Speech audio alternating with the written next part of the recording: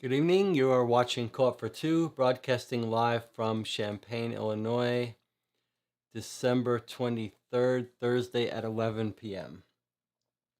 We are continuing our holiday celebration of the mystery game by playing Adventures by Gaslight, the expansion for Sherlock Holmes Consulting Detective, the rare and out-of-print 1986 French expansion. We are on session 4, about 22 hours in. And we're just about to wrap up London. We've just got a couple of loose ends in London that we understand where they are, so it's going to be quick. If you'll remember, the game is broken up into a London part, which is maybe 2/3 of the game, and then a 1/3 of the game you play in Paris. Let's check in with the chat and see if everyone is here. And we've got our two partner detectives, Jonathan Warner and Aaron from Turkey. Anyone else online want to pipe up in the chat and say hello? Aaron says Space Cowboys is releasing a new game based on Sherlock Holmes, something like Mythos Tales. Mythos Tales already exists. It's over there somewhere. Actually, it's out of view, but another one. And we've got my good friend Rebecca Minnick, who's also local to Champaign, who's awake and has decided to come in for session 4 on hour 22. It's going to be a little hard to follow, but maybe you'll be here for the wrap up of London. In fact, it's not clear what we're going to do today. Jonathan, who's been joining me for the last dozen or so of these mystery game playthroughs, he and I, and with Aaron's help, have to decide how we're going to continue playing. When we started this on Monday, the idea was we knew this was a long game. We have our expectations set. It's a notoriously frustrating game. It's one of the few expansions that were never reprinted. And there's a good reason. Everyone who's played it, and there's only been a handful of people who've played it because it's very hard to get your hand on. Everyone who's played it has said it was a frustrating experience, too difficult to solve, too overwhelming, too long, but also very immersive. And we'll talk about what our impressions of this game have been after 22 hours. We played a 6-hour session, a 6-hour session, an 8-hour session, something like that. But I did not expect it to take us so long. I thought maybe we would do the whole thing in 3 days leading up to Christmas. Now we are dangerously knocking at the door of Christmas Day. So it's not clear whether we should pause before we move along, get on the train to Paris and do the last third of the game and do that after Christmas, or whether we should have a couple streams and try to just go all in on this idea of playing this over the holidays and get a couple hours in on Christmas Eve and a couple hours in on Christmas. So we'll have to talk about that. We've also got this dilemma that we're facing. And here's the dilemma as I understand it. This is a super hard case. We have just been overwhelmed. If you take a look at the board, here's our map here.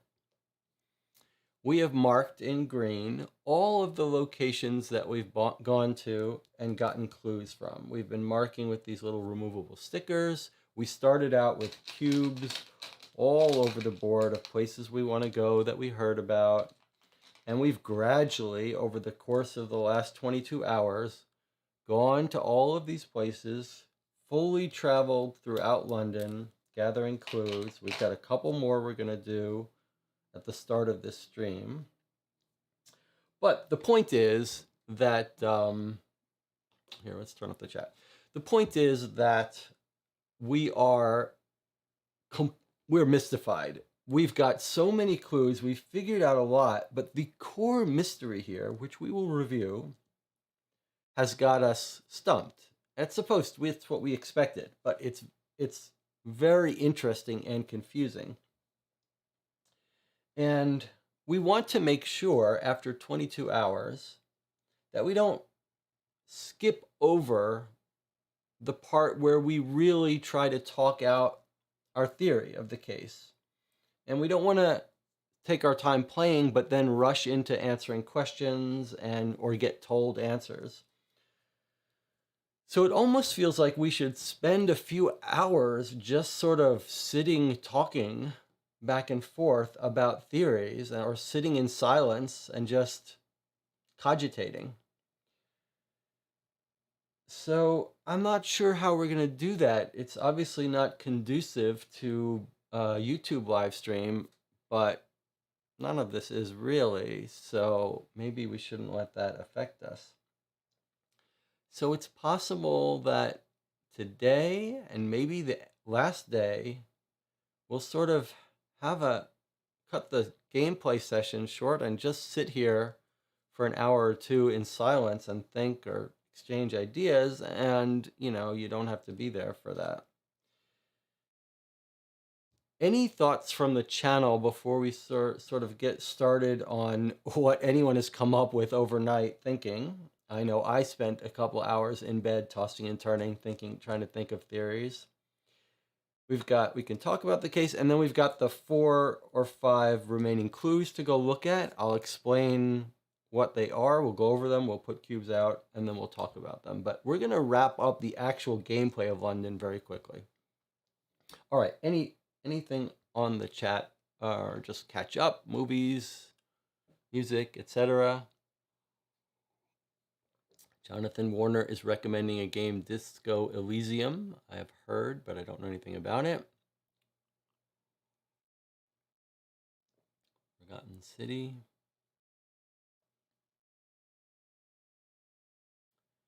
Rebecca and I both have Oculus Quest 2 VR headsets, which has been a complete... I had no idea they had advanced so far in the years since I tried it. It is really impressive. And there are a couple mystery games, one that Rebecca was playing that is really good, called The Room VR. The Room VR has an Egyptian setting. It's quite stunning. It's like a little puzzle game, but just being in this VR world is amazing.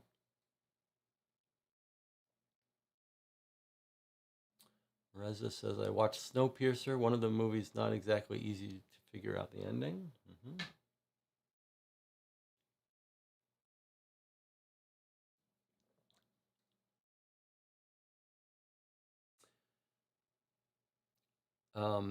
Not to force the subject, but has anyone given any more thoughts about the case? I know Jonathan was working on the formula a little bit. Remember, we got a postcard. We'll have to go over, I think we go to these 4 or 5 clues, and then maybe we'll spend some real time chewing on all the evidence and stuff we've gotten. It's a little late to say so, but probably I should say, this is a completely full of spoilers, this playthrough. You really can't start here on the 4th session. You'd have to go back to the 1st if you really want to follow the game. Do not watch these videos if you plan to play the game. I put some links at the start of the chat to some scans of some handwriting we found, etc.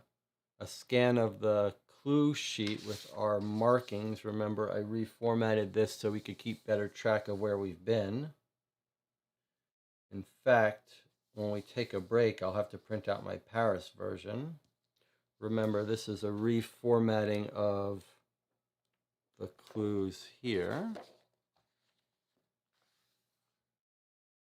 just so we could keep better notes on them. So here's Paris. You can see it's actually a little more than a third. I think we may have several days in Paris, especially since I was talking about when we started this game on Monday. We looked at some of the comments on BGG from people who have played the game. One of the people is Dave Neal, our old buddy, who created the Baker Street Irregulars box of Sherlock Holmes, which is that green box in the corner, an amazing set of Sherlock Holmes cases. Well, he's a fan before he was an author, and he played it and he had some advice, and he said it took them a crazy amount of time to play through, like 14 hours. So here we are in 22 hour, which we knew was going to happen.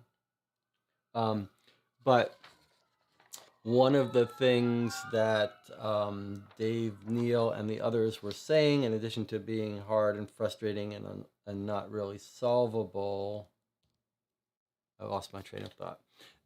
But they basically said that set your expectations properly, which we have.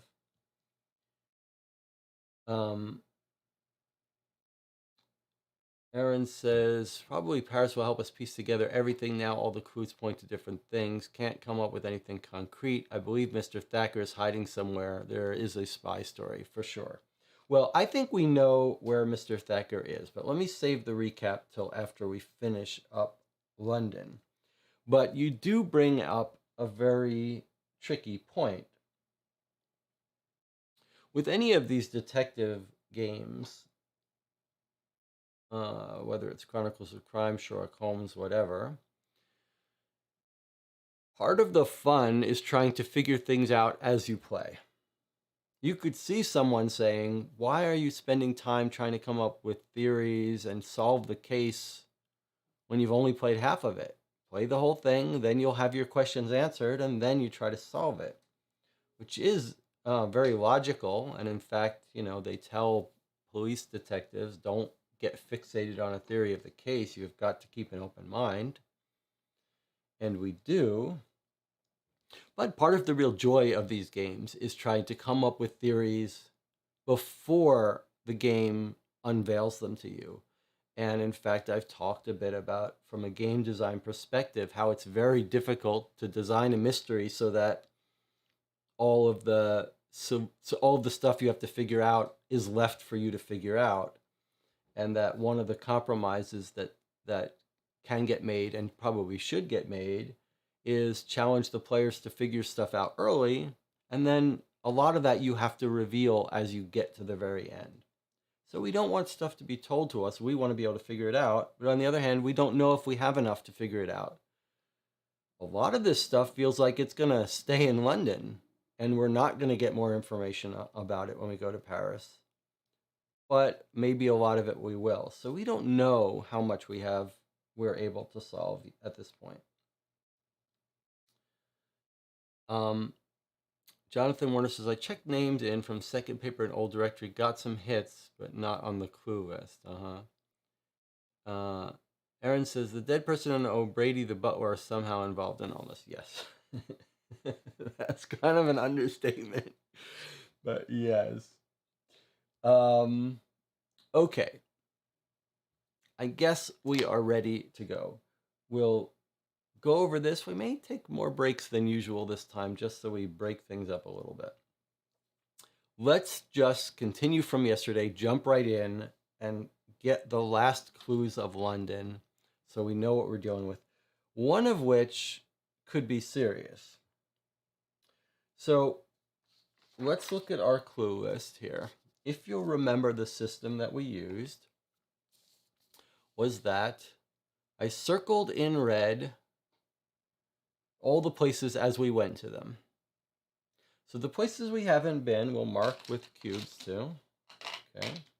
64 Northwest. Okay. 64 Northwest is there. You can see that, right? Okay. So I marked it, and then I wrote when I thought we understood what this is. Well, we know what this is. We were told that a guy lives across from Piccadilly Hotel. And these places right across from Piccadilly Hotel are all places that like you go to and it's like, why are you here? He doesn't live here. I don't know him, or he's across the street. We went to the hotel. They're like, why are you coming here if you know he's across the street? So he lived here, but I'm fairly sure this is just going to be a place. I'm not positive, but I'm pretty sure this is just going to be another like little dead end that if we got the clue wrong. Okay, one of the remaining clues was Hyde Park. I do not remember anything directing us to Hyde Park. So I don't know if we should just go there because it's an important location, or if we should expect to see mention of Hyde Park in the newspaper or somewhere. So whether we want to open this up or find a justification for going here is debatable. We'll talk about that. In general, you know that the way we play this is you don't go to a place on the clue list unless you have real motivation to go there. This we do. This is debatable. Okay, next up is 8 Southwest. Now here is the big one.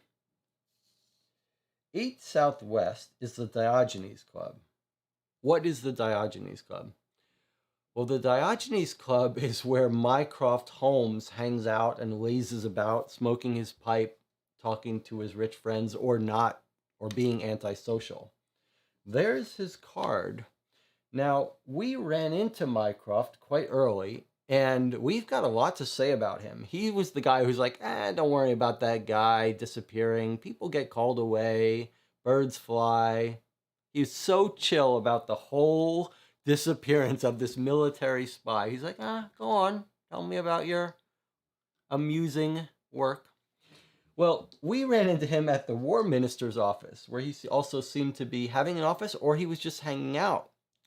I put his ally card away because I thought we met him, but in fact, we didn't go to where he hangs out.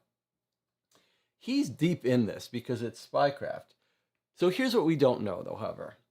We may go to the Diogenes Club. We may very well go there, and the guy's going to be like, he's not here today. He's probably at the War Office, in which case, no new information, just a different way to find the War Office. That makes sense. However, it's also possible we'll run into him there and he'll feel very loquacious and tell us all about this case and explain a million things that we didn't understand. Okay, 8 Northwest. Then we've got 6WC. Well, 6WC is the post office. Now, we have reason to be interested in the post office. First of all, we've got a postcard of Paris that was given to us by the Moriarty underworld researcher. And we also found postcards and stamps in the Peter Rucastle, who died at London Tower, who we think is doing some spy work.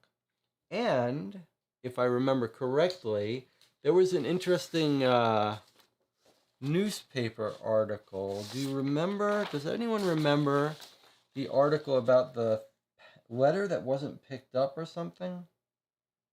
I don't know if it was in the March 5th newspaper or the other one. It was a letter that couldn't get delivered due to address wasn't complete.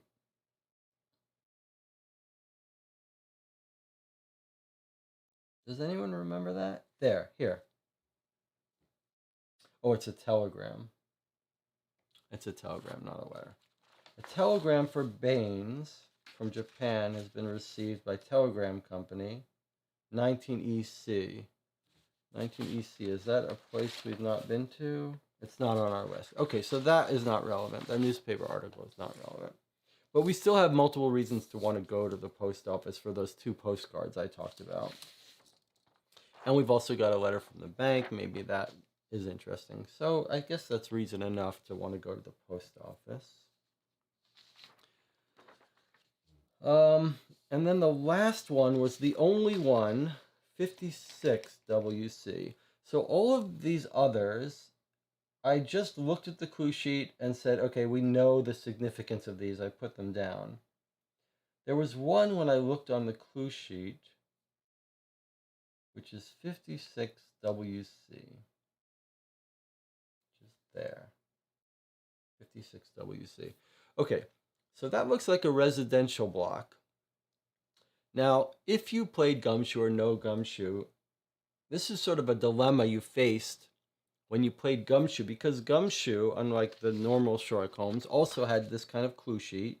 And if you're a completionist, like I am, you want to go to every place.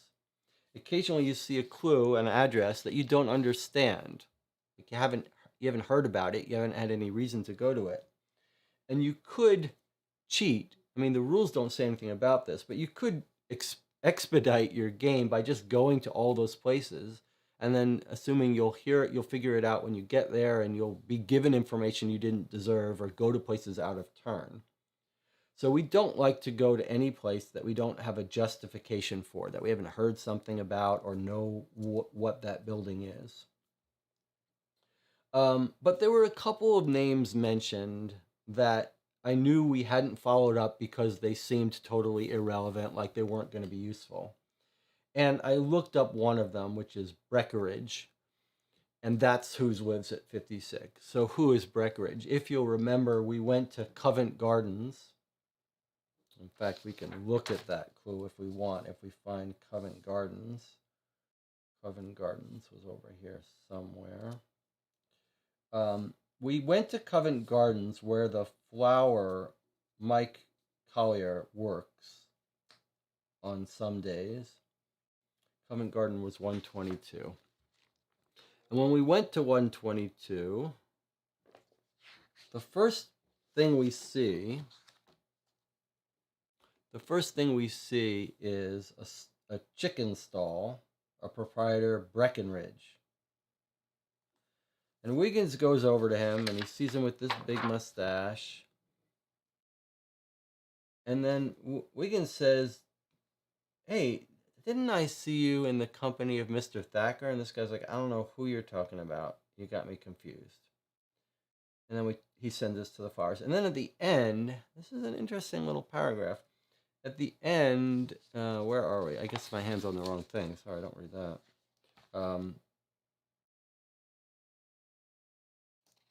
Right, okay, so Wiggins says, "Don't you know Mr. Haven't I seen you with Mr. Thacker? He's got this big," and he says, "No, but he's just a chicken stall guy." And then at the end, Simpson says, "Why did you ask that goose merchant about Henry Thacker?"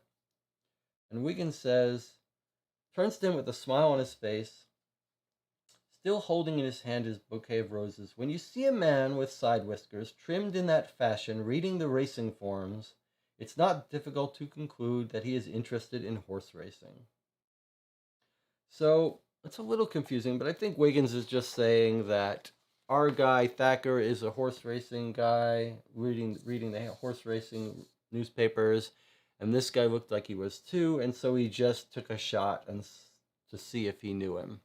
A little detective trick of saying, "Hey, didn't I see you with this person?" But it was a total it was just a dead end. It was not relevant. But I guess they've added his house in case the player is sort of curious if he's involved. I really don't think he is, but we could go visit him. So those are our 5 places remaining. I think 2 of them are completely going to be whiffs, nothing. The Diogenes Club, I don't know about. The Diogenes Club could either be rich with information from Mycroft or nothing.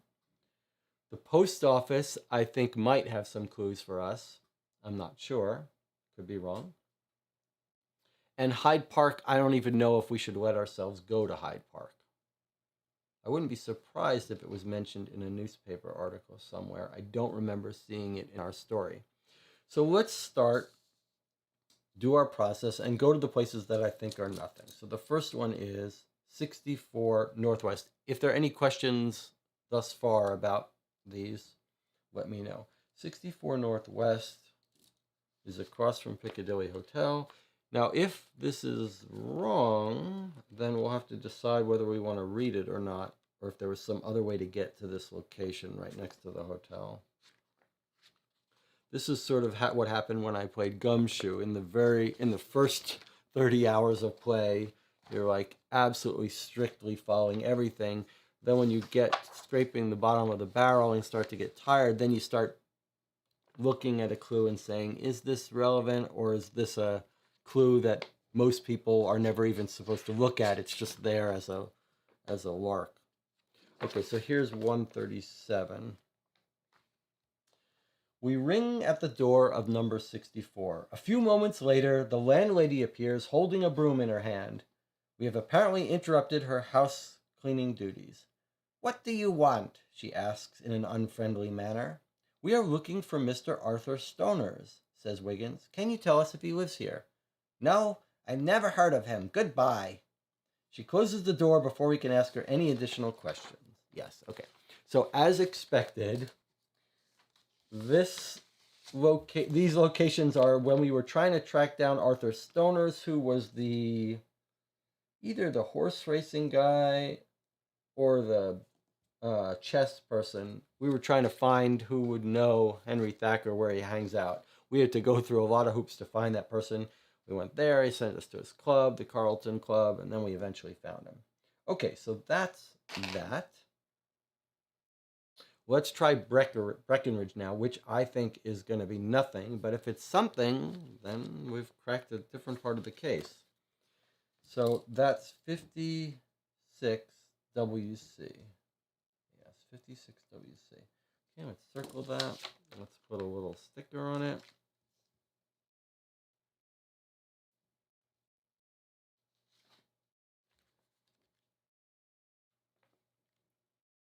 After we finish this, we'll spend some time talking about our experiences in London and our expectations.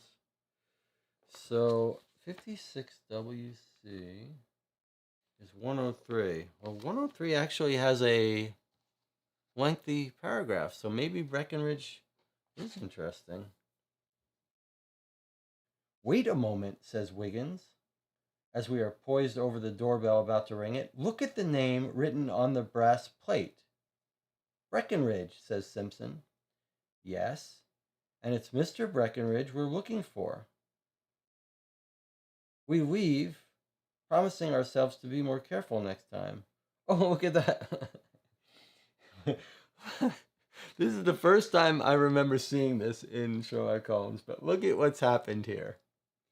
Wait a moment, says Wiggins to us as we are poised over the doorbell about to ring it. Look at the name written on the brass plate. Breckenridge, says Simpson. Yes, and it's Mr. Breckenridge we're looking for with an I. We promising ourselves to be more careful next time. So not only is it not anything, it's basically saying, you idiot, you spelled the name wrong. You went to a different Breckenridge. Okay, not the chicken sour, which maybe we should have known, because WC is a kind of a nice neighborhood, and the chicken sour probably doesn't live up in West Central London. Okay, so as though expected, that was a nothing hint. All right, now we've got two that are more promising. Hyde Park, Diogenes Club, and the post office.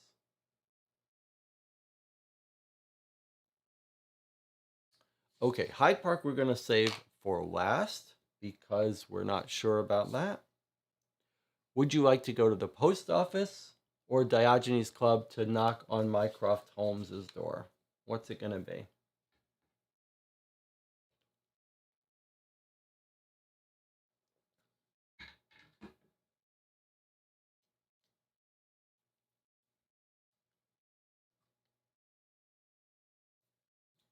Where'd my coffee go? It's over there. I'll have to get it on a break. Jonathan Warner says Diogenes Club. Done. Okay. Diogenes Club for Mycroft Holmes. Do you think he's going to be there, or they're just going to send us to the War Minister's office? I've got my guess. I think they're going to send us to the War Minister's office because he was very settled in at the War Minister's office, at the War Office. He did not seem like he was on his way out, but let's see. Okay, Diogenes Club. 8 Southwest 51.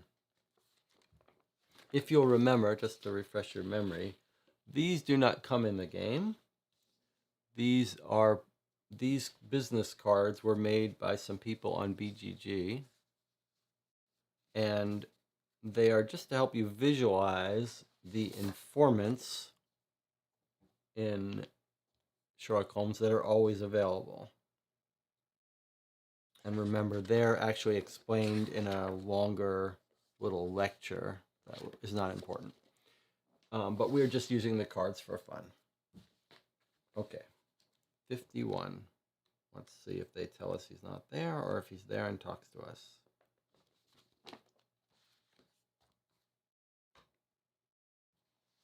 I'm terribly sorry, but Mr. Holmes is not here at the moment. Do you know where we might find him? Asked Wiggins. I think he's at his office. Mr. Holmes is currently working with the Minister of War. Okay, well, as suspected. So actually that's quite reassuring, because we think Mycroft is running this whole thing, and and that would have been an obvious place to go. And if we had if he had explained the whole case to us, it would have been crazy that we hadn't visited him earlier. All right. Post office is, yeah, everyone agreed in the chat, Jonathan and Aaron, that they were going to send us to his war office. Okay, let's go to the post office now and follow up on the letters. So that is 6WC, which finishes West Central London. Put a little sticker on that. All right. 118.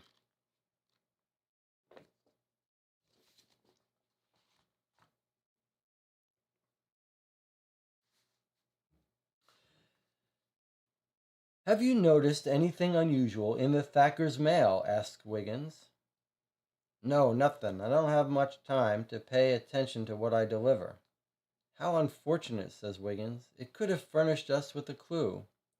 We are on our way out when the postman calls us back. Wait, there is one thing which comes to mind. It's probably of little importance, though. My kid collects stamps, especially foreign stamps, so I always ask Mrs. Thacker to save them for me. She is so nice, and she still receives quite a few letters from France. The other day there was a stamp that had a new color, which I'd never seen before. I was already getting excited for my kid, but she couldn't give me the stamp, because the letter wasn't for her, it was for the manservant, and he is not in the least friendly. He's the proudest one in the house. I didn't even bother asking, but I was surprised that he had connections with anyone on the continent. Thanks, says Wiggins, that might help. Say, calls out the postman, if you receive any foreign mail, don't forget my kid, if you please. Okay, so the butler got mail from France. This further leads credence to our theory that the butler is a bad guy. And in fact, I've got a theory for you about that butler that this segues perfectly to. So let me take a break and talk about that for a second. Something interesting happened yesterday, and maybe the day before. Jonathan says maybe one of Rucastle's stamps, possibly. But let me tell you this interesting thing that we saw. We read a clue early on, like 2 days ago, when we went to the Police Gazette, I believe, which is 11. Let me see if that was the right place. Okay, so let me read this to you. Yeah, okay, so we go into the Police Gazette, and here's what we read. And this was like 2 days ago, and we didn't really, it was weird. We walk in. Are you sure you're not working for Garrod? Asks Quentin Hogg laughingly to Wiggins as we enter the office. We say, Garrod? Who's he? Judging from what people say, he is both important and dangerous. He influences all strata of Paris life. And Wiggins says, why do you ask me that? Just joking, Wiggins. I just received a photograph from Paris, and there's a strong resemblance. But enough of this idle talk. What brings you here? Okay. Just a casual thing, Gerard. We have no idea, but Paris is mentioned. Now, I want you to listen to what we heard yesterday when we went to the butler's house. The butler's mother's house, Molly McGuire. Okay, now listen to this. It's a long paragraph. We don't have to read the whole thing, but look at this. We walk in the door. You're interested in me, boy Nigel. Okay. We enter Molly's tiny apartment, the small windows tinted air. At the center of the room's rough wooden table, surrounded by wooden benches. The shelves have eclectic objects, chipped clay Virgin Mary, the pile of the Times. Above the cupboard hangs an engraving of St. Patrick, under which is pinned a photograph of a young man holding a bowler hat. Look, that young man in the picture resembles me, whispers Wiggins to us with a sigh. Addressing Miss McGuire, he says, can you tell us the last time you saw Nigel? And then we go into the whole thing about the butler. Now, if you remember when we looked up the birth and death records, okay, which is 17 and 91, when we went looking for information about the servants, okay, here we go. Nigel O'Brady, born the 7th of May, 1850 in Liverpool, son of Howard O'Brady and Molly Flanders. Another brother, Patrick. Father died, da-da-da-da. Let me tell you my theory. I think his brother, Patrick, is who was in the photograph, who looks like Wiggins, and is Garrod in Paris. And that's the connection between the brother working for Nigel the butler, working for Gerard, who's in Paris, who's alias of his brother Patrick, who we just got a letter from, we just found out at the post office, and who looks like Wiggins. That gives the butler the connection to the underworld in Paris and why he might be spying for him. And that explains why there's a photograph of this guy in Nigel O'Brady Butler's house. This is my theory of the brother. Okay. Aaron says, nice one, Jesse. It's just a theory. I mean, I absolutely think we're being told we look like this guy, Gerard. And the fact that there's the second time we look like someone, and why would he have a picture of Gerard? Why would the mother, well, not even the butler's house, it's the mother's house. That's what makes me think it's the brother. Which also made me think, is Gerard, G-I-R-A-U-D, a French word for something? In other words, is there a clue that it's not his real name? Does Gerard mean something like the mastermind?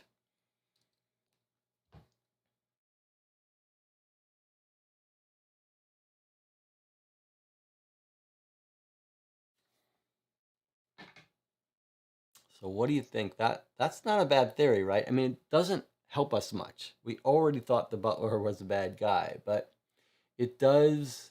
I'll tell you what it really does. I mean, I think we found out yesterday that the butler's leaving secret messages in the newspaper. So we already kind of knew the butler was bad. So it doesn't help us that much, but it does give us a clue when we get to Paris to look up people. If someone wants to look, if someone can look up in the channel Girard, G-I-R-A-U-D, French, if it's a French word for something, or sounds like something in French. All right, we've now gone to every place except for Hyde Park. Let us quickly scan through the newspaper to see if we see anything in our marked items about Hyde Park. I mean, it's Hyde Park. No one's going to live there. Except I think in previous adventures we've had some interactions with the groundskeepers at Hyde Park. I don't see anything in our newspapers. I've got some more theories that I came up with about our mystery newspaper too, by the way, which we'll talk about.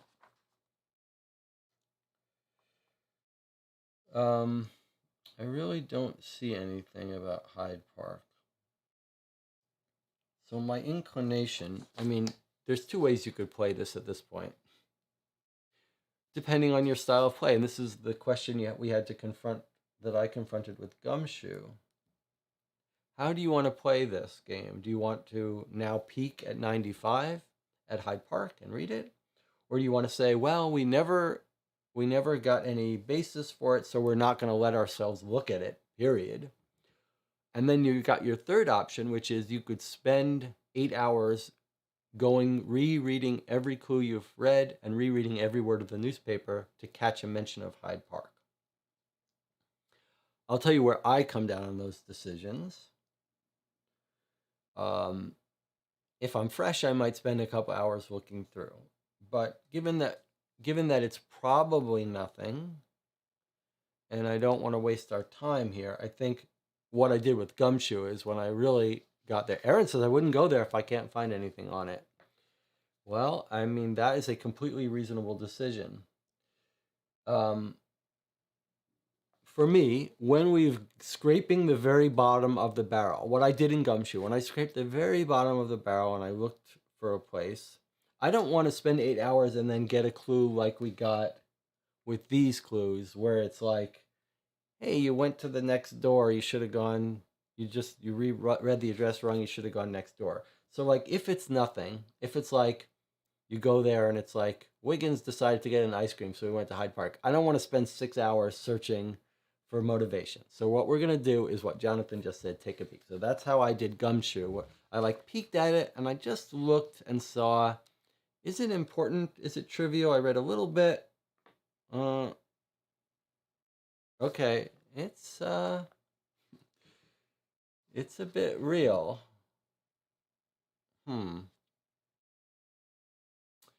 It's a bit real. It's another location. All right, you look through the newspapers. You guys have scans from the virtual Ren.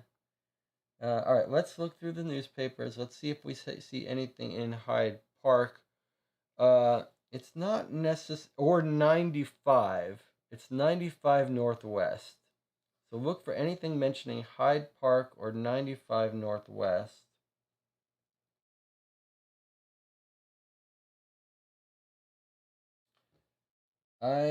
It's a chunky paragraph, and I'll tell you what I saw in it. Or maybe I shouldn't give it away, what I saw.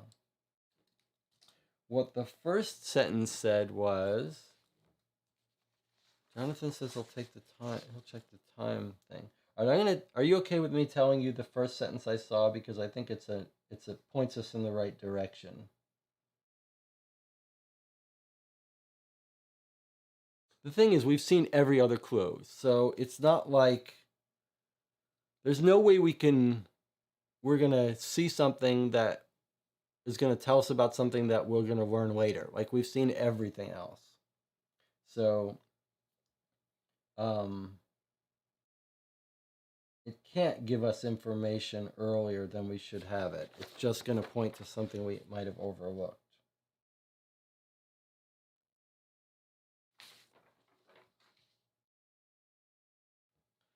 Aaron says, yes. I think he's saying yes, I can tell you. Okay, so what I read when I read the first sentence, it said, welcome to the restaurant, gentlemen.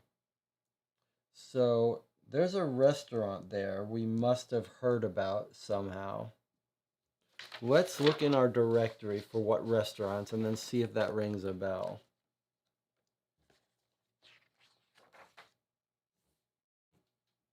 This is a tiny bit of cheating, but I think it's important. Okay, so this does not, there's no restaurant listed here. Cafe Monaco, there's no restaurant in 95 Northwest. What does that mean? That means it must be in the newspaper or in something someone else said to us. That's kind of bizarre.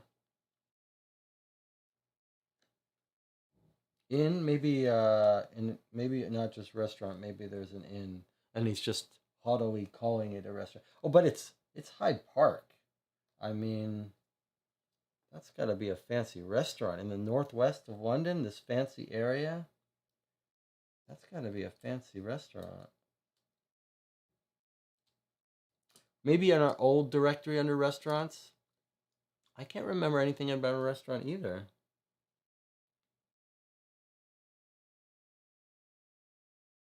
In the old directory under restaurants,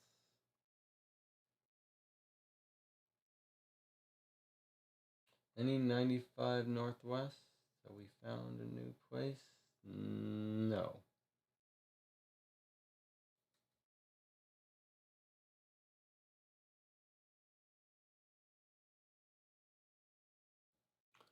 Guys, I think we're going to have to read this. Let's read the French Embassy quote. Okay, I don't know why that's relevant, but I'm happy to do it because we've got our good notes.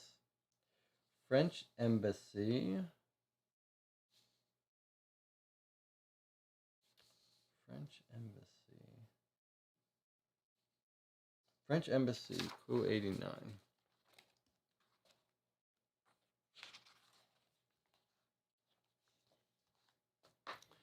At the French Embassy, we ask to meet the Vice Consul, Paul Zobar. We are ushered into a large office with garnet-colored curtains. The walls are covered with shelves containing books and reports. A thick-set man of medium height, dressed in elegant clothes, offers us comfortable chairs placed in front of his desk. It's good to see you, gentlemen, again. What can I do for you? He asks us in a friendly manner. He has a slight French accent, which we notice right away.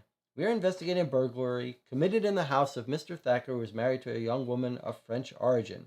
We'd like to obtain some information on this young woman, and we thought you might be able to help us. Paul Zobar thinks for a moment before replying. That is a rather delicate request, for our files are strictly confidential. However, in view of our past relations and in appreciation for your help in the past concerning my daughter, Annette, previous case, I think, I will make an exception, providing, of course, you will avoid any indiscretions. We observe with pleasure that the Anglophobic sentiment we had encountered last year has been replaced with a kind of neutral benevolence. What was the name again, he asked us. Thacker, Miss Emily Thacker. Please wait a moment, he says. He comes back with a thick file. I think this register will provide the information you desire. Here we are, Miss Emily Thacker. Maiden name is Desmoulins. Emily Lisa Marie Desmoulins, born the 4th of April. Surely that information is going to be useful when we go to Paris. Daughter of Camille Alphonse Honoré Desmoulins, his wife Ernestine Jean Amélie Lebige. Address 46 Rue de Babylon, Paris the 8th, 8th district, I guess. She married Henry. That's where they live. That's it. Was there a French embassy? The park is across from the embassy. Yes. Is it? The embassy is at 59 Southwest. Oh, it is right across from the embassy. I guess we didn't have a little marker on it. It is. All right, let's use that as our excuse. We went to the embassy and we got hungry, so we're going to the restaurant across the park. That's going to be how we rationalize it. All right, let's just do it because I don't see any other way. 95 Northwest. Let's mark it. Wiggins is hungry after going to the embassy. He saw some French pastry on the desk of this guy. And now we've decided to go to the restaurant. Let's read what it says.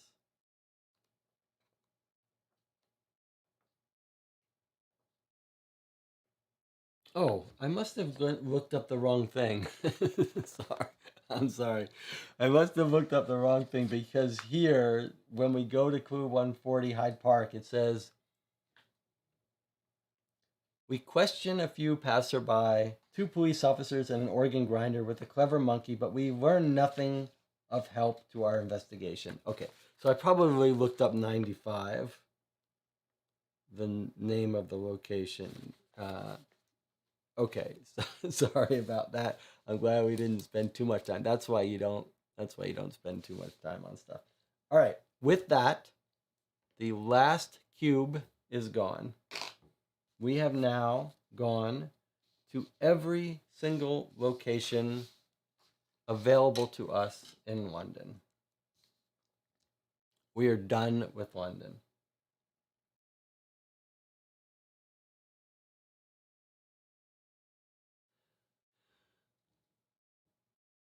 That was an epic 3 days of play, 22 hours, almost a full 24 hours of play through London. Let's take a 5-minute break. We'll come back and we'll discuss our experience and we'll go over all of the important evidence we think we understand and talk about the case, our thoughts on the game, on the case, and prepare to travel to Paris and decide how we want to proceed with that. But I will see you in 5 minutes. Fill up your pipes, fill up your tea, go to the bathroom. 5 minutes.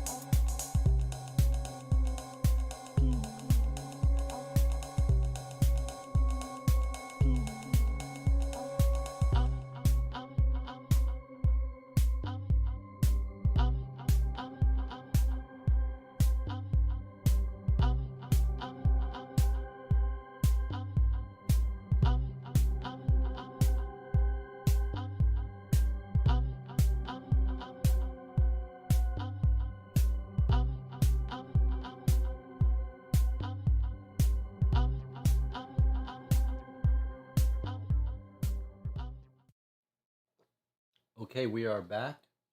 You're watching Go Up for Two, session 4 of Adventures by Gaslight. And we have just finished our last clue in London. And now the game would instruct us. Let's take a look at what we were supposed to do. We had hit all the important clues already, says Jonathan. Yes, we had.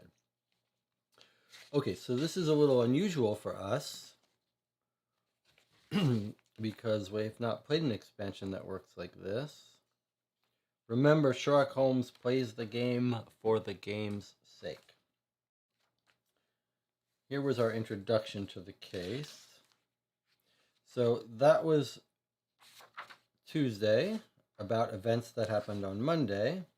And now, when we are done, where are the actual instructions? Play of the game. Okay. London clues pertain only to Tuesday, May 21st. Paris clues only pertain to Thursday, May 23rd. So you play Tuesday. You do what we just did here. Tuesday, we did Tuesday.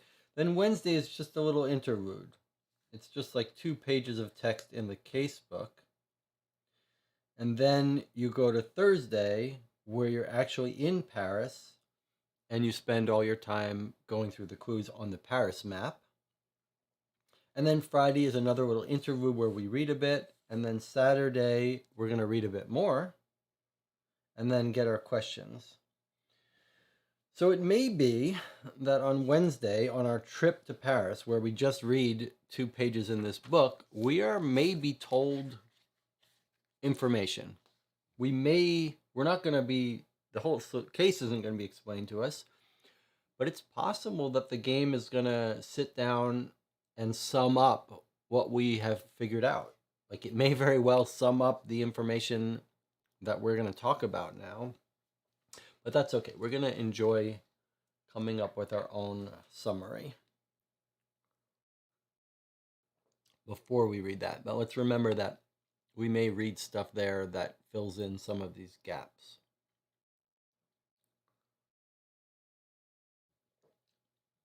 So what shall we talk about here?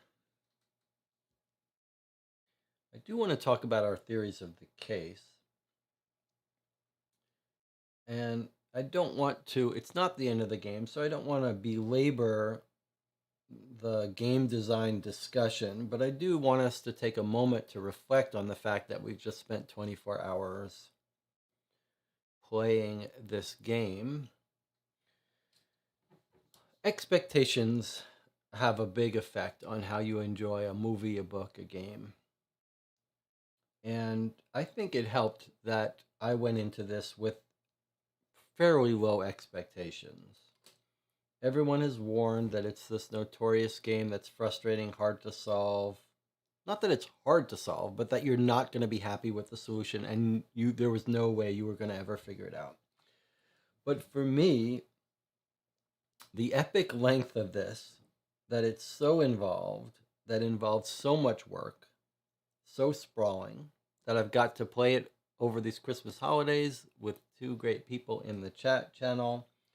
For me, this has been absolutely exceeded my expectations. Wonderful experience, and I've loved it. And I've loved the being immersed. That's what the people said. If you like being immersed in Sherlock Holmes' work in this world, you're going to enjoy this. And I think that rang true. It really felt like we were in this world. There was the humor, there was the historical information, there was this learning component of learning about the world, and the characters are different with different personalities. Just a joy to play. Exceeded my expectations. Couldn't have asked for a better way to spend this week.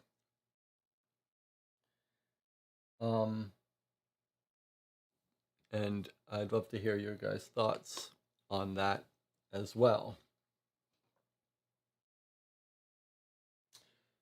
As for the case, while I'm waiting for you guys to chime in on your thoughts, I do want to look up at these questions and notes I wrote up.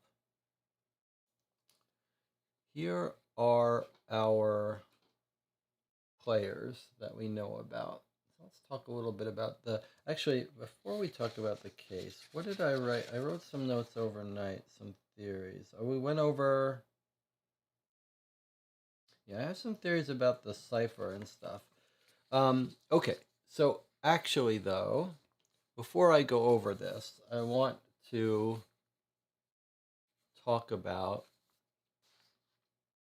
a philosophy of this game. That specifically I found is important for Sherlock Holmes Consulting Detective. And this is the philosophy I want to pose to you guys. It is not important that we come up with the solution to the case.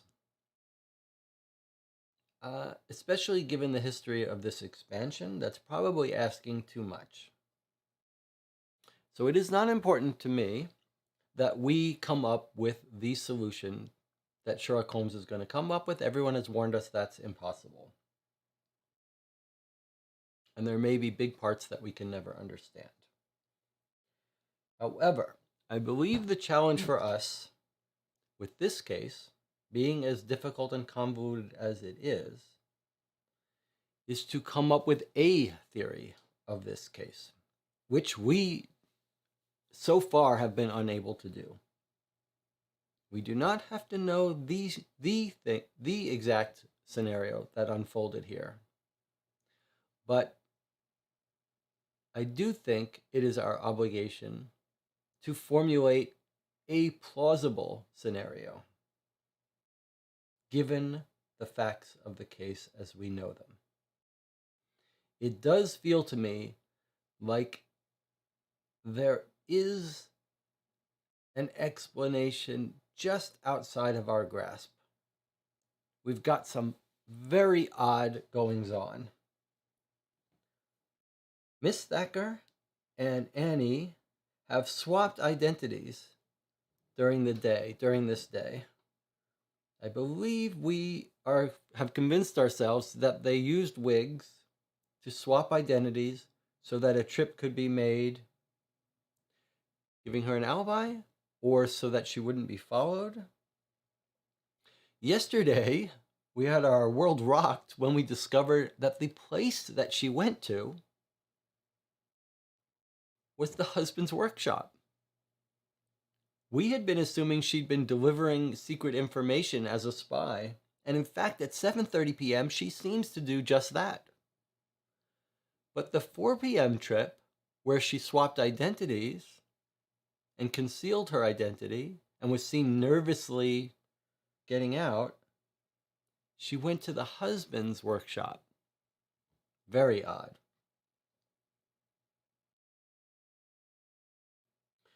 We've also got a complete mystery with the dead man on the tower. We did successfully identify him as the general who was ranting about you don't have to be dishonest to betray your country. We do believe, and we tracked down his house, he seems to be involved in some spycraft, double-crossing of his country, something. But we were left with a note, a little burned piece of paper that we do not understand. It appears to be French to me, but not clear. But we don't know his role in this broader mystery. We've also got another player in this mystery, a Mr. Altard, who we know the wife met with. We think she gave him something. He left his umbrella and then left the country that evening.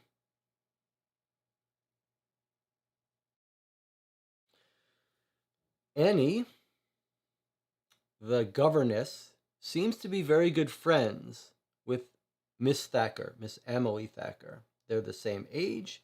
They've been together the whole entire time while they've been in London, 3 years since the marriage. They seem to be very fond of each other. And they are both lying to us. Annie is lying, saying nothing happened during the day. She doesn't mention the thing where someone knocked on the door and she was in the blonde wig. The wife, who's called in this theft of birds, the presumptive start of this entire case, is lying about sleeping because we know she left at 7:30 for the secret rendezvous, lying about her whole activities during the day. We have no idea why they're lying. We've chased down the missing porcelain birds. All of our underworld contacts say no one would steal birds, those porcelain birds. You can't hawk them. You can't sell them. They're not valuable money. But we have no clue that they have more symbolic information. Annie, the maid who's in jail, along with the butler, has a little bit of a mysterious background. We saw her trunk from Adelaide. 3 years ago, she moved to France. And Adelaide comes up again in the dead old vet's house that we think is involved in spycraft because he's got this mysterious stack of postcards saying greetings from Adelaide. So is there a connection with the old vet and the governess maid, Annie? Are they relatives? Or is one working for the other? Is one being blackmailed for the other? We don't know. Furthermore, we don't even know what evidence got the maid and the butler in jail. Now, the butler has a criminal history, and it seems like Lestrade, the detective who arrested them, just thinks he's a horse returning to the stable. So he may have just arrested the butler because of his past history. But when we asked him what made him convinced that the governess maid was involved in the theft, he said this very cryptic thing. He said Dresda 1834 or 1835. The date doesn't matter. He's the cab driver who ... We don't know who he's referring to. We don't know what evidence that is. We don't know why Annie is lying to us, especially if she's in jail. I think one of our early theories was that the wife was a French spy. Still reasonable that she might be wrapped up in this world, but it's everything we've read from everyone that knows this couple for the last 3 years, Mr. and Mrs. Thacker, seems to think that they're truly in love and devoted to each other. We've seen lots of references to that. Now, as Jonathan has pointed out, she's an actress, so it could be she's been putting on a act for 3 years as a French spy. Absolutely possible. But everyone who knows them says it's genuine. And we've seen lots of discussion that the friendship between Annie, the governess, and Miss Thacker is genuine. And they care for each other. That complicates things because it means they all seem to be trying to take care of each other and watch out for each other. It did occur to me that is it possible that the governess maid was the one being blackmailed or threatened, etc., and that the wife was trying to do something to help her? I say that because of the Adelaide connection, because we know when Annie, the woman who's in jail, the governess, went to the play, something in that play disturbed her greatly. She wasn't even concentrating. Like, I was starting to think maybe she's the one that they're following, or maybe they're trying to pressure her or blackmail her. And the other reason that occurred to me, I still think it's not very reasonable, but I do want to bring up this. There's a lot of weird stuff related to that Monday afternoon when they switch places.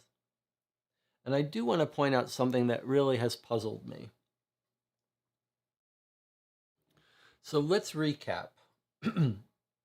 That afternoon, we have the horse and buggy timeline that Jonathan prepared for us. So let's recap for a second. And in fact, I have some, let me put this here. I have some visual aids for us. All right, ready for this? Here is Miss Thacker, the blonde wife. Okay? They're in their house there at Gray's Inn Road. All right. She's there. She's the blonde. I don't know if you can see it better in this picture or not. I mean, obviously you're not going to see it better in any picture, but there's the Miss Thacker, the wife, the blonde. There's the governess, maid, the brunette. Okay, how are you liking these visual aids? These are some painted miniatures from Mansions of Madness. All right, let's rerun the scene of that morning. Here is Mr. Henry Thacker, slightly older gentleman, the scientist. Here is our butler, Nigel O'Brady. In fact, maybe I can, for this point, I'll move them to their house later. Okay, the man of the house, Henry Thacker, which we think he has a beard. The wife, the young French beautiful wife actress, Miss Emily Thacker. The governess, maid, friend, Annie Forster. She's been arrested, along with the butler, who has a bad criminal history. All right, who else do we have? For this part of the story, we only have one more player. Oh, I guess we have the nurse has, the cook has run off days earlier. She's been gone. We still have some suspicions of her, but we'll worry about that later. Okay, now we have to go to the larger view so you can see their house. There they all are at their house. We know 7:42 a.m. from the War Office, a tall man in a dark suit with gray eyes travels by cab to the house. Let's pause for a moment to appreciate how good it is that I've created this little visual spatial system. It's not ideal. You can't really see who's who, but you have to admit it's kind of fun. Okay. The tall gray man comes. He knocks on the door at 8 a.m. Is it easier if I put these down or up? He knocks on the door at 8 a.m. Up, up, up. The woman lets him in. He goes into the office with Henry Thacker, right? Let's get out our clues, 22, so we can follow along if we need to get the details right. 22 is Upworks. Okay, Upworks. They're all in the house. Okay. You don't really have to know who's who for the purposes of this illustration. Okay, so following the testimony of Amelie Thacker, Miss Thacker, who is of questionable veracity, so we don't know if we trust her. But here's how she says it. Comes to the door at 8 a.m. He speaks with Henry. The two of them go off in Henry's office.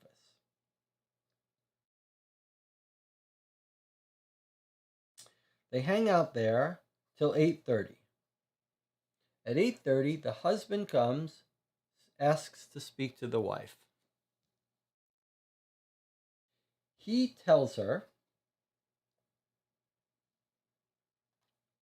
send away the butler for several days.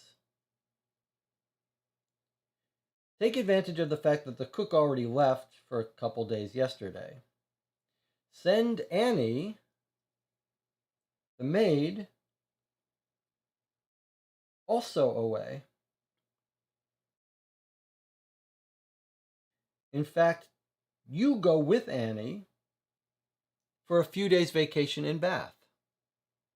He wants everyone sent away because he's going to be very preoccupied for the next few days.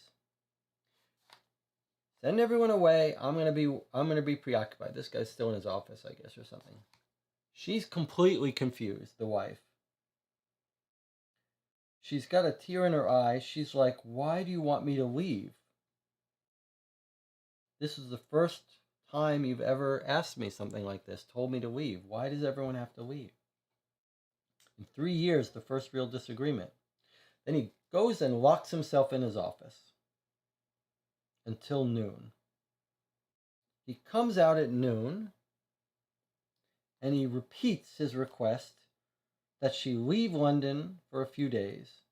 And then he leaves the house carrying a black suitcase.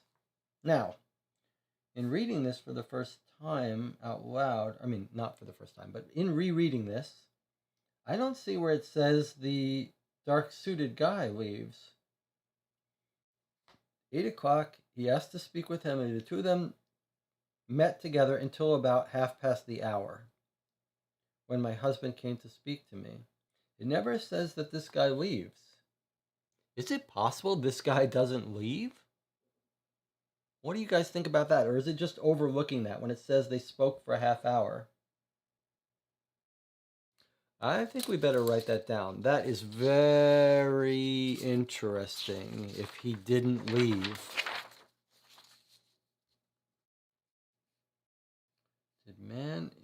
Did tall man, dark suit, gray eyes, did he leave?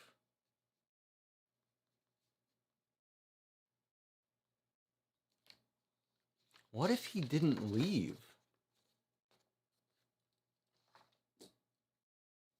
So they're still talking.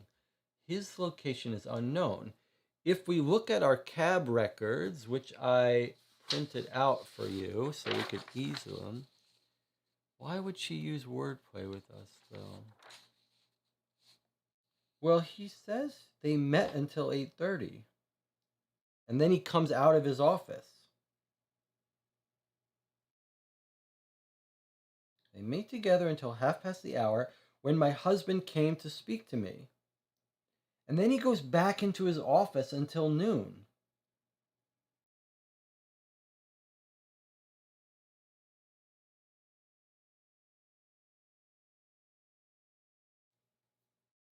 Has he gone back into his office to continue talking with this guy until noon?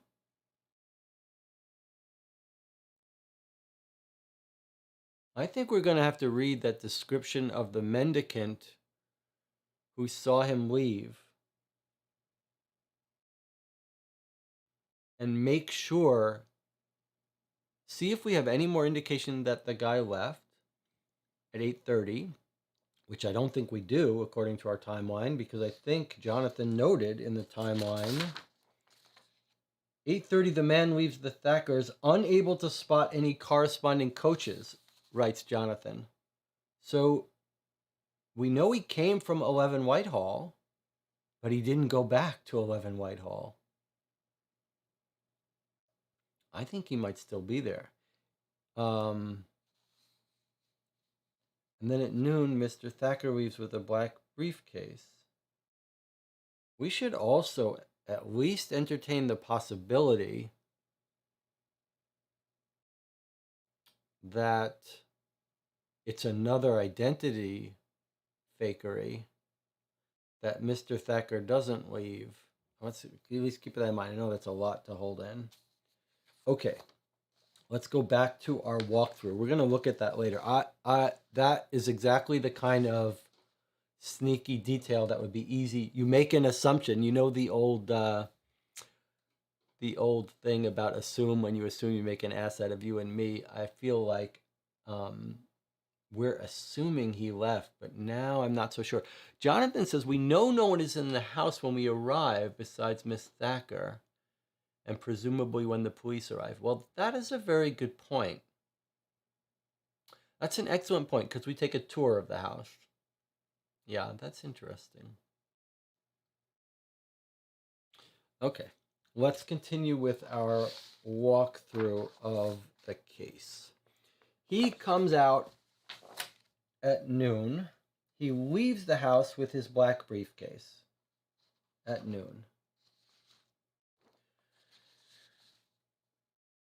At noon, we do see a cab ride going back to 85 Whitehall.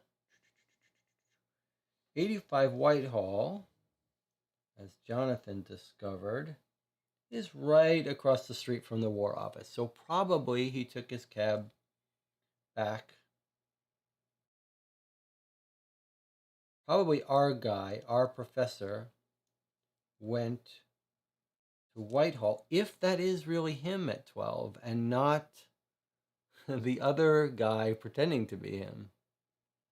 But from what we know, we're going to recheck into that. But we think he goes back to 11 Whitehall, which, let me remind you, it's kind of weird. This guy comes from Whitehall, visited them.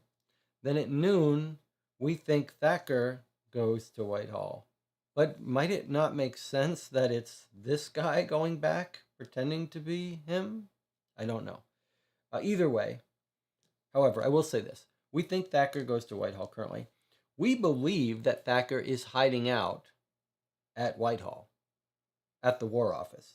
That's why Mycroft is laughing about not taking this so seriously, making lots of little side comments. And we found this wonderful clue with the package delivery. When we tracked down the package delivery that was being made as we arrived, the package was a blanket, 2 shirts, a bottle of this Veracruz port wine, and Sipton tea. And then we remembered where we had seen this Veracruz port wine brand was in the Thacker household. So it really seemed like that package of stuff was being bought because Henry is hiding out, sleeping overnight in the War Office with the blanket and the port. So it does make sense that he's there. We do believe he's there. The tall man with gray eyes may still be at the house, or he may have left on foot at 8:30 and walked around. We don't know. Okay, so the wife is very upset that she's been told to leave for a few days. She goes to the butler and she says, you can go for the afternoon. Just at least I have to clear my mind and think. You're not needed anymore. She doesn't tell him to go for several days, but she says, for now, you're done for the day. You leave. He leaves the house. We've got our homeless mendicant witnesses say that he's seen, we believe it's him, roaming around the neighborhood, just lurking about. Okay. She says, I have no reason to refuse Henry's request, but he's always been so perfect, and I was worried. And I was worried what he really intended to do. Maybe she's worried he's going to commit suicide or something. So she says, I spent the afternoon reading, in vain trying to understand. So she says she spent the afternoon reading, which we believe is a lie. And the next part where her story picks up is at 7 o'clock. 7 o'clock, she says that Mike arrives, takes Annie to the theater, which we know is down here somewhere. It's here or down here, I guess. Down here they go. Okay, at 7 p.m. But that's not really the full story. Forget when Mike arrives at 7 o'clock.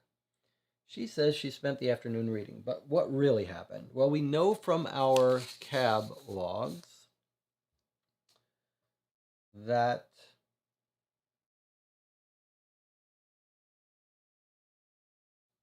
at 4:04 p.m., a brunette leaves the house with a wicker basket. We're supposed to believe that that's Annie, the brunette.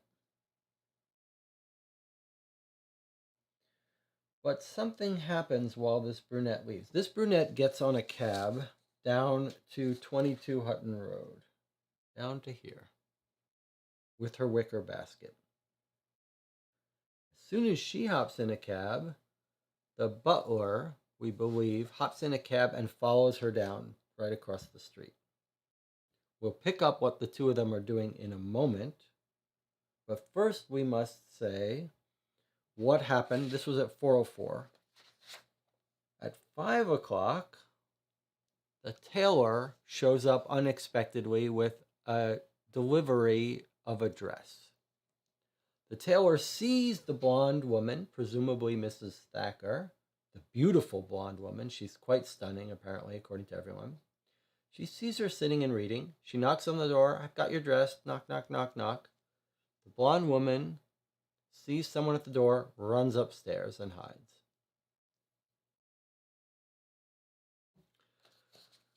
The constable, who's on duty down here, remarks how this beautiful, stunning brunette got out looking nervous, looking around with a wicker basket. Putting those pieces together, what we believe happened, and when we toured the boudoir of Miss Thacker, we saw her wigs and makeup because she's an amateur actress, or not so amateur. The timeline we put together was that, back it up, but we're dismissed. What we think happened is that Annie and Miss Thacker have a discussion. Annie puts on the blonde wig and sits down conspicuously to read in the window. Miss Thacker, the gorgeous blonde, puts on a brunette wig, and she travels by horse and carriage. Why are they disguising themselves? Well, it's either to provide an alibi for the blonde who's seen sitting at the window reading, or to disguise the blonde Miss Thacker so that she won't be followed. But she is followed. This is the part that's throwing me a little bit. The butler does decide to follow Miss Thacker. Does he follow thinking she's the maid and he wants to follow the maid? Or does he follow because he knows and recognizes that it really is Miss Thacker pretending to be the maid, and he wants to follow Miss Thacker? The answer to that we do not know. Either way, though, Miss Thacker, with her wicker basket, gets off. She's spotted by the constable in this bad neighborhood. He loses track of her somewhere, and the butler. Only yesterday we discovered something fascinating. We thought Miss Thacker is going to deliver spy materials to someone, double-crossing her husband. But what we discovered unexpectedly was that this is the location of her husband's workshop. So it certainly appears that she was delivering something to her husband or her husband's workshop at 4 p.m. Bizarre. She's picked up by the constable without the wicker basket, taking a cab back to the Thacker residence at 5 p.m. So she's delivered this wicker basket, presumably to her husband's workshop, etc. I guess the husband is but the husband shouldn't be there, right? The husband should be at 11 Whitehall. So who is at the workshop then? Don't know.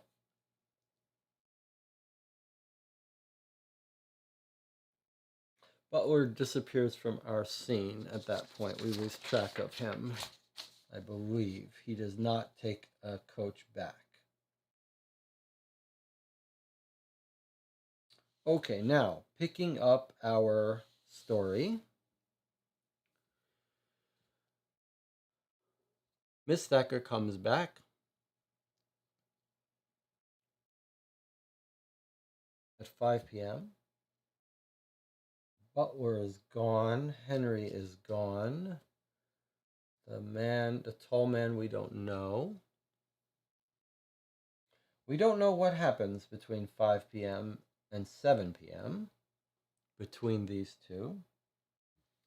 But at 7 p.m., I should have gotten more of these figures. Let me get another figure here.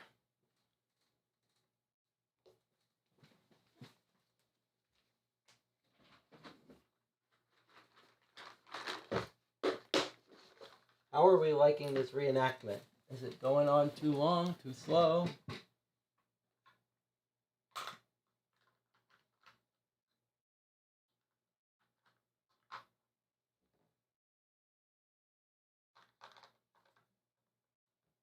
All right. So, at 7 p.m., knock, knock, knock on the door comes Mike Collier, the completely innocent guy who's been working in the Salvation Army for 10 years, where he knows these two, who have also been working in the Salvation Army for three years. Knocks on the door to the house. Says, I'm here to pick up Annie. Annie's all excited because she's been given 2 tickets to the theater by Miss Thacker.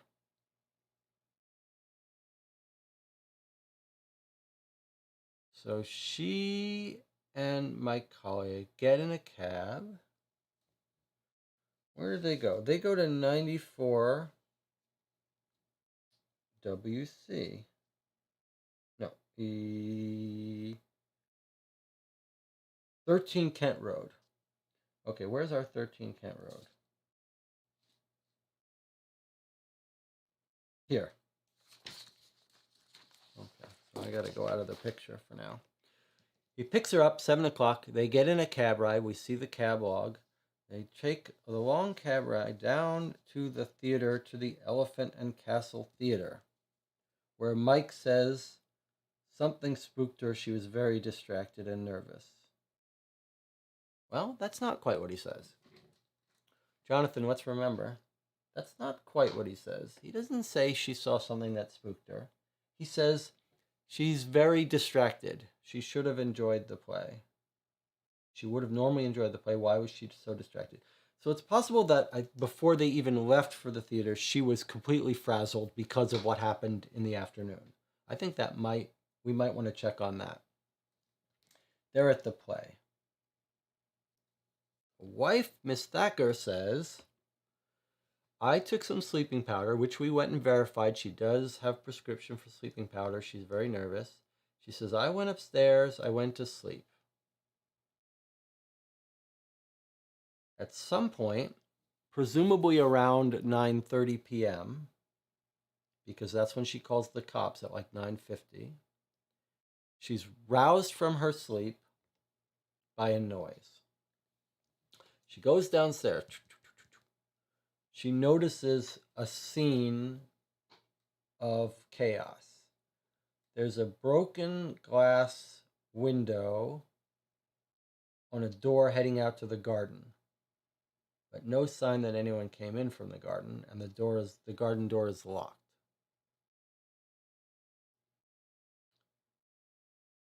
In her display cabinet where she keeps her porcelain birds, that has been opened. It was never kept locked. Opened, and someone took out all the birds in it.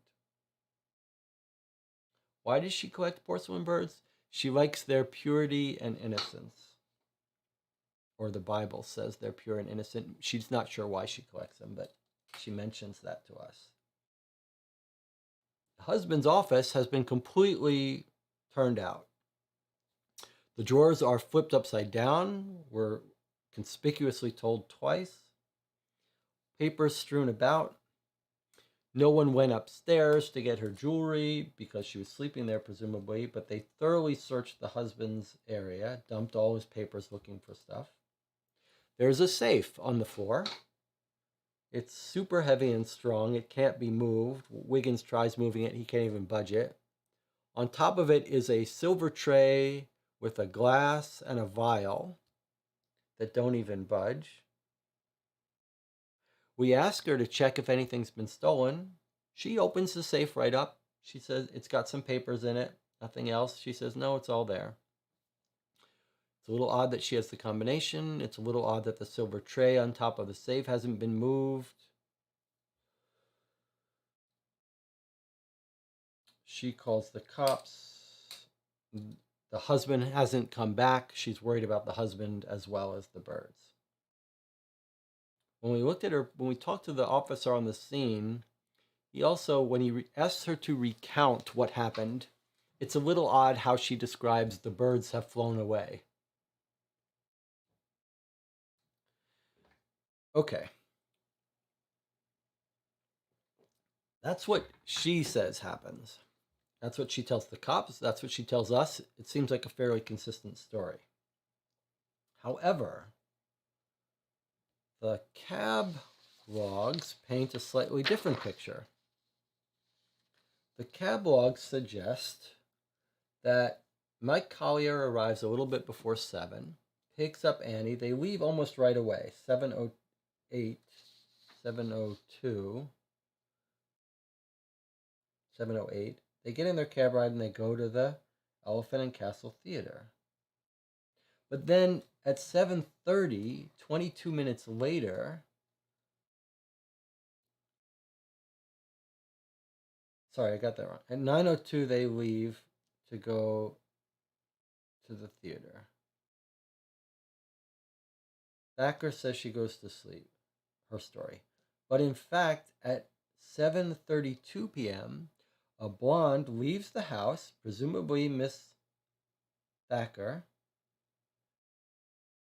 takes a coach to 94 WC, which is the Allegro Theater. But they haven't seen her. They know her. They haven't seen her there.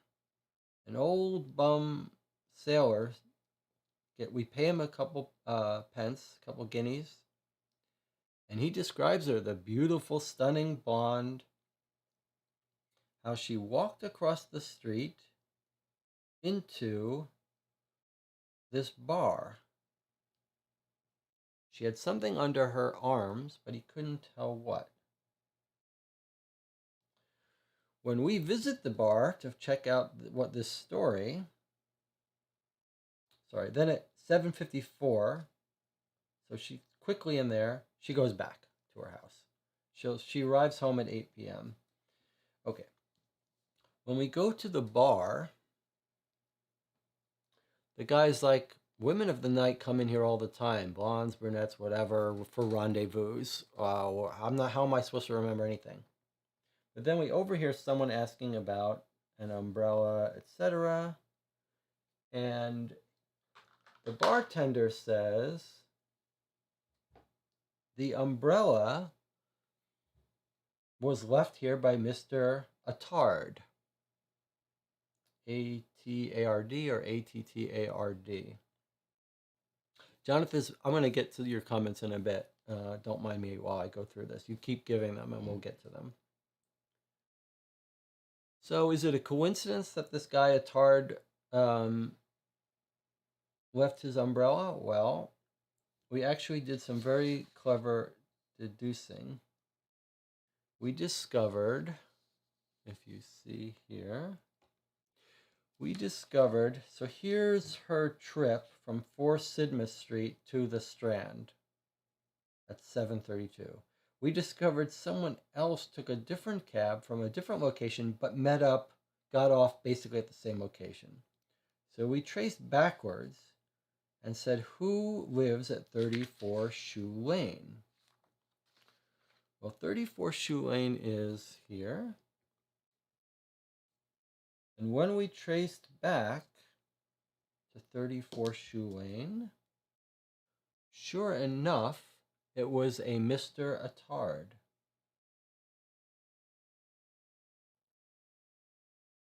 I believe it was his office at 34 Shoe Lane. I don't know if that means he's a shoemaking person or what.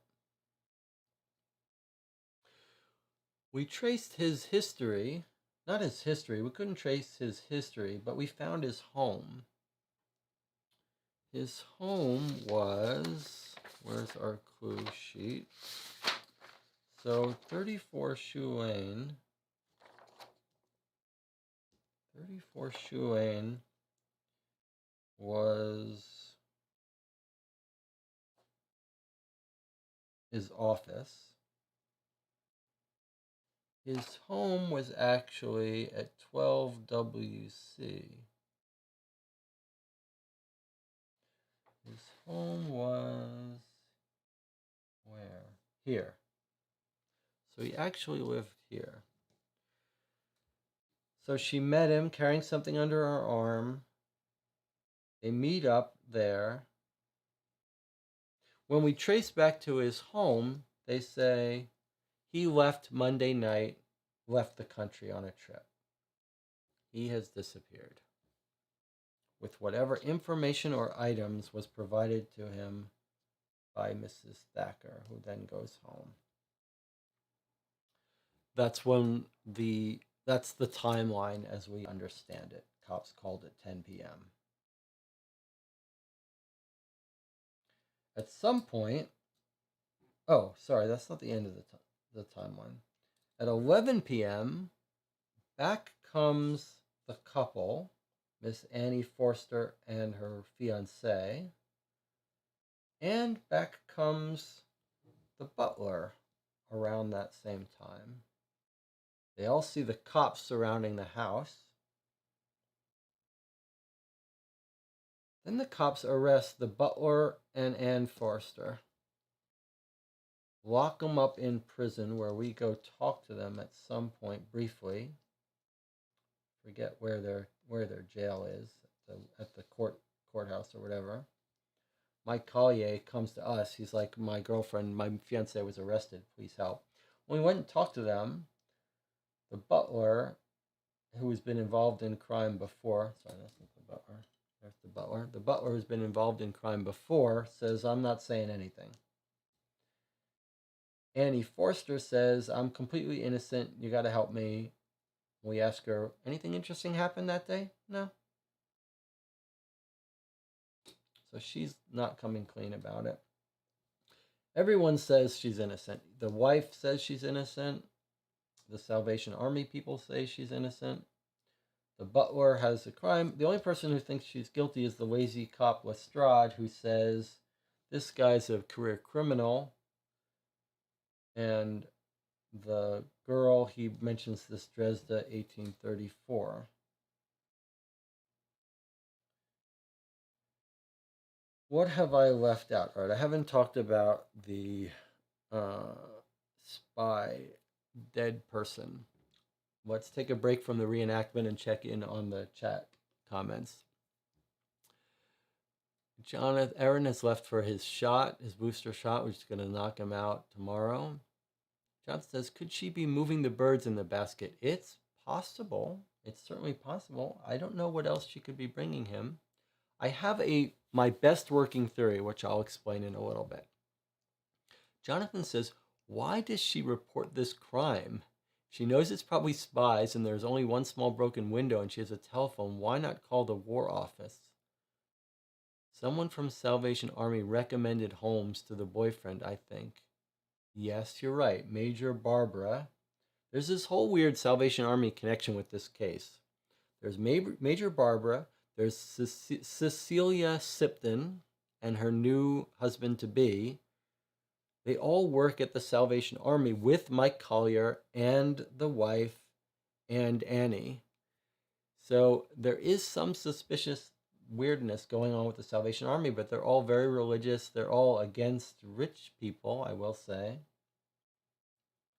And the Salvation Army person recommended Holmes.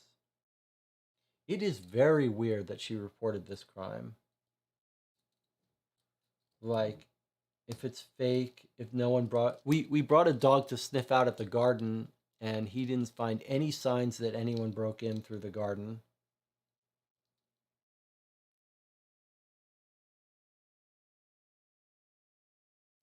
So it is interesting. She says the birds have flown. Do we think maybe the window was broken from the inside and then the birds were thrown out the window somehow? We don't know. We don't understand this whole crime reporting. It's a total mystery to us. I have a little working theory, which I will get into in a minute. But it's definitely not a complete theory. It's full of holes. Okay, so there's our story of what happens at the Thacker residence. Let's put that aside for a second and go to our second plot line. Our second plot line involves a drunken old vet.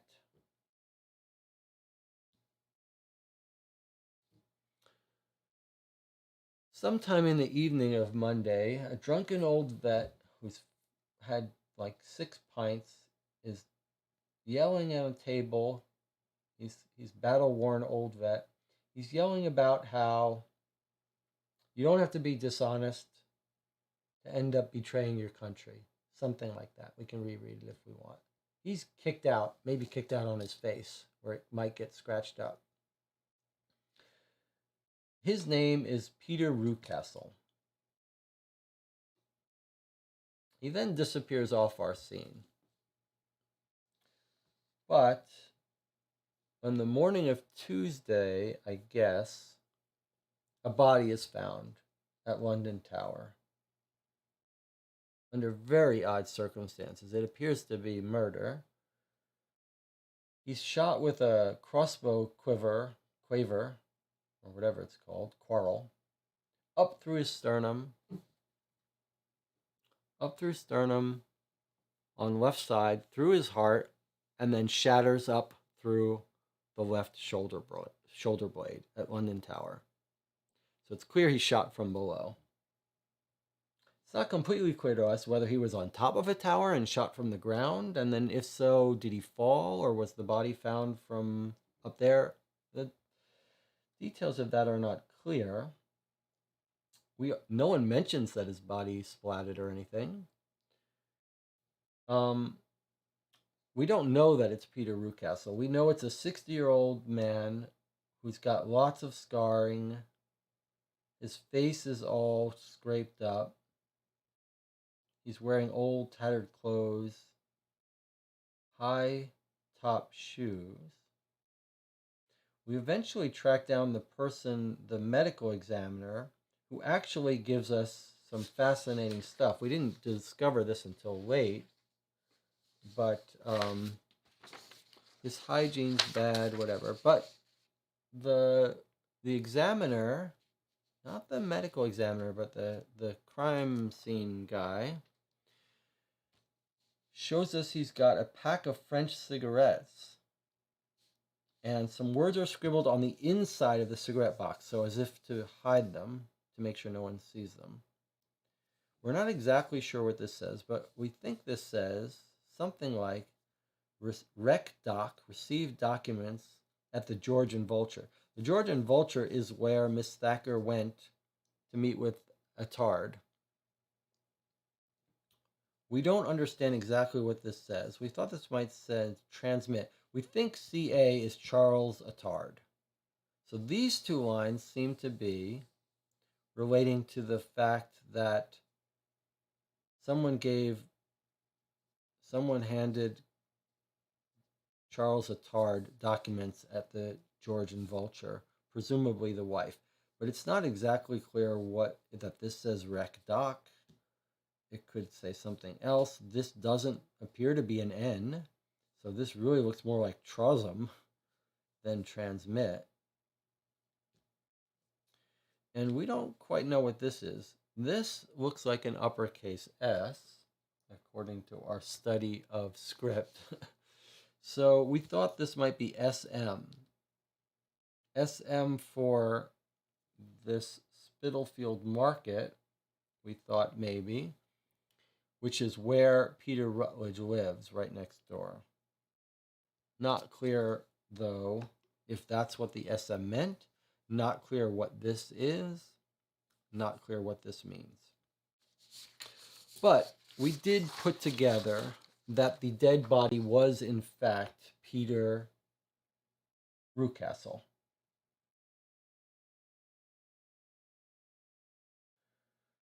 We found his real home by going to a military museum where people knew him, sent us to his home, which is coincidentally near this SM, which makes us think that that's maybe what that SM was about. When we search his house, which he hasn't returned to because he's dead, we find some interesting stuff, some very interesting stuff. We find a stack of postcards from Adelaide, all the same. We find a locked box with ordinary stamps in them. And we find a burned piece of paper, a paper that's been burned except for one little part that hasn't been burned, and that's this here. What does this say? We don't know. But it almost looks like it might be French to me. But I can't tell, but it's obviously burned all around. This looks like it might say Greg's something. Tome 4, 4 Greg's. This might be a street address, 4 Greg's. I wonder if we've got a street, 4 Greg's Street here. That might tell us whether this really is French or not. Seems like this was saying lay something, so that's why I thought it was French, but I might be wrong. That might just be something burned. I wonder if 4 Greg's is a street address we should look for. That 4 is not Greg's. This 4 is not Greg's. This 4 does not appear to be Greg's. Haymarket, Coxburnell. Last one is up in the Northwest neighborhood. 4 Houston. No Greg's here. So if it's an address, it's a French address. Or it's not an address at all. Okay, so we appear to have found a spy with notes tying into our case. So we now know that the murder, if it is a murder, my theory was when we found this body had a dark stain on his fingernail, could be ink. When we went into his apartment, we did actually find an ink well and ink, as if he was writing these postcards to people. But he's clearly involved in spycraft. My theory was that after he was kicked out of the bar in the evening, he made his way to his home and then went to London Tower, which is the symbolic defense of London, since he's an old vet complaining about betraying your country. My theory was that he actually killed himself, that it wasn't a murder, that he was feeling guilty or whatever, and that he got into the crossbow armory, maybe because he's a military spy type person, he can do it. He got a hold of that crossbow, he put it down on the ground and shot himself as a kind of protest. Shot himself, maybe the finger got abrased by the trigger or the quarrel, the bolt. That's my theory. I still think that's a pretty good theory rather than murder, because murder, someone has to be below him. It just seems weird. And the weapon was found was from the armory right there, so it makes much more sense to me. We know he was killed between 9:30 p.m. and the morning, so it had to be that night. It had to be from the weapon that was there, so I still think suicide is the most likely case.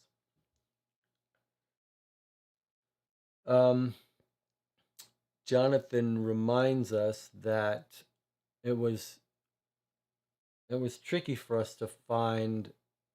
We just stumbled upon the military vet museum. For some reason, it doesn't seem to be under the directory, under museums, and it's listed differently in the old Sherlock Holmes directory. It's listed as one of them it's listed as like a military asylum hospital, one it's a hospice or something.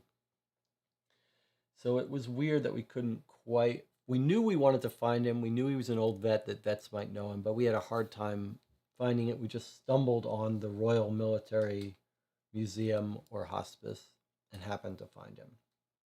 That's a game weirdness issue. Okay. What have I left out?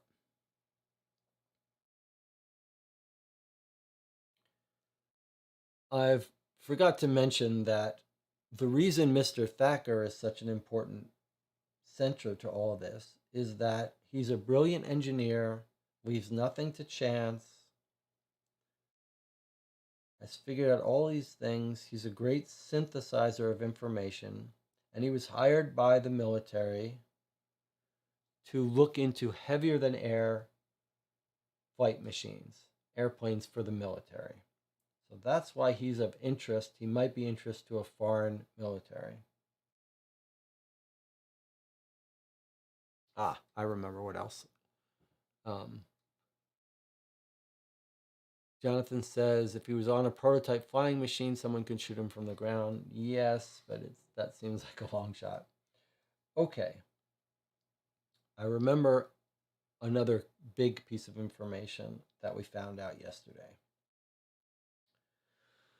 So the butler, who's got a criminal record of thievery, pickpocketing and thievery in his old days, the wife was the one who convinced her husband to hire him. That made us more suspicious of the wife. And the butler followed them, which made us suspicious of him more still. We now do think that he's involved in some criminal stuff. But we did discover something very interesting yesterday. In the newspaper, in today's newspaper, May 21st, Tuesday afterwards, there is a weird, cryptic personals message. CBFCH. Early discussion of genuine sale, old piano to Widow and Company, and it's got a bunch of these numbers. One is asterisk. When we went to the Times office, the guy, in fact, remembered who left that personal. And Jonathan, I believe, was the one who connected it to the butler, which was confirmed when we went to the butler's mother's house, because she says, yeah, okay, he was here yesterday. He's always scribbling on the old newspapers like he always does. So the butler has left this personal. Now I had some more thoughts on this last night as I was tossing and turning. Maybe we can talk about this. But this leads credence to the idea that the butler was a plant, leaving information about the family or something to someone, to some foreign intelligence possibly. We'll come back on that in a second. Jonathan, I'm going to go through your comments here. Have I forgotten anything? What have I left out of the story that could be relevant for us? Let me know if you can think of anything. Jonathan says, how did Miss Thacker know the butler would not be there that night if she just gave him the day off? Yeah, I don't know. Yeah, maybe she knows by habit. When she gives him the day off, it means he comes home at 11, maybe. Is there anything else that I've skipped on our story of what's going on here? We tracked down, as I said, the porcelain. We tracked down lots of leads about the porcelain birds. No one knows who would steal them. It seems irrelevant. We did meet the sister of Henry Thacker, Rylot. Her name is, her married name. She's a little fishy. She doesn't approve of the wife. She hasn't been talking to the brother much. There's a comment about having a Turner painting, a rich, expensive Turner painting on her wall. but we know she inherited a lot of money from her father along with Henry Thacker. She seems a little nervous when we talk to her. She's sort of pinching at the couch. You know, I did do something I want to point out. I think it's probably nothing, but I do want to point out something. So the sister lives at 108 Northwest in this rich area of town. Not 108 Northwest. She lives at 31 Northwest. So sister lives here, right next to Hanover Square, right? Jonathan, pay attention to this, just so I have a second voice. Okay. Now, I went through the carriage log. I was looking for any other places near any other places we knew, which was not easy to see. It would be very easy to overlook. But if I look for 31, those streets around there in the Northwest, I think I threw away my piece of paper about this because it just didn't seem very relevant. But what I saw was, where was it? So I'm looking for 31s or 78s, 81, 79, 31 Westminster. No, it's not that one.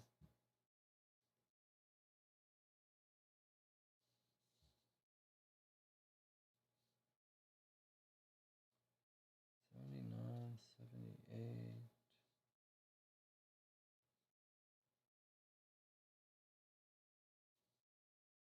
81 Worship Street, is that it?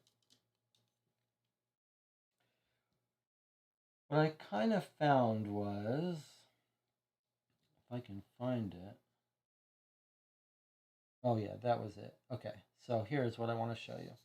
At 7 a.m., the very first of the logged rides from 30 Grosvenor Street, which is right here, across the street from the sister, a cab goes to Liverpool Street Station over here. Probably nothing, but it was like a close to this guy's house. It's a little coincidental that next door to the sister traveled here. But why wouldn't she go? Well, I mean, there's his house. Sorry, there is his house. But why wouldn't she take the cab directly to the house if that's her?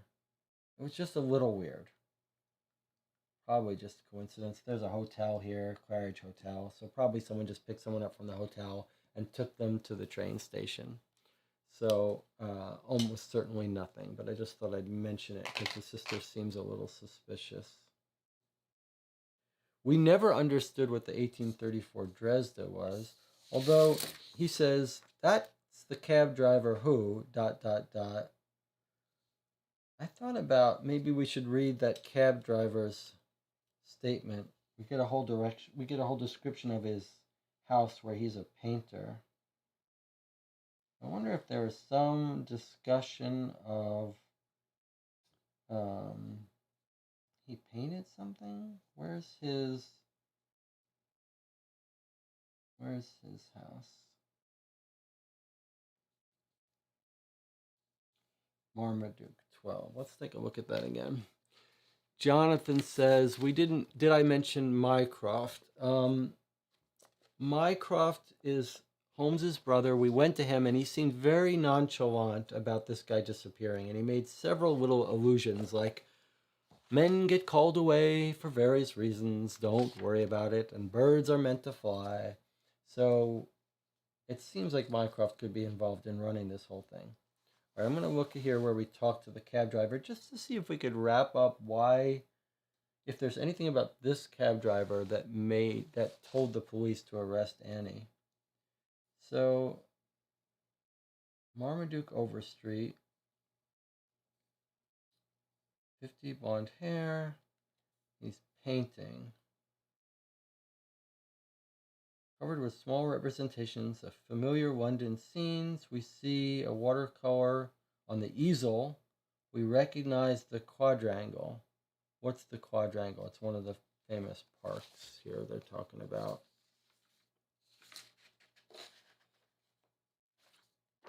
Regent's Park or something, don't know.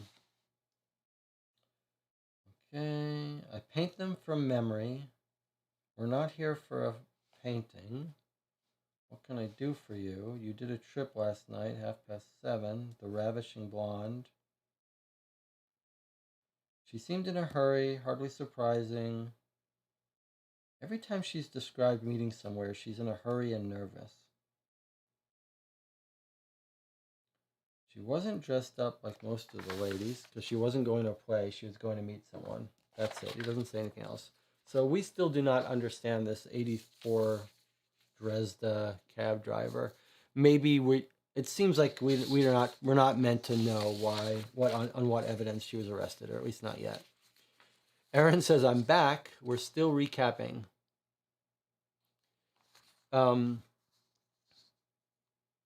I would like to take objection to this term recapping. We are doing a full recreation at the scene with these figures. We've walked through the entire set of events, reproduced with we've reenacted the scene with our characters here. Now, what have I left out of the reenactments and the connections and the recap?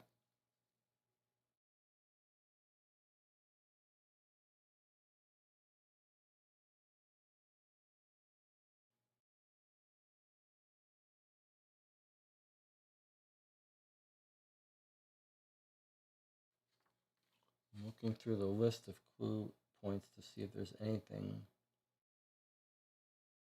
I wanted to look at the beggar's statement to see if we can't get clarification on whether the tall gray guy leaves the house.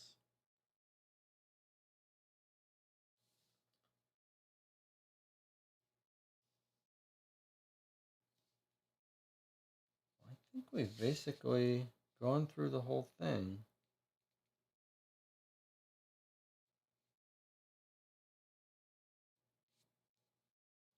Aside from the parts that we don't understand, that seem red herrings.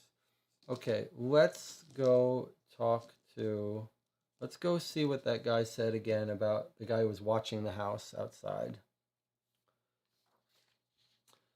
The Sipton Tea Company, Jonathan reminds me. Okay, so there is a weird little side character here. The Salvation Army, where everyone, Mike, Annie, Miss Thacker, all have some work. They volunteer at the Salvation Army. They put on some amateur plays. At the Salvation Army are 3 people. That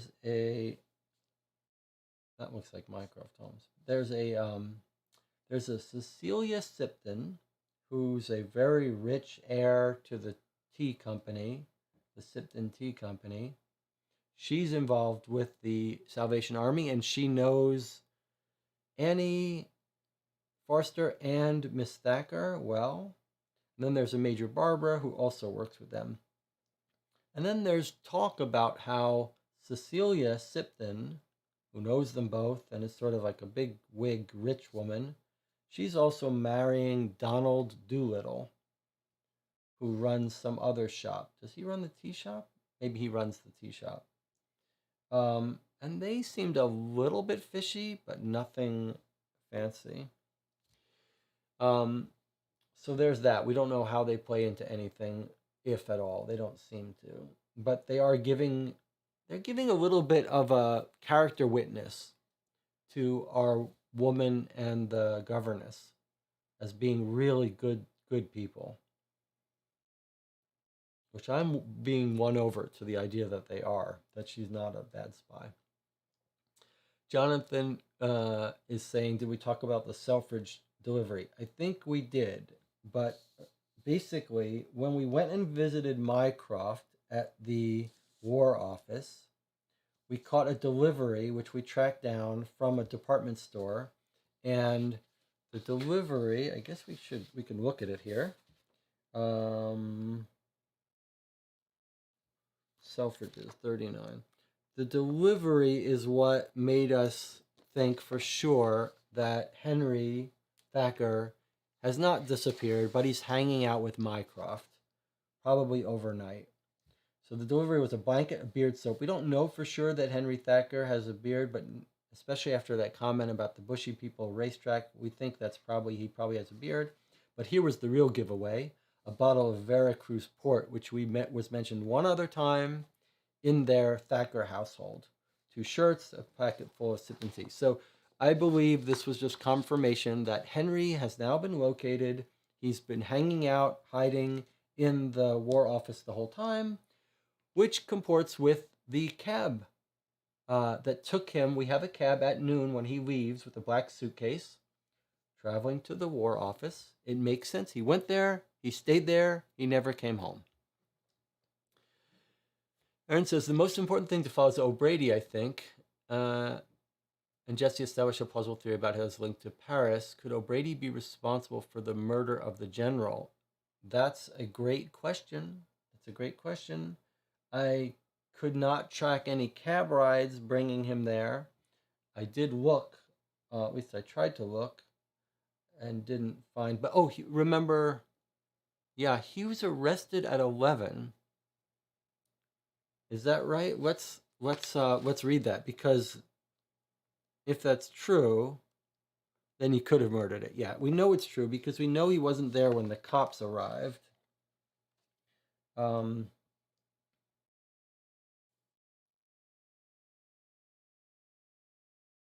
Guess we could read the cop's statement.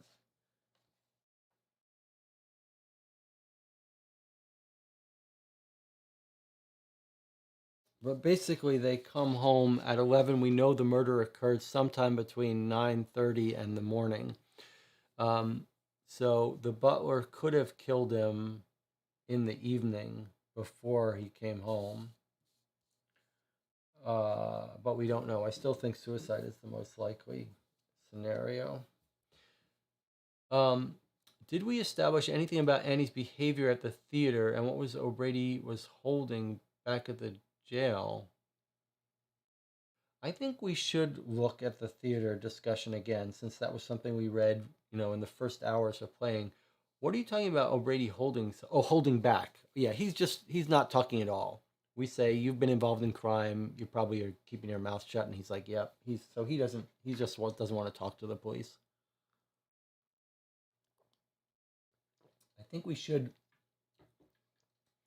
try to pinpoint whether she was upset before she left the house or at the theater. We were working under the assumption, it was our understanding, that she was excited to go to the theater, and then when she got there, something went wrong, and we were wondering what went wrong. We thought maybe she was handed over something, but now maybe I'm thinking she was upset beforehand. But let's see. Let's go look at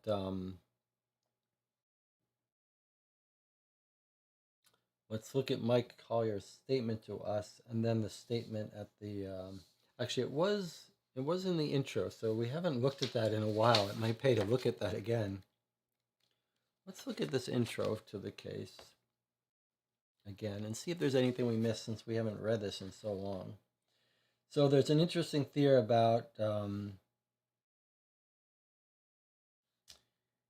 they're looking at the times.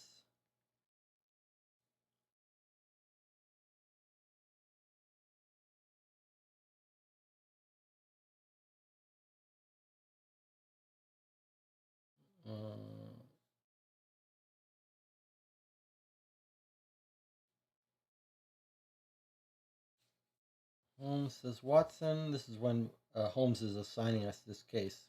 Wiggins has yet to say a word, and I refuse to be the victim of your... Oh, here, let's read this. Okay, let's take a look at it. We go in the room. Holmes is puffing away at his pipe. He invites us to have some snuff if we want. Watson is sitting next to the fireplace, glancing through the Times. Disappointed that Holmes isn't playing his violin. I agree with you, Wiggins, says Holmes as he settles back into his armchair, but the battles I wage against the forces of evil, in which your collaboration is, at times, indispensable, are much more important than the trivial daily occurrences which perturb you at this moment. One must learn to never confide in women. So what we arrive...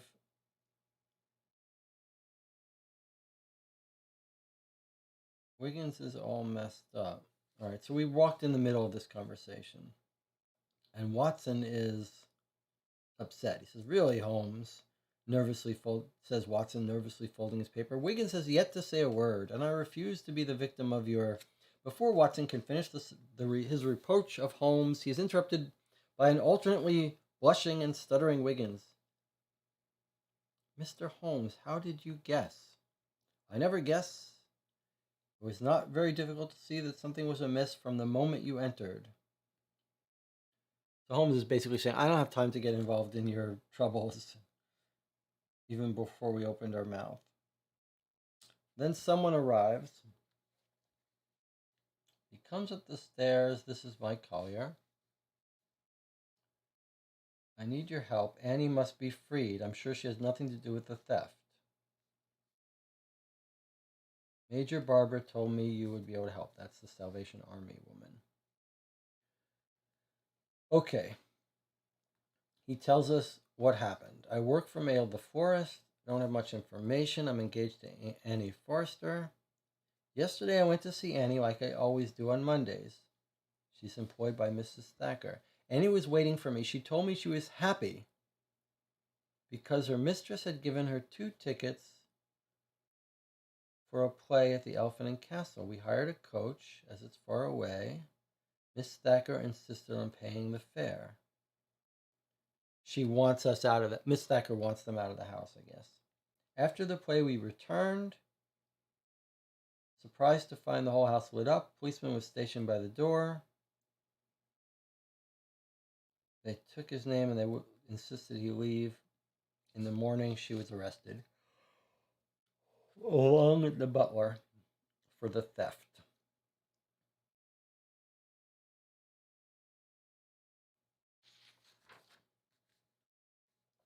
Okay, ask them some questions.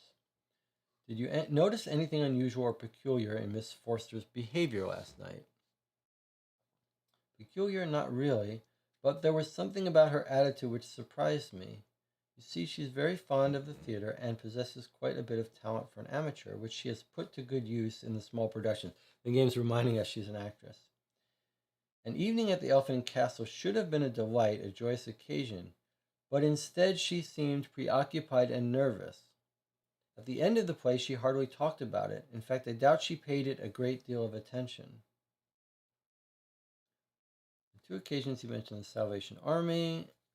He's volunteering there for many years. Their devotion is great. We arrived before 7. We came back from the play at 11. Do you know what was stolen? Nothing to do with that. So, to be clear, I do not think that Annie got distracted in the middle of the play, as we first thought. It seems to me she may have been distracted from the get-go. It was odd that it said she was excited to go, but now let's think about that for a second. When we read that first, we thought, he picked her up, she's excited to go to the play, they get to the play, something happens that distracted her and scared her, and we were fixated on what might have happened. But let me posit this to you. You don't show up for a date at 7 p.m. not knowing where you're going and then get in a cab 7:02 because of you were surprised given tickets that you're excited to go see this play. That's not how life works. So now, rereading this, when he says, Annie was waiting for me. She told me she was happy because her mistress had given her 2 tickets for a play at the Elephant and Castle Theater. We hired a coach there. Okay. I am going to read this. I am thinking that this part about she told me she was happy, I mean, maybe it was a surprise, or maybe he just. I visit her like I always do on Mondays. So Miss Thacker just wanted her out of the house, but I'm not gonna. I don't think we should assume that she was distracted by something that happened to her. I think it's very likely that she's just getting them out of the house because she's just like she swapped identities. She's agreed to leave the house on Miss Thacker's request, and that she knows something's wrong. She's already been involved in something weird this afternoon. She is somehow involved in it, and she was distracted from moment one that they went to the play. That's the only thing I wanted to make. Jonathan says, my main issue is Miss Thacker kind of seems like she understands they're spies and kind of doesn't. Same with Andy.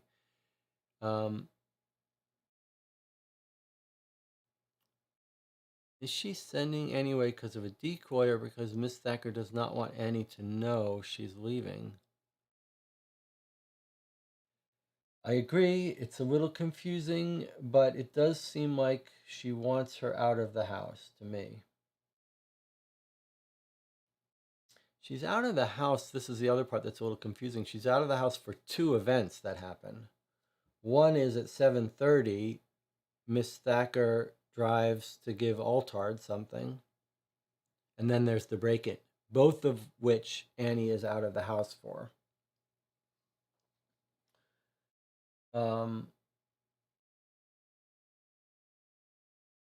Annie and Mike, who normally comes over on Mondays.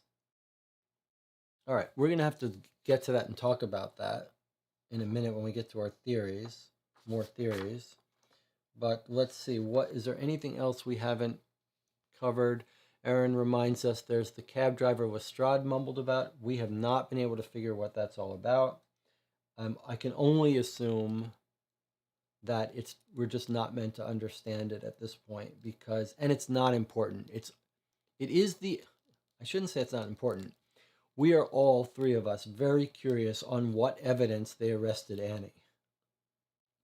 And that seems to be tied to a cab driver and the term 1838 Dresda.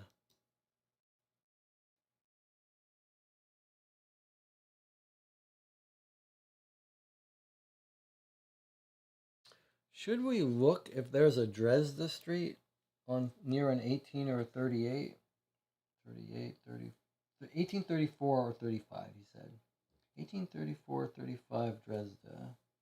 We know we didn't find such an address in the cab log, and we know there are no more clues to read.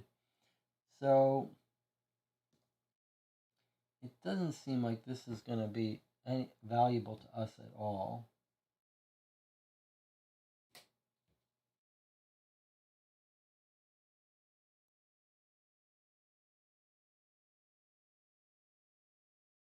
I just think that's not important for us or not important. Okay. Jonathan says, did we mention the coin on Rucastle? No, that's a great point. On Rucastle's body, in addition to this note in his expensive French cigarettes, there's a Roman coin.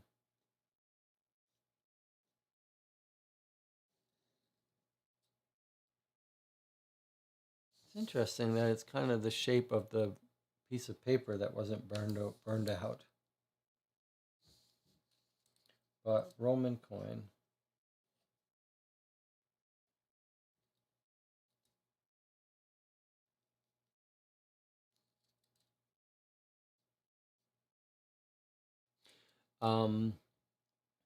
We don't know the significance of that. maybe to identify him as being involved in this spycraft stuff.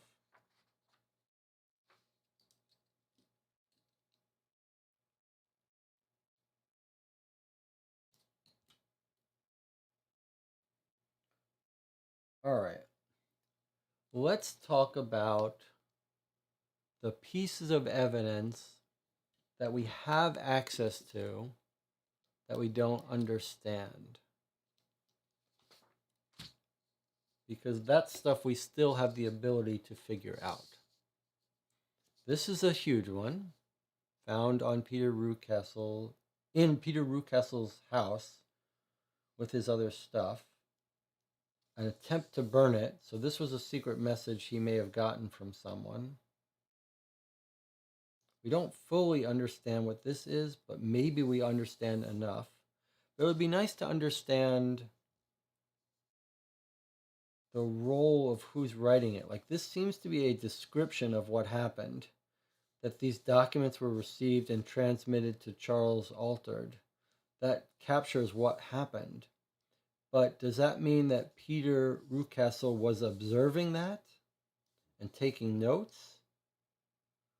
Or was that him have the plan ahead of time before it happened and orchestrating it? Don't know. Don't know about his Roman coin. A huge mystery that we do not know how to make sense of as of yet, which could crack the case quite a bit open, is in the May 21st newspaper.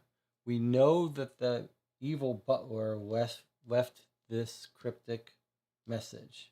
He's communicating to someone. Is he communicating to Peter Rucastle?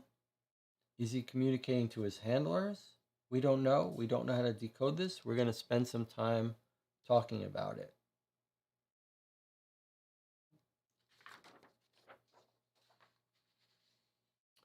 We don't know what this postcard is all about. Furthermore, this postcard was given to us, and we think might be related to Moriarty, along with the Times March 5th newspaper, 2 months before today, in which we have found nothing of interest. Nothing related to our case. We've marked a few that we thought might be, but it doesn't seem to be. Now there is, I've put them side by side. Here's the piano coded message, early discussion of genuine sale, old piano. And in the March 5th newspaper, there is a mention about piano. Let's see.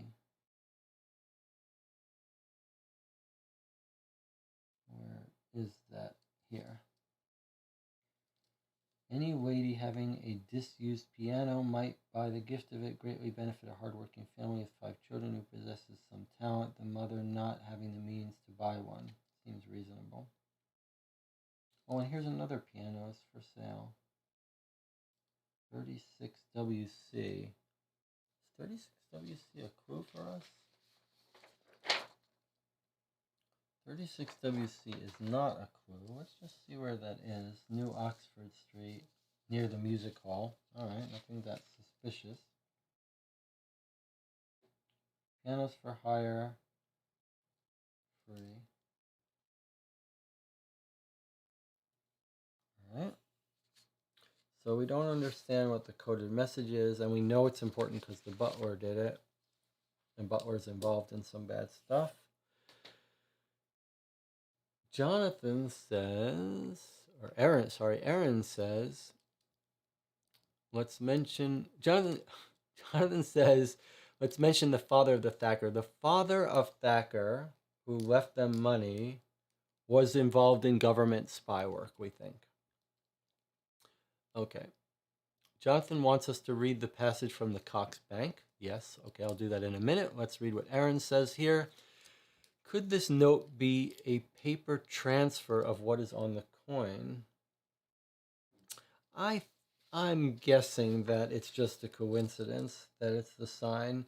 As I read this, we probably should reread the section on his house again. But this was a burned up piece of paper, and this was just a scrap of the burned up paper that didn't get burned yet. But we should reread it to see if this is a postcard paper that's burned or just a little note. And Aaron says it looks like the writing is 25 tome 4. Interesting. 25 tome. All right, let's keep our... I'm going to keep a little note of what we think this might say. 25 tome 4. Does this look like Greg's something to you? Does this look like a G? It's kind of a weird letter here, isn't it? Oh, sorry. It's kind of a weird letter. What is this?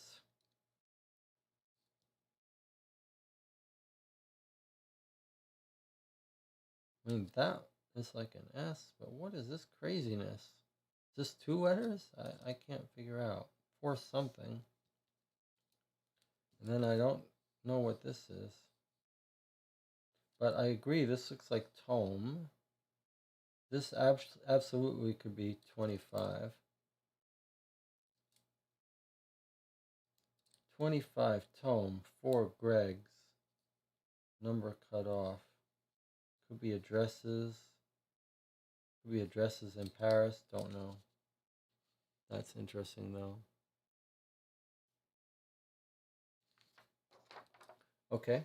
Let's do what Jonathan wanted to do and reread the Cox Bank note, and we'll read. This is a good, I mean, that's what we're doing now. We're spending some time looking over, rereading, recapping our case, talking about our case. We're in no rush to get on that train to Paris, even though it could reveal a lot of information.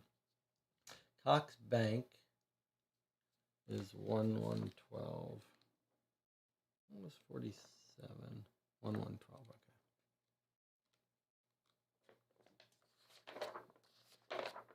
Okay, here's the bank.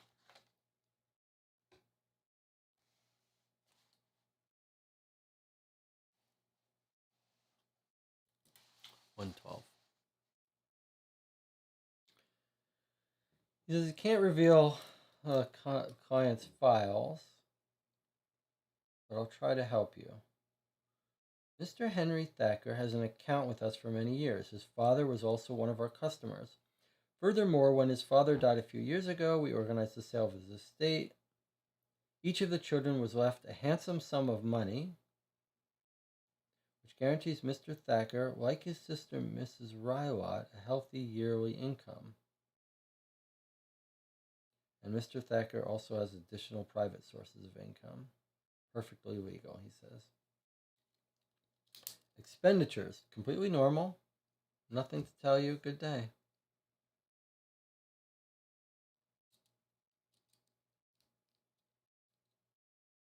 Would you like to hear the sisters thing again? Because she seems a little suspicious to me. Let's reread the sisters thing again. 108. Here's the sister. She's got a luxuriously furnished salon overlooking Hanover Square. She's living rich.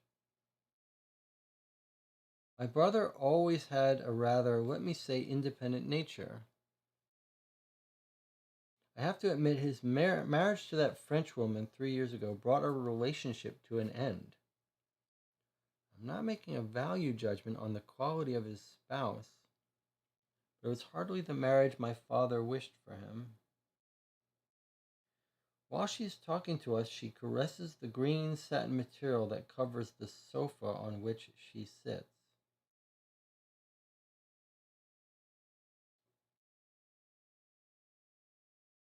So you have no idea where your brother might have gone yesterday?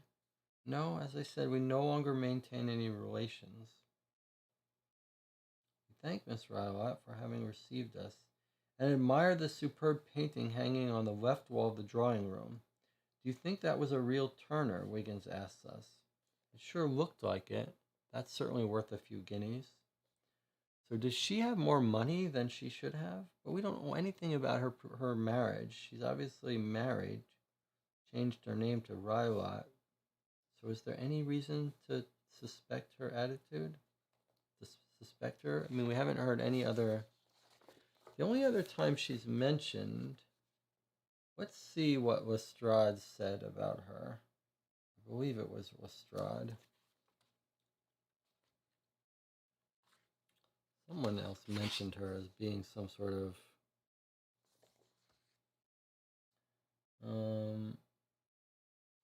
let's see.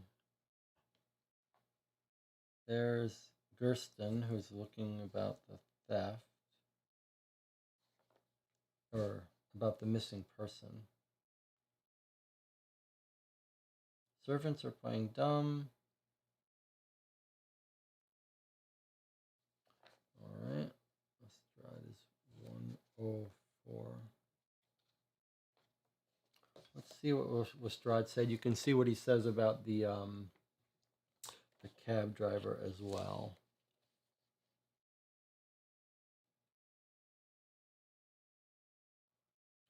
About the disappearance of Thacker. Look what he says. As if we could call it a disappearance when a man goes for a walk in the afternoon and doesn't come home that night. In my opinion, there is a woman behind this story. That much is clear to me. The yard surely has better things to do than take care of domestic quarrels. How about the theft? It's solved. I arrested the servants. They'll confess. O'Brady is a horse returning to the stable. The girl, Amy Forster. That's it. I don't even know where she comes from. Little clue to look at her from Adelaide. You're sure she's guilty? He says, when you've eliminated the possible, whatever remains, however probable, must be the truth. And, says Lestrade, who is beginning to lose his patience, you should not forget Dresda. 1834. Dresda, 1834? Yes, Dresda, 1834 or 35. The date doesn't matter. He's the coach driver who... Stop making me waste my time. We don't understand it, but it doesn't seem that important to us. I mean, it would help to know why they think she did it, but we've seen every clue now, so we know there's nothing cracking, nothing obvious about that.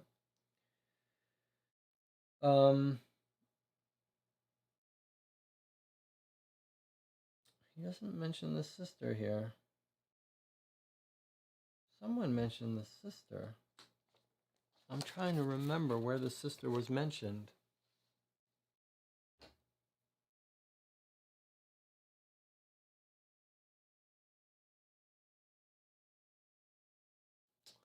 Jonathan says, I was curious if the sister was upset because she thought she could get more of the estate without the wife. We did find that the husband left everything to the wife in his will when they got married, so maybe that's why she was upset.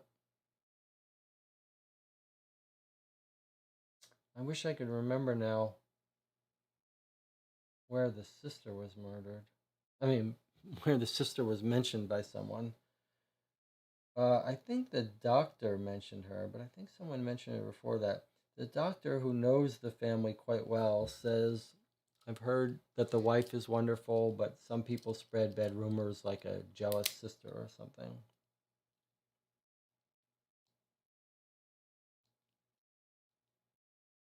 All right, I want to look at the information about the person watching the house. It was quite rich and dense, and I want to see if we can spot the tall man leaving. What's Marmaduke's last name? Is Lestrade mispronouncing it? No, it's Marmaduke Oldstreet.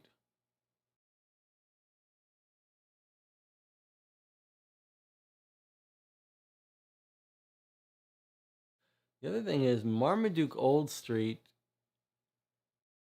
He's the one who took the cab of Miss Thacker at 7:30. The secret trip that no one knows about. The trip during the day, we don't know. Old street though, 1834 Dresden. Is that an old street? Is that what he's mixing up? Where does Marmaduke Old Street live? Let's just follow this lead a little bit more. Marmaduke Old Street lives in 1 Southeast.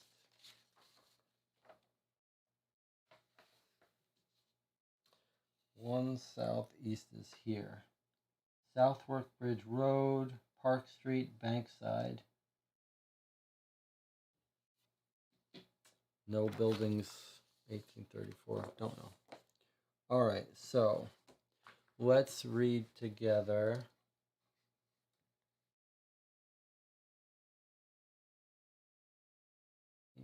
1834. That's interesting. 1834, 35 driver. If you're 1834, you're 55 years old. If you were born in 1834.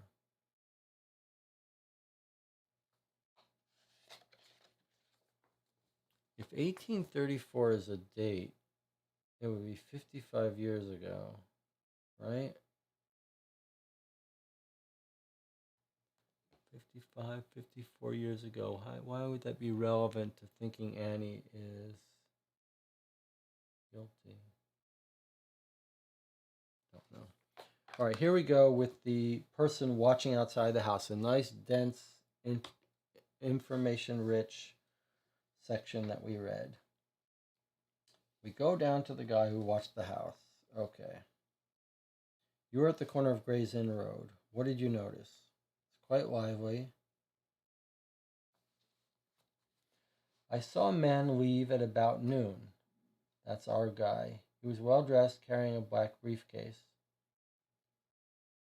Shortly after, another man came out. He was in his 40s. He had rather arrogant air about him, though he seemed quite common. I saw him in the neighborhood several times. So his first observation is the guy at noon, which is our guy going, Mr. Thacker, taking a cab to the War Office, presumably.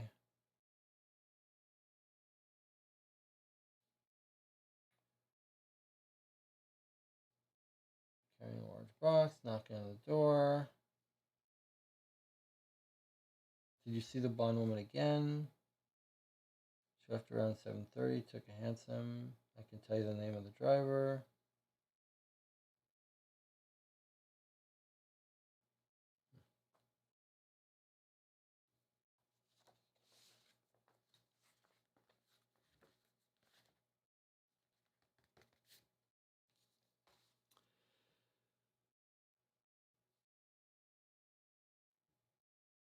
I thought that, Jonathan said, I thought that might have been the right age. Talking about something 60 years ago or someone, yeah.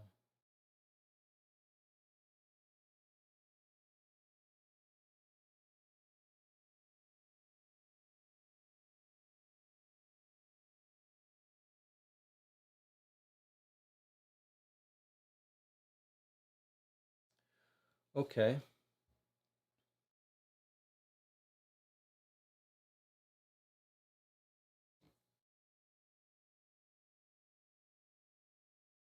We've recapped the case. We've recapped the evidence that is still perplexing us. I've got my large list of questions that I think we could look at. Let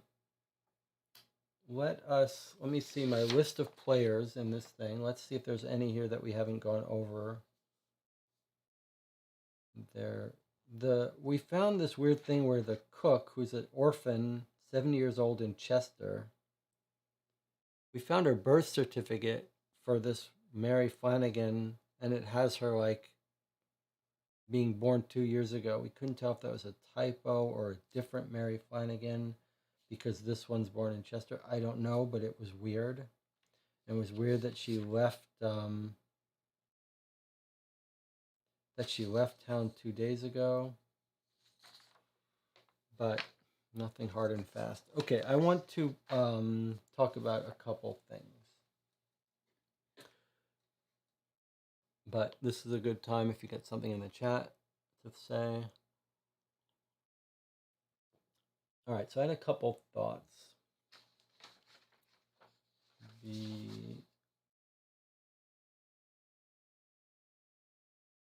Here's one thought.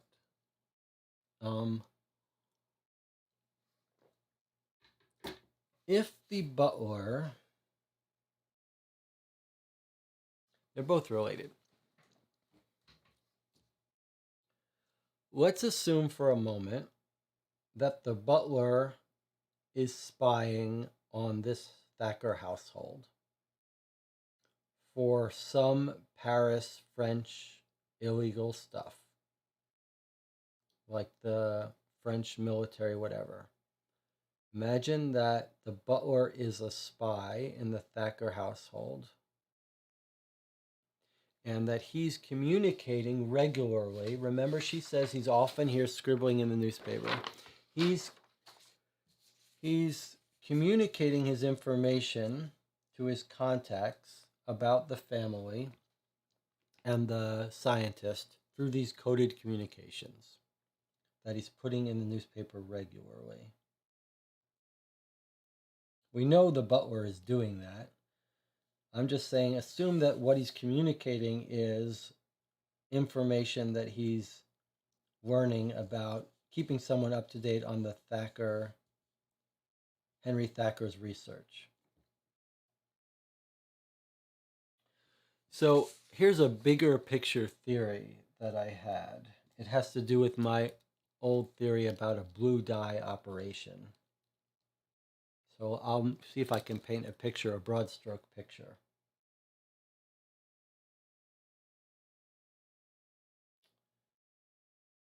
Um,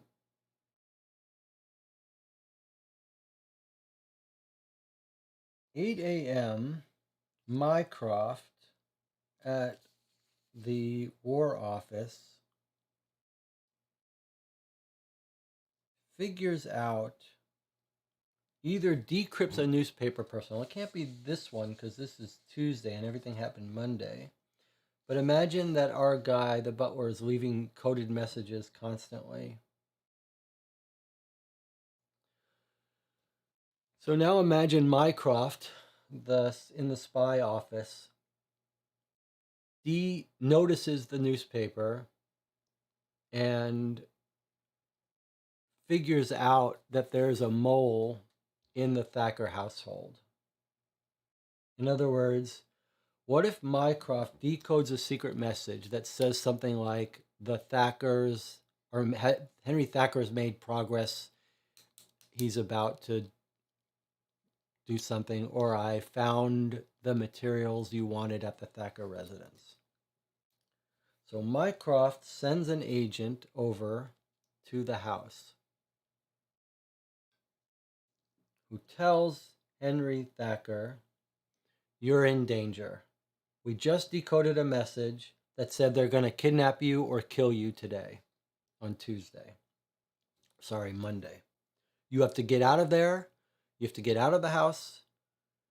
You have to escape to the War Office. Or maybe he tells them something like, we've just got word something's happening in Paris. We need you. We've decoded this message. Okay, so then this guy leaves. Henry Thacker, or he stays, let's say. Henry Thacker goes and hides at the War Office. But here's the important part of this theory. Meanwhile, Mycroft, the spy master, needs to find out who the mole is in the Thacker household. It could be the wife. It could be the governess. It could be the butler. He doesn't know. So perhaps he has concocted a scheme to figure out who the mole is.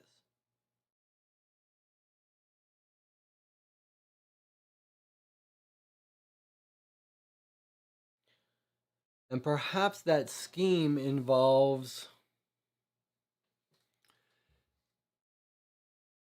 telling the wife to deliver some information to the husband at his workshop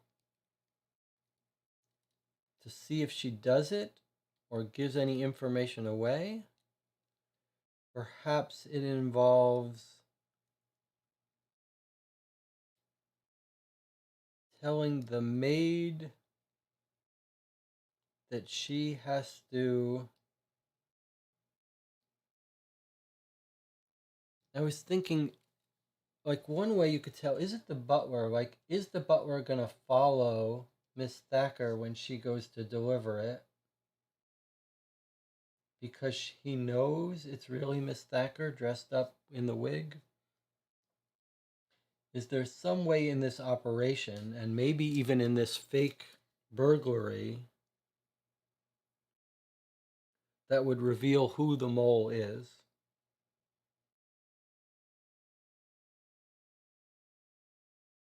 Like, that was my. It's a stretch. It doesn't quite make sense, but I was thinking with that might. You could imagine a scenario where everyone is sort of acting out their parts in this bizarre scenario to see who will reveal themselves to be the mole. It would help explain some of the bizarre stuff, like why is the wife traveling to the workshop for any real reason, especially if the husband isn't at the workshop. But maybe they tell her, they pull her aside and they say, we want you to go down there and tell the butler you're delivering some important information. Maybe they suspect the butler all along and they want to see what he reports.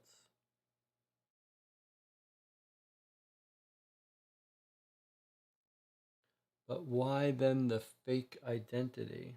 I'm also really bothered by this switching of identities. It makes sense to separate Annie and Miss Thacker to see how Miss Thacker acts without her confidant. Yeah, I mean, you can see where I was sort of trying to go with this theory. Like, if you could imagine you get them all in a room, Thacker, Amy, and the butler, and you sort of give them information and or some concocted scenario, and you try to see how each of them react to that. One thing that's really confusing me. Oh, here, this was the part that I was trying to think of. One of the things that was really confusing me is they swap identities, Annie and Miss Thacker, right? They put on the wig so they look like each other, and she has Annie sit in front of the window pretending to be Miss Thacker in her blonde wig. So that, I think, Miss Thacker won't be followed. But then she is followed by the butler. That feels really odd to me. That's what made me think, like, okay, so why is the butler following the maid instead of surveilling Miss Thacker?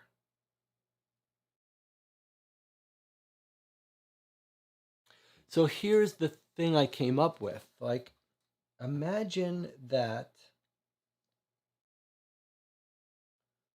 Mycroft or the spy master gets together the wife, Amy, and the butler.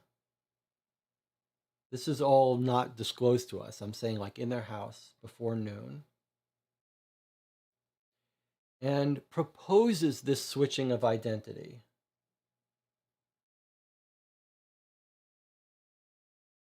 And then the question is, or maybe they think it's the butler. So then the question is, will the butler follow the brunette? And the theory being that only if... No, it doesn't make sense. I was going to say only if he knew they swapped identities would he follow her. But then if you were going to try to see if he was following her, you would just let the wife go and see if he follows her. So why would you need to trick him? It's just, I find it very odd that they swapped identity and the butler still followed her. That's what made me think, okay, so here's another crazy possibility.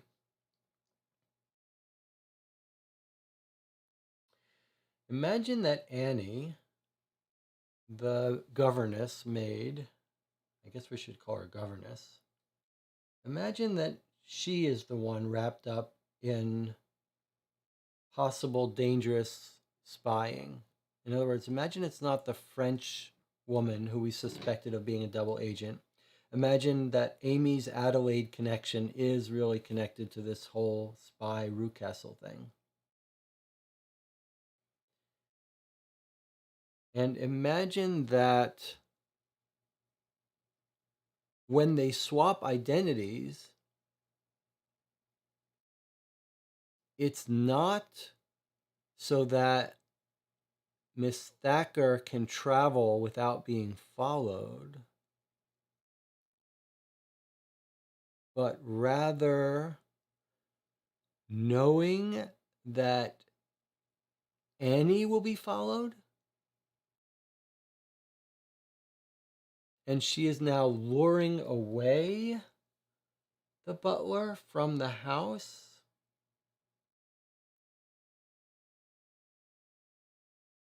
So, dressed in a brunette wig, Miss Thacker leaves and lures away the butler who thinks he's following Annie on purpose, leads him to this workshop so that Annie can be at home. That makes no sense, I don't think, because her whole point of being home was to sit in the window. So that doesn't quite make sense.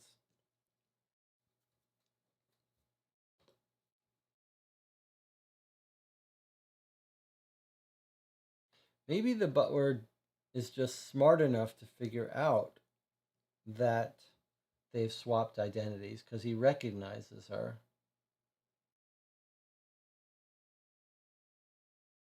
But then why was she going to the workshop, especially if we don't think Henry is there at the workshop? But this still feels like it might be related to the idea of planting false information. Like if you're Mycroft and you've detected some secret message that tells you there's a mole, what if the message was it's time to kidnap Henry Thacker?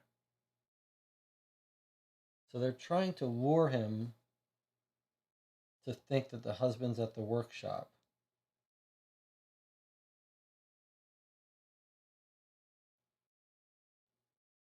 So they go down with the basket, and she knocks on the door. She's like, "Here's your basket, Henry." And she's hoping that she'll be followed, which she was, by the butler, who's now going to report that he's at the workshop. Go kidnap him there. But really, he went here.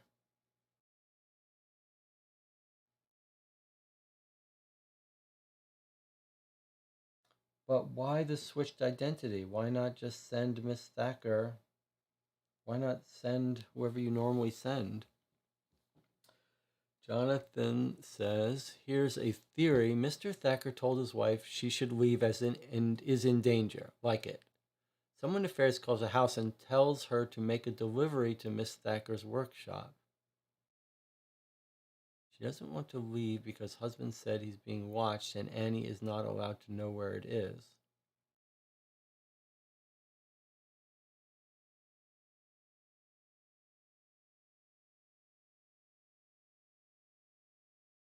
I like this idea.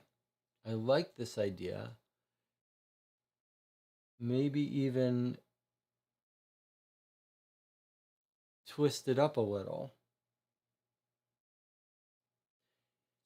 still consistent with the blue dye operation. So Henry leaves, goes to Whitehall. They talk about it. He's a chess player. He's very methodical planning. They concoct a scheme to figure out who the mole is. So they call the Thacker residence. We know there's a phone. That was sort of interesting. I'm riffing off Jonathan's theory.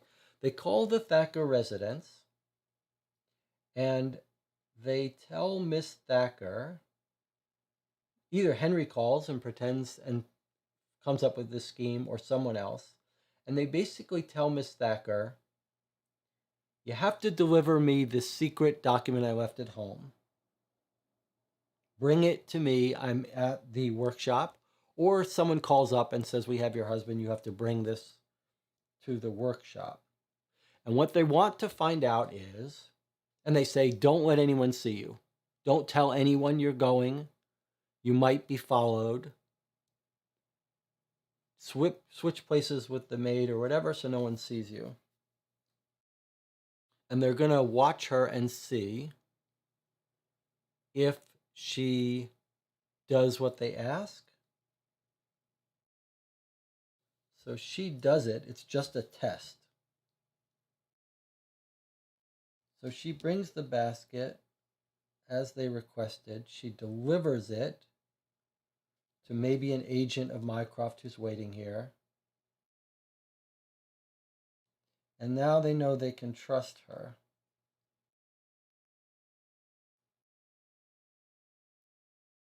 In the meantime, the butler has somehow figured out. Where's the butler? The butler has somehow figured out that this is Miss Thacker, and he follows her. Amy has just been instructed that everyone's in danger.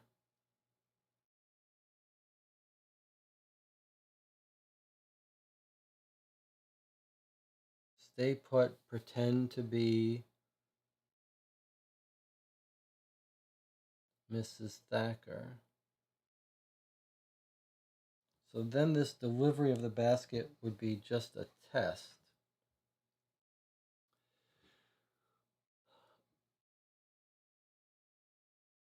Butler is working for nefarious and knows to follow her whoever leaves the house.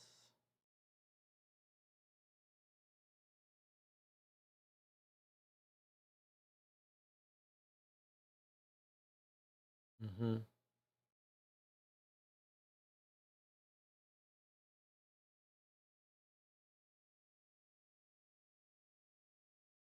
It's still if that's our theory, why tell her to disguise herself?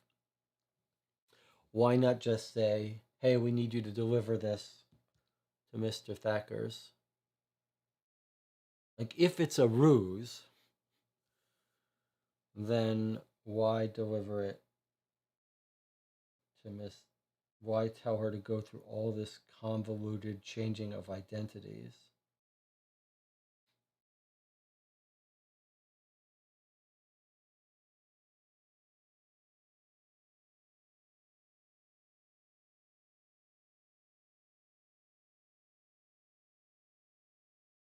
I keep coming back to the idea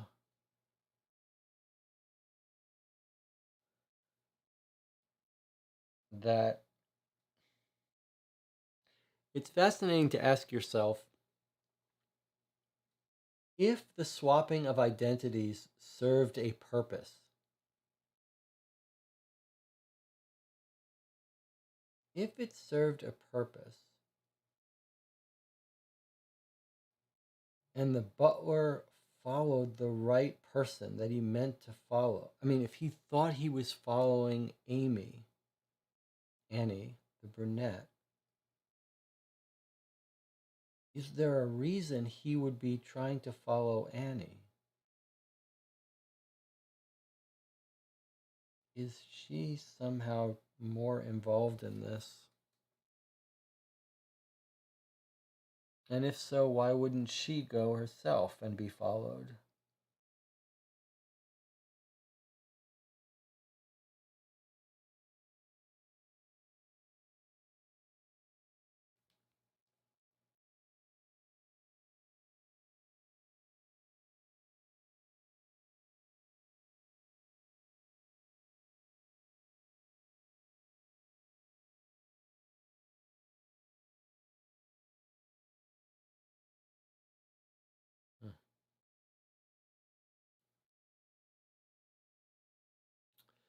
Compton says, sorry this is a little unrelated, but I pop in head with phone. Theaters have phones according to those papers, so Mr. Thacker could call theater Annie is at, or the other way around. Yeah, they were making a big deal about the theaters having phones. That's a very interesting idea you've got there.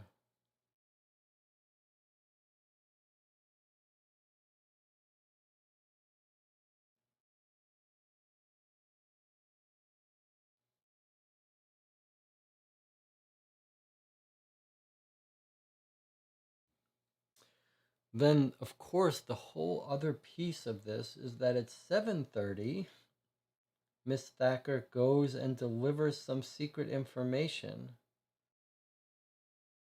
to a Mr. Attard, who then leaves the country.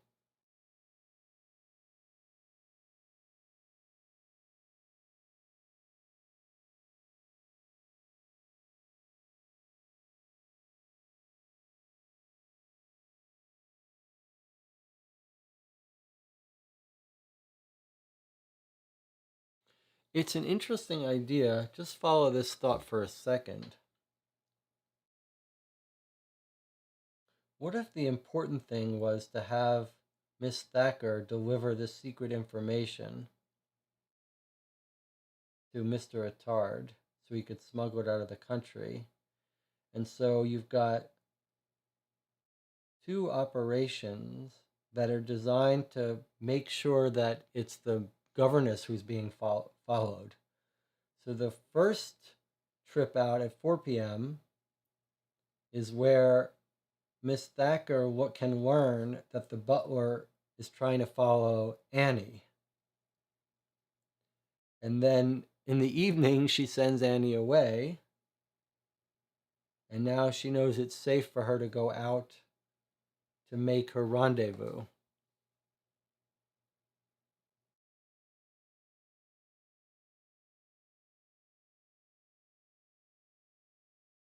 Now that's a crazy theory, but it's interesting, right? It's kind of crazy, but it's somewhat consistent. Okay, here, let me pitch this theory. I don't think I believe it, but let me pitch it.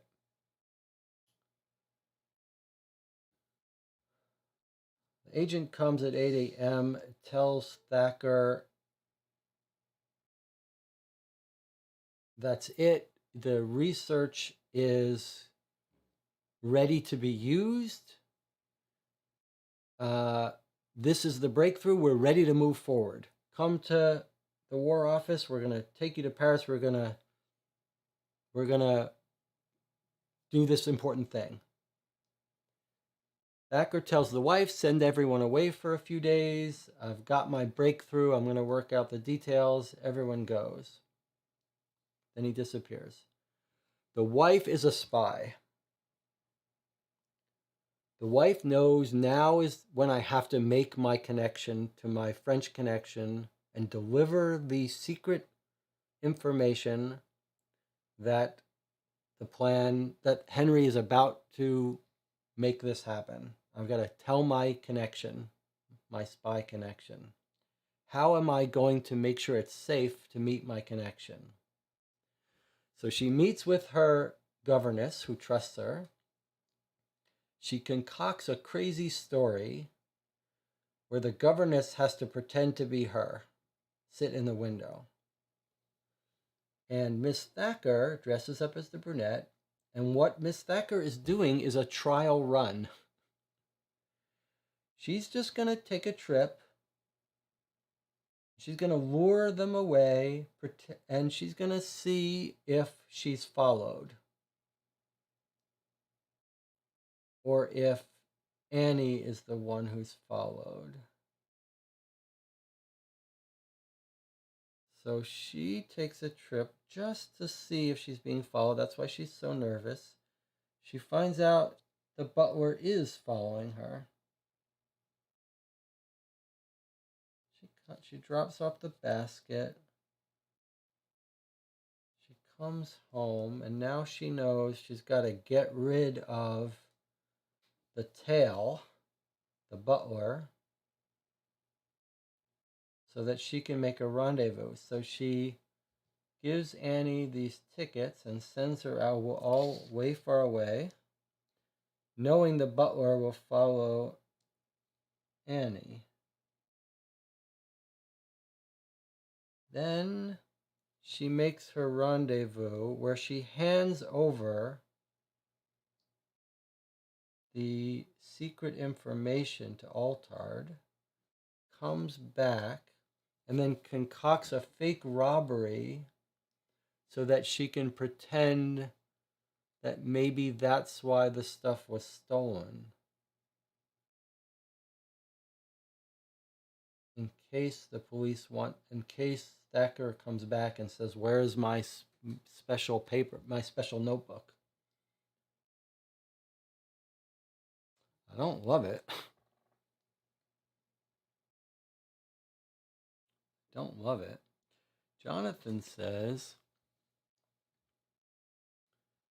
the main thing I read is that delivery needs to be made to the workshop and only Mrs. Thacker knows where it is and can't tell Annie.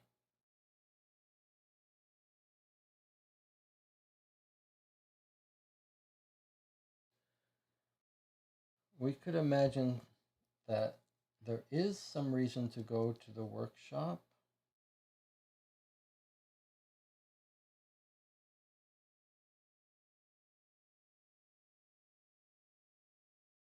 Either there's a real reason or someone concocts a reason. Okay. I don't know why they couldn't just tell Annie the address, but regardless,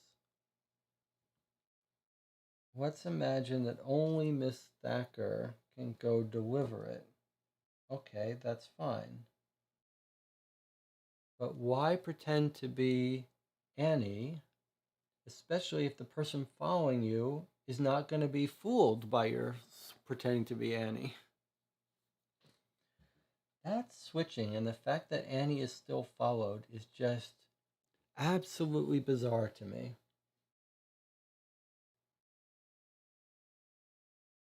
Unless we're saying that the butler, this is sort of a gamey question. Like in real life, you could imagine a case where you're trying to pretend to be someone and the person does not get fooled.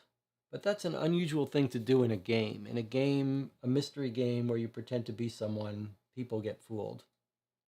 Okay, Jonathan says let's pivot to Rewcastle for a second. Yes, okay, let's do. Before we do that, just a quick statement. I think if we could figure out the message that the butler left in the newspaper, the crypto cipher, maybe that will tell us a big part of what we need to know. And I have a couple theories about this. So I do think it's worth spending some time at some point trying to figure out if we can decode this. I have some theories. Jonathan says, could his stamps be the same stamp the butler had? Well, that's a great question. We just read the postal statement that there was a letter to the butler from France. I don't think the answer to your question is yes, though. We're told very clearly when we're in Rewcastle's house that he's got a box full of stamps, completely common everyday stamps. Whereas the postmaster says he saw this super cool stamp from France that he'd never seen the color of before. So those are not the same stamps.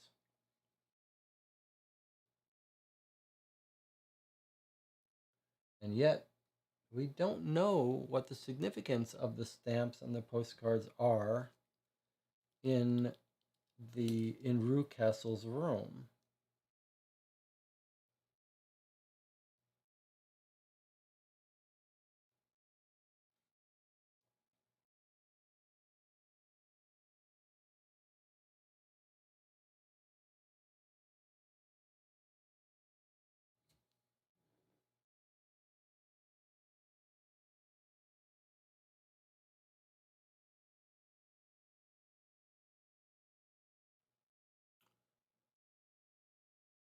Jonathan said, I don't know if it was France, just Europe, right? Yeah, I think you're right. I think the postmaster guy said it was from the continent.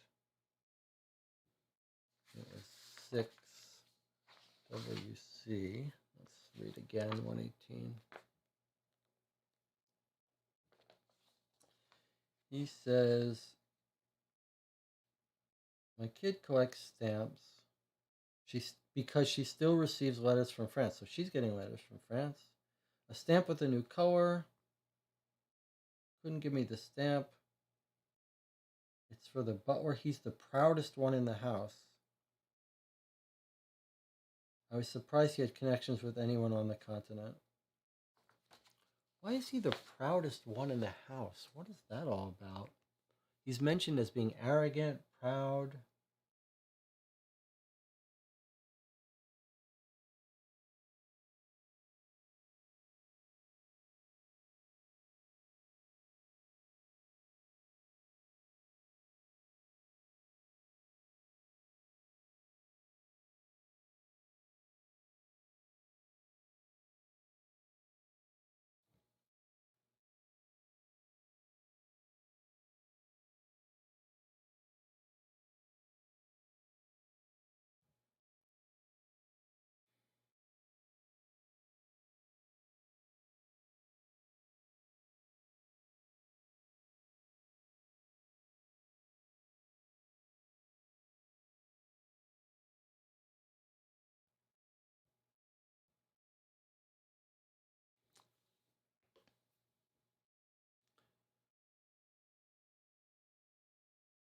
Maybe Rootcastle has special fake stamps that are a signal to agents. That's why the post officer did not recognize them.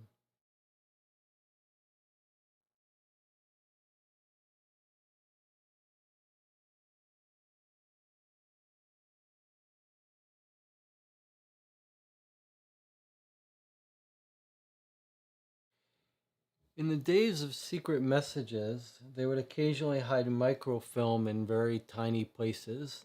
It wouldn't be crazy to hide something under a stamp, like a little message. And so you're just using these postcards to send stuff. When the receiver gets it, they know it's from you because of the postcard. And then you take off the stamp and get the message. Aaron says, sorry, some visitors came. I have to leave for today. I'll watch when you have talked later. That's okay. It's not, we're just sitting here chatting, not in any rush. Second point, Rootcastle seems to be intercepting the Miss Thacker Attard meaning. Is that what you're reading? Well, it was absolutely on my list of something to try to understand, and I'm not sure I do understand, but I think it's a great question. He's got this thing, and I do, and as I posited in the beginning, we've got basically two choices, or I guess a couple options. One is he writing is he recording what he's observing? Receive document, transmit. So one of my theories was that he's written down this decoded message. Like 3-letter word, 3-letter word, 3-letter word, 3-letter word. These are all 3 letters. 1, 2, 3, 4. 1, 3, 3-letter, 3-letter, 3-letter, 3-letter. 3-letter, 3-letter, 3-letter, 3-letter. And then there's an asterisk. 3-letter, 3-letter, 3-letter, 3-letter, asterisk, word.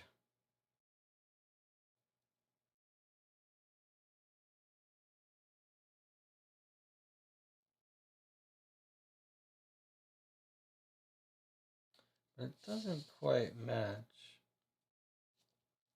Like 413, if that was the 4, the 1, and the 3, then this would be a C, not an rec doc. That would make sense. The 3 is a C, the 3 is a C. But then 244 should be the same as this, DG. That's not the same letter. So it's not a simple thing like that. But before we start decoding, I did think maybe this was this. But so Jonathan says, and Aaron's leaving. See you, Aaron. Jonathan says, Rootcastle seems to be intercepting the Miss Thacker Attard meeting. Is that what you're reading? Okay, so let's get back to that for a second. That would be my, on first glance, that's what I'm thinking. Like he's watching what's happening. He's saying, received document, but it's a little weird the way it's phrased. This looks a little bit more like an order. Like receive document, then transmit to Charles Attard, and then meet up at the SM or something. So I can't tell if he's recording this as he's observing it, or if these are his instructions ahead of time.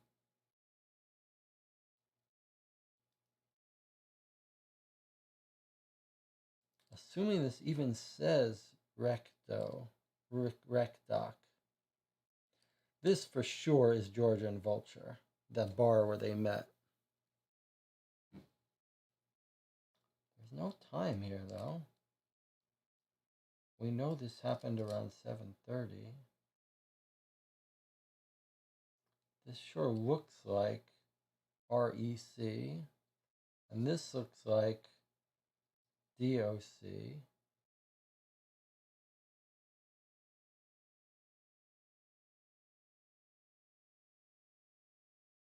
But if he's observing, he knows who Charles Attard is? Like he knows when he's writing this down? CA, Charles Attard?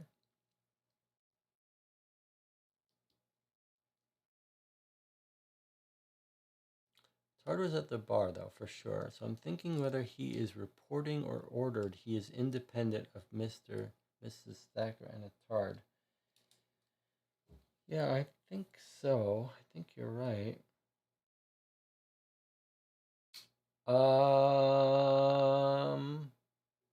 I got another theory for you. I don't think I believe it, but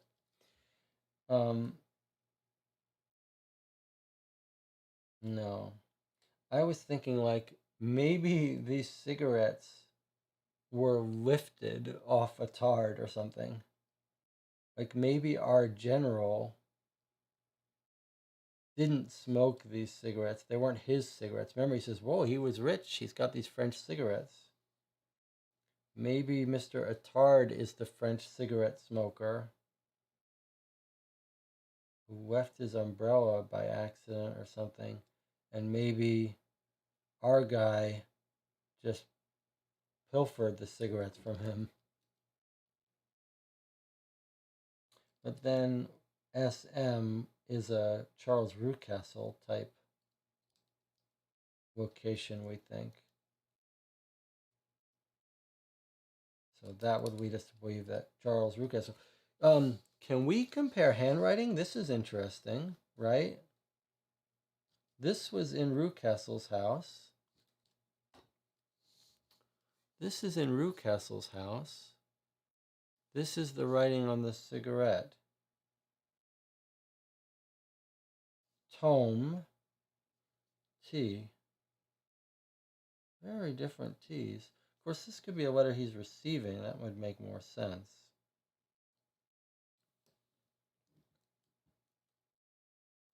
Does this look like a woman's handwriting?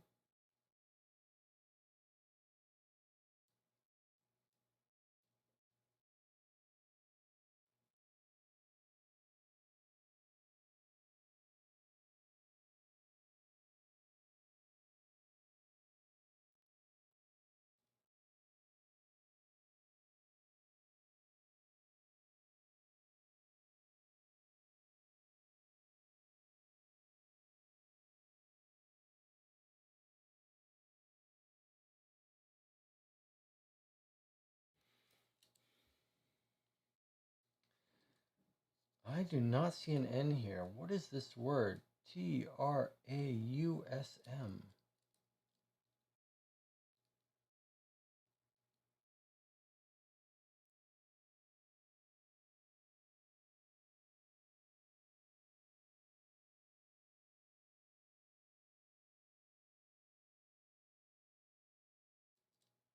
CL. CL.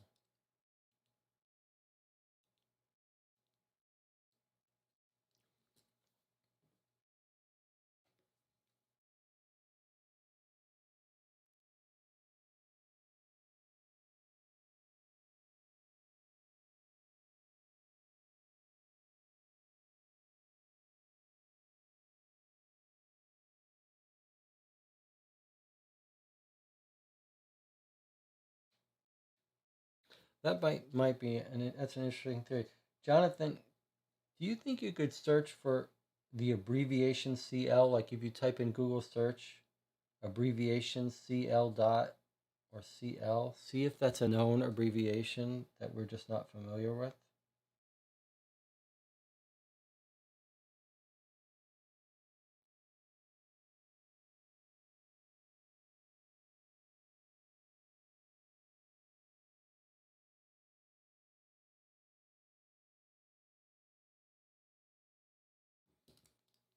Maybe that is not an R. That's an N. T. Now some.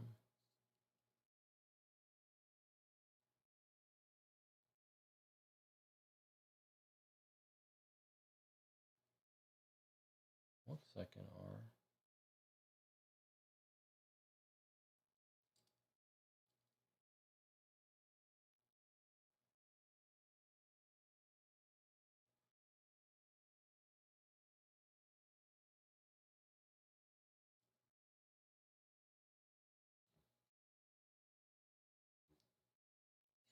Now some.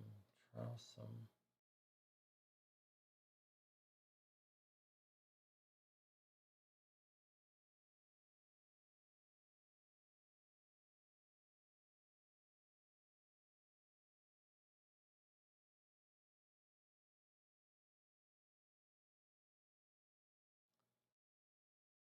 Common Lisp.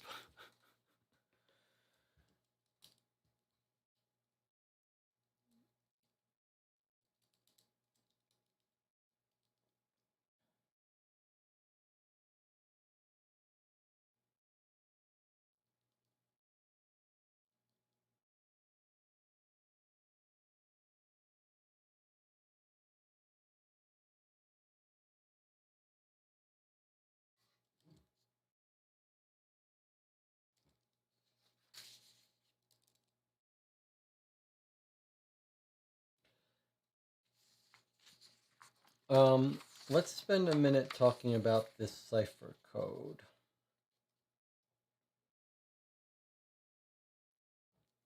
A couple things occur to me. Small numbers. CL, can it mean closed roadway? CL can mean closed roadway. Well, does that get it to his house? Not really. He's on Commercial Street.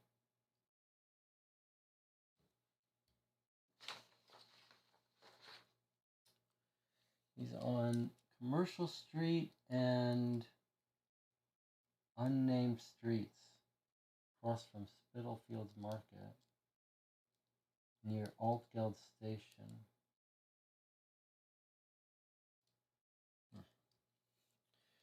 Um,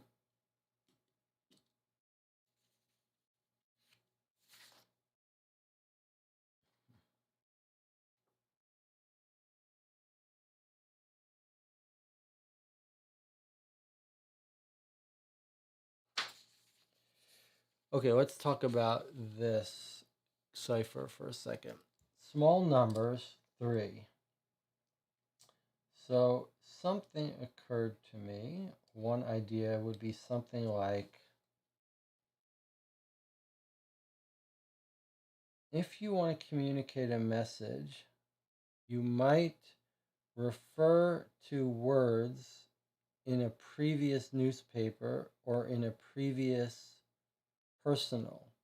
You've only got control over the personals you place. You don't have any other control over the current newspaper, but of course, a previous newspaper, which we have March 5th. So you could imagine it might be saying, like, go to this newspaper, find the 4th line, 1st word, 3rd letter, something like that. 2nd line, 5th word, 3rd letter. Or 4th column, 1st line, 3rd word. 2nd column, so we've got 4s, 2s. The first numbers never go higher than 3, 4. And we've got 4 columns. 1, 2, 3, 4.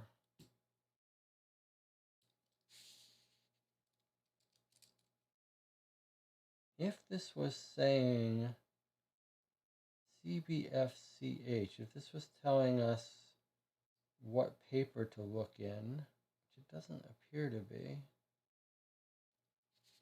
If these were column, if this was column, section, what would it be? Column, we've got a front and back.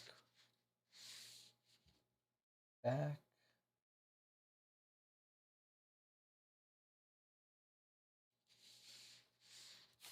Are there 4 columns here?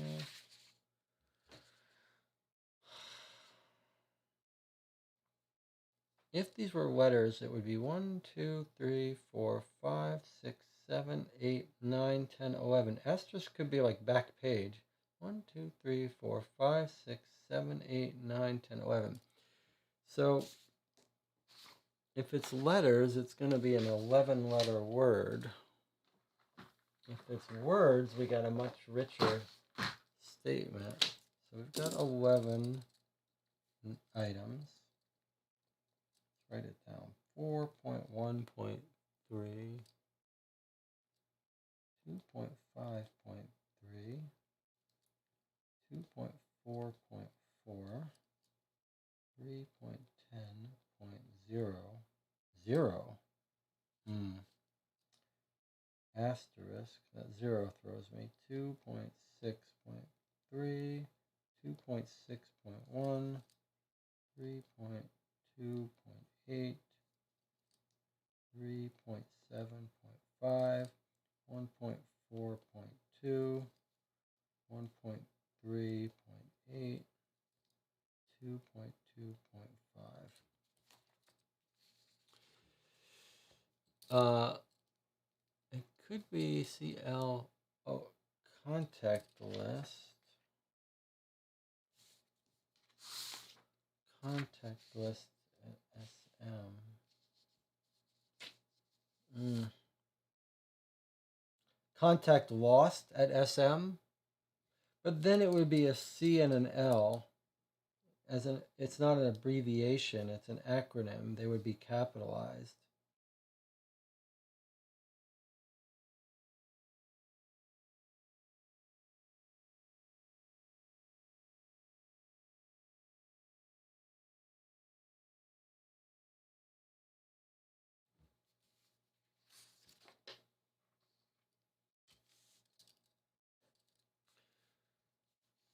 Okay, but if you were going to leave a code in the May 21st, the only thing you could be referring to is the March 5th paper. I don't know how we're supposed to know that it would be the March 5th paper, but maybe the person who's giving us the March 5th paper knows. And that's why they're giving it to us. CBFCH.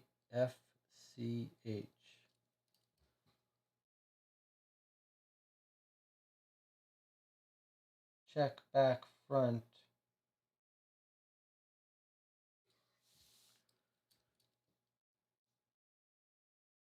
CH. Column header. Check back front column heading. Check back front column heading. CH column heading.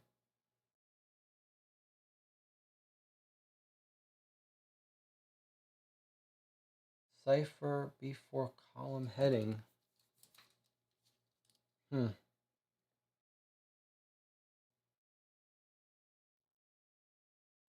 Let's play with this a little bit. 413, but if it's column heading, 3, I'm going to look at this 3100 because that 10 is a large number. So if it's third column,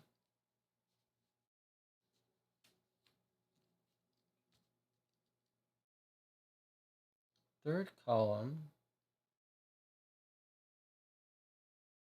10th what?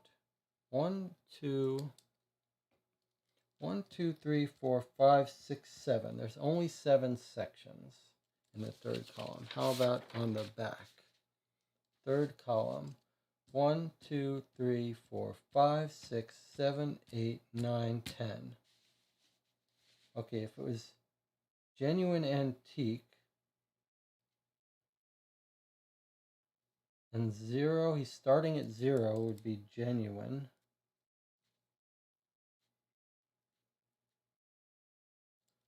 Right? 0 would have to be the first letter. Let me just go over my thinking here. We're trying to find a way someone was communicating a code using newspapers. You've only got control of the personals. So when you put in a secret code, you don't know what the current day's paper is going to be.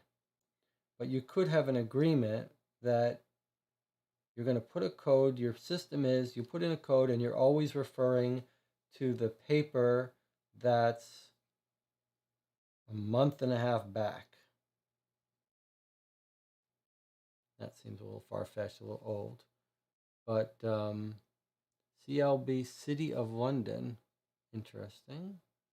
Jonathan's still following up on the abbreviations. Did the person who handed us this paper postcard say anything? I don't believe they did. They said something like, you'll know what to do with this or something. We'll take a look at that in a second. Let me stick with this for a little bit. So I'm thinking, and then we've got this March 5th newspaper that the game has given us that seems to be, we couldn't find a thing of interest in here. So I'm trying to connect the two. So if I go 3, 10, 0 and take the 0th letter, it's there. But then this is column headings. That doesn't make sense.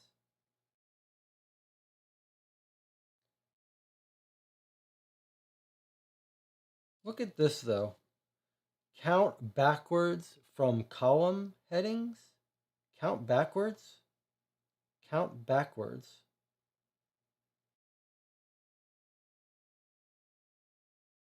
Count backwards from column heading or something like that.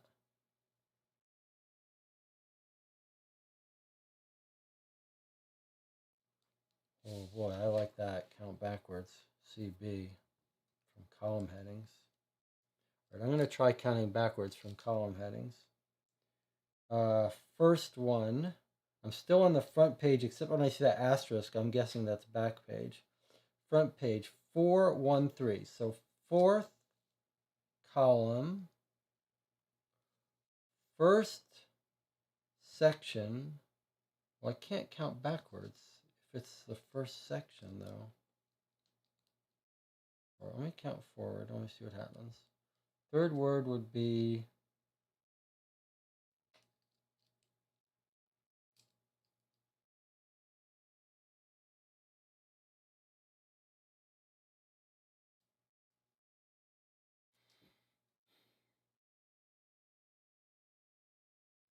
and 0 is the first one.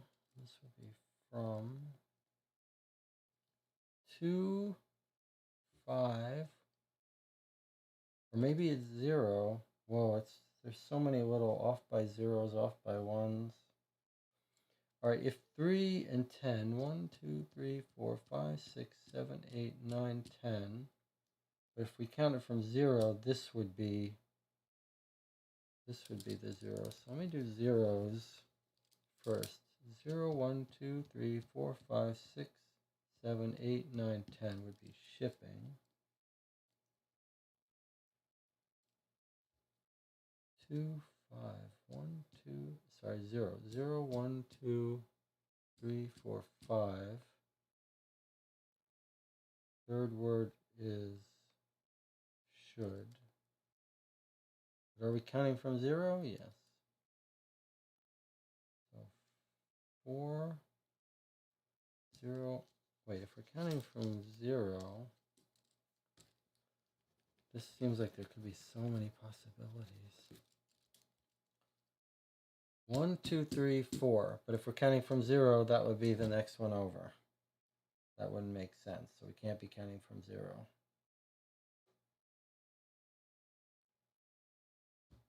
Count backwards from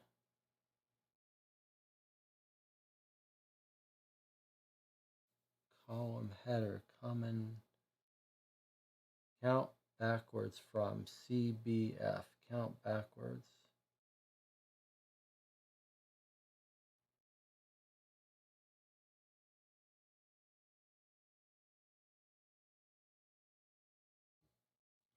All right, let's try a little bit about this. 4, 1, 3. 1, 2, 3, 4. 1. Third word is from. 2, 5. 1, 2, 3, 4, 5. Third word is honor. 2, 4. 1, 2, 3, 4. Fourth word, 1, 2, 3, 4 of. 1, 2, 3, 1, 2, 3, 4, 5, 6, 7, 8, 9, 10. Genuine antique articles. I don't know how to get 0. Genuine. 2, 6. 1, 2, 3, 4, 5, 6. Third word is should. 2, 6. 1, 2, 3, 4, 5, 6. First word is if. 3, 2, 8 word. 1, 2, 3, 4, 5, 6, 7, 8. Minor. Nope, this is nothing. 1, 2, 3, 4, 5, 6, 7. Fifth word. 1, 2, 3, 4, 5. Disused. Okay, this is not it. But boy, count bolds to get bold letters.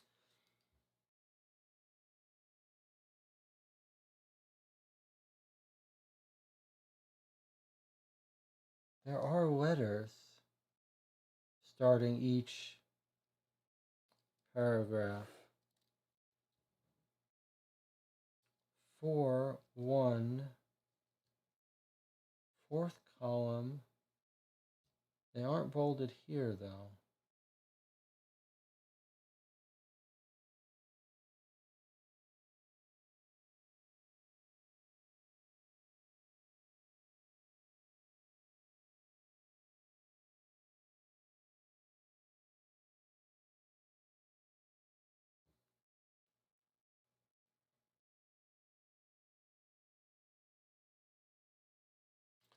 There are column separators.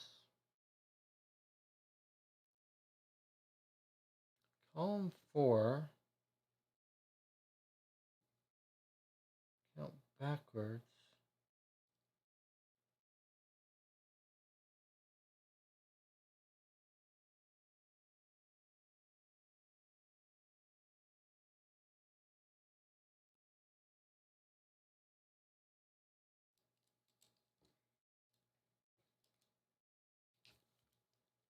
Count bolds to get bold letters. I like the idea of it being these bold letters.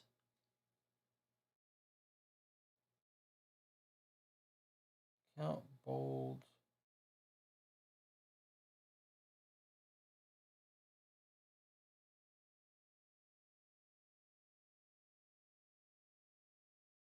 If we put together letters, the fourth one, or is an O, then 1 is another O, and then there's another O. That doesn't work. But if we're counting letters backwards from column headers, this tells us to go to column 4.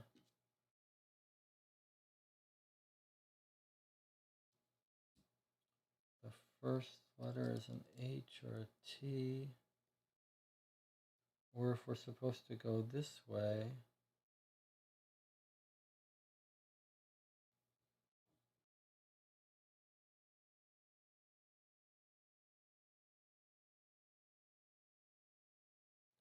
The second one is the second column, 5. What if we're supposed to go this way? Fourth, 0, 1, 2, 3, or a C or an H. The second column, what if we go backwards? 5 would be 0, 1, 2, 3, 4, 5, an N or an L. But then what's our third number?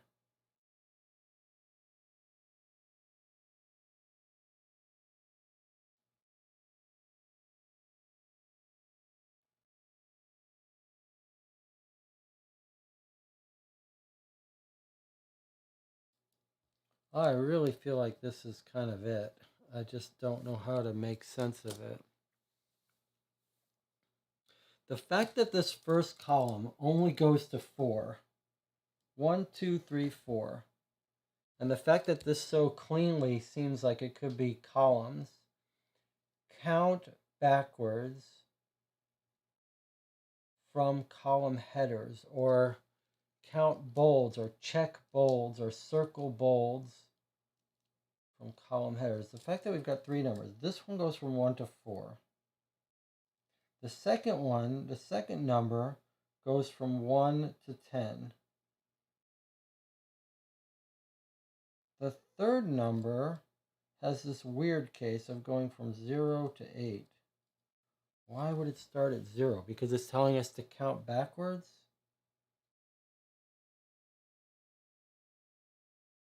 But you can't count backwards from 1.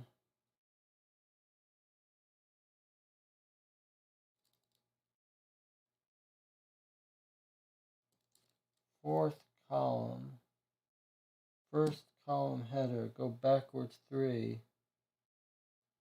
Doesn't help us.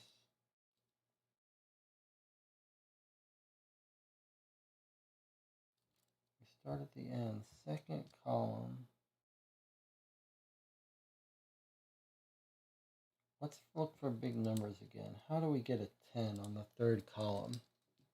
1, 2, 3, 4, 5, 6, 7, 8, 9, 10. There's enough for that. Second column, is there enough for 6 letters? 1, 2, 3, 4, 5, 6. Yes. Fourth column has 4 letters in it. Where's our 4? Our 4 column is 1 and 3, so that doesn't break that. What about second column on the back side? No letters.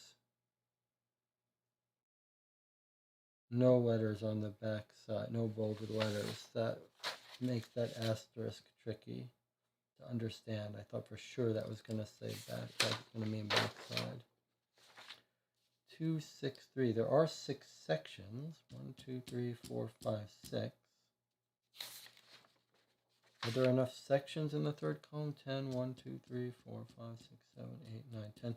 So if the first number is the column, and if the second number is the paragraph, then we do have enough to do every single place. 2, 6, 1, 2, 3, 4, 5, 6. Okay. If that's the case, then we have enough giving each paragraph its number.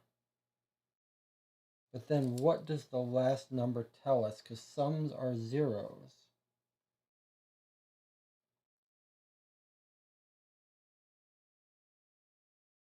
Some are zeros and some are 8s.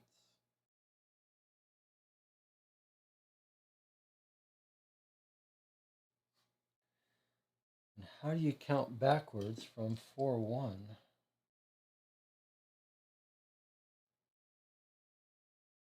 0. What's that? We go 3 backwards. We go 1, 2, 3. What would be the number 93? Or column headings. Do we only care about column headings? 4, 1.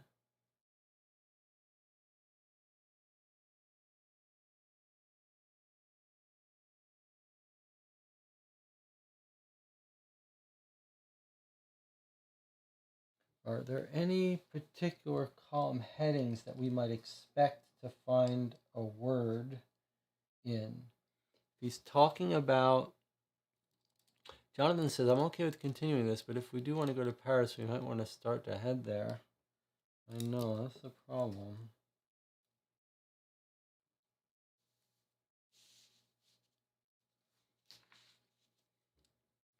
I feel like I really want to work on this.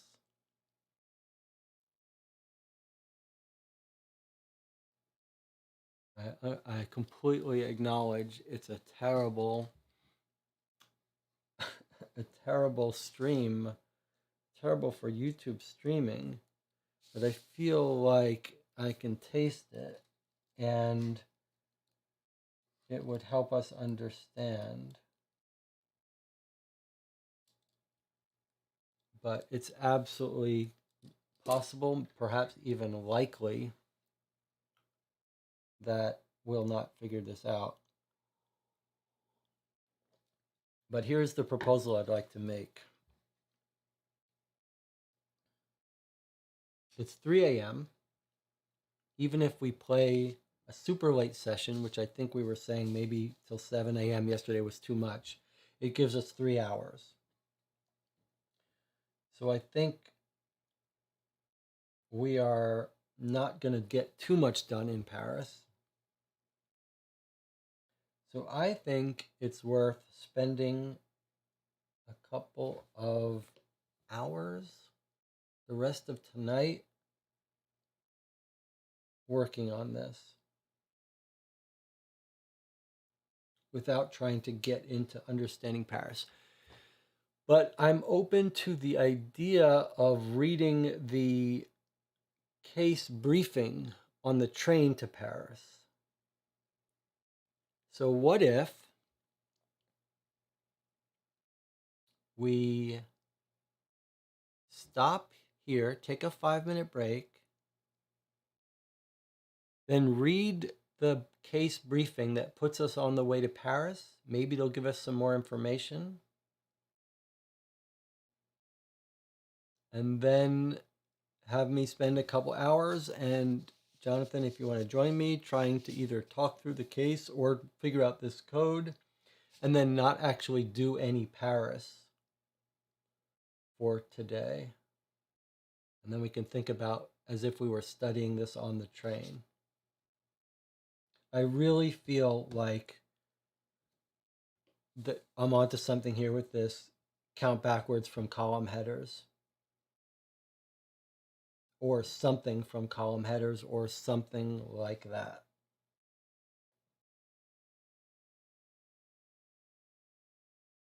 If not, it's a wonderful example of the psychosis that could consume someone who's looking for symbols.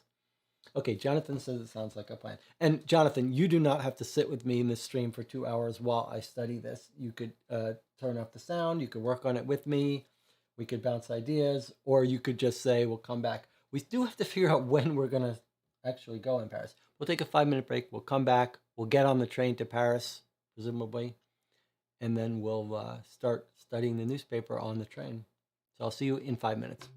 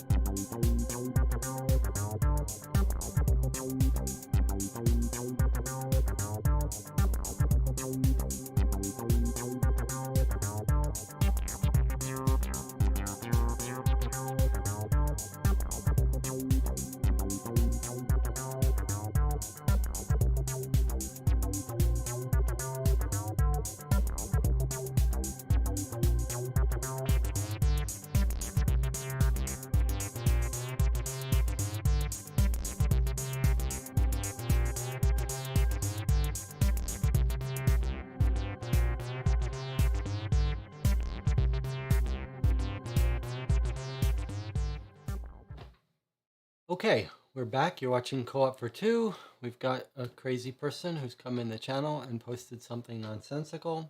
Jonathan, you have the technology to kick that person out, or that person maybe will solve the case for us and figure out what's going on. Sorry for the delay. I had to make a new cup of AeroPress coffee. So it's 3:10 a.m. We're 4 hours into today's session. We wrapped up all the London clues fairly quickly, and then we had a complete reenactment of the crime, a struggle with the core mysteries that we still do not understand. But I feel like we're coming up with some theories that are interesting, but none of them really hold together. I feel like I'm onto something with the codes. And if we can break the code, we may understand better what has triggered all this stuff. And what we've decided to do now is read the game rules. We're going to pause from decoding the codes. We're going to do this. We've done Tuesday, May 21st. We've understood all the clues. We've done all the clues.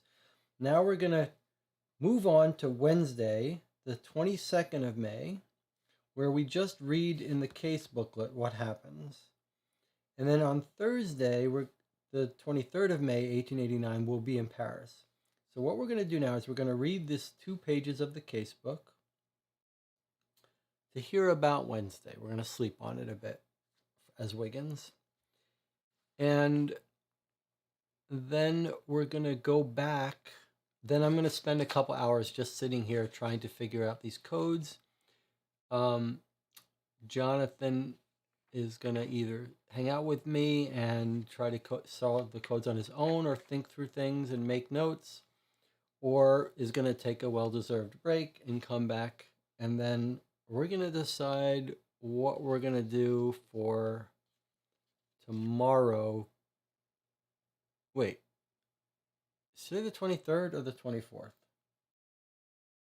It's the 23rd, I think, right? It's not Christmas Eve yet. Tomorrow's Christmas Eve, yeah.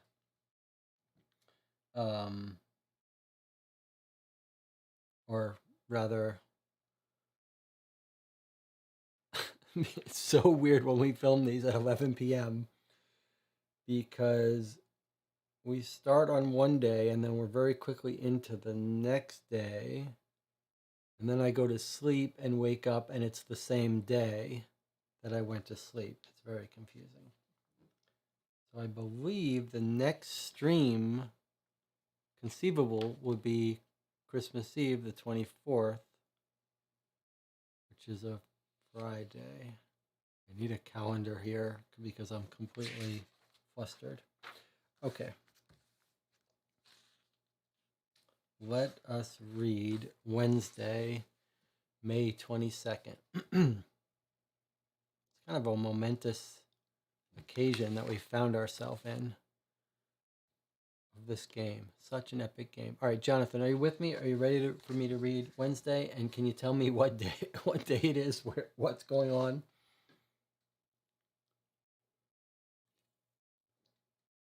I don't really feel, as a night owl type person, I don't really agree to buy into this system where the day changes over at midnight.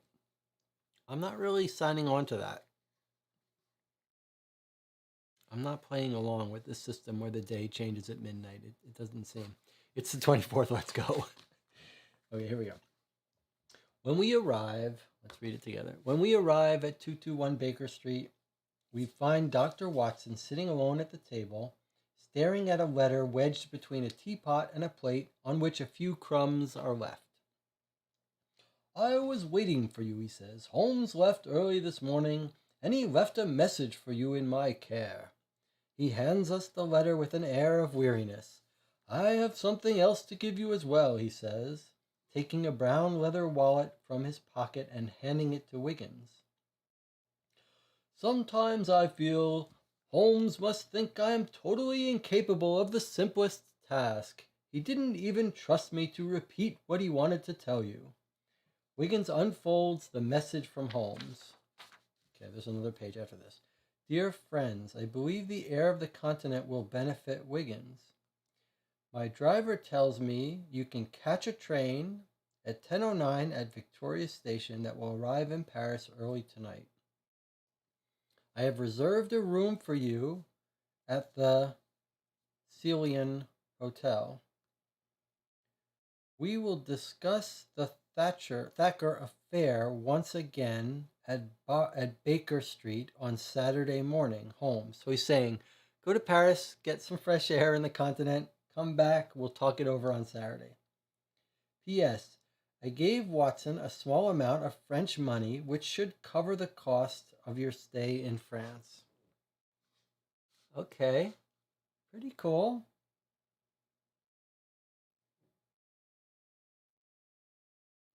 I really do not approve of people using cursive script. Sure makes it hard. All right, we've got more to read though. We are going to Paris. Will you join us, Doctor? Asks Wiggins. Watson looks at us surprised. Paris? It is true that with Holmes you never know what to expect. No, thank you. I would gladly accompany you, if only to see the exposition. From what I've heard, it is wonderful, but Mary would hardly understand it if I left so soon after our wedding day, and I must also think of my parents. Excuse us then, Doctor, says Wiggins. We must leave right away if we are to be on time for the train. Goodbye. Once on the street, we all agree to meet Wiggins at Victoria Station in time to catch the 10:09 a.m. to Paris. We go our separate ways to pack our bags and make the necessary arrangements for our upcoming trip. 10 o'clock finds us grouped around Wiggins as he hands out our tickets. We board the Continental car he has chosen and settle into our seats for the journey. Our voyage, by train, boat, then train again, goes smoothly, and we take advantage of these hours of inactivity to decide where to begin our investigation. When we leave the train station in Paris, Wiggins takes a deep breath of fresh air, holds his breath for a few moments, and then declares as he empties his lungs, Paris, Paris, think of all the French beauties within reach, my friends. We approach a cab and ask the driver, can you take us to the Crillon Hotel? The driver stares back at us with a blank look.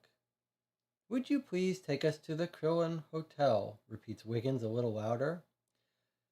This time the driver answers, but unfortunately none of us understands anything he says. Bloody hell, says Wiggins.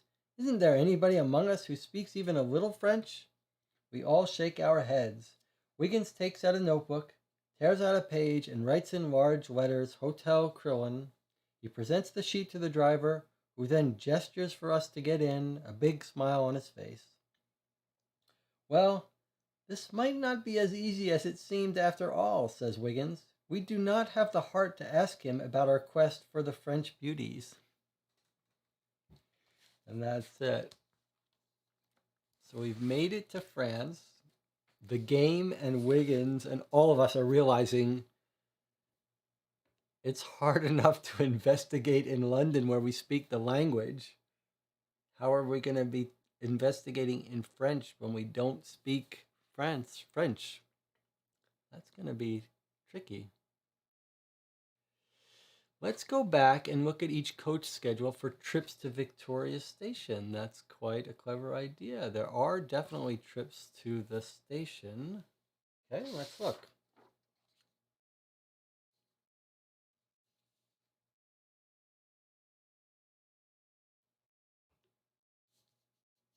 Here's our coach schedule. Here's people arriving. Let's see if anyone's arriving at Victoria Station.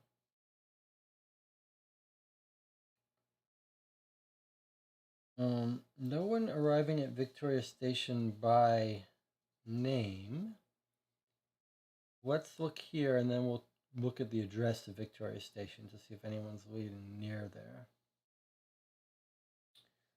I don't see any Victoria Station. I see Waterloo and Liverpool. Remember, Liverpool was the one that I thought the sister might have gone to. But,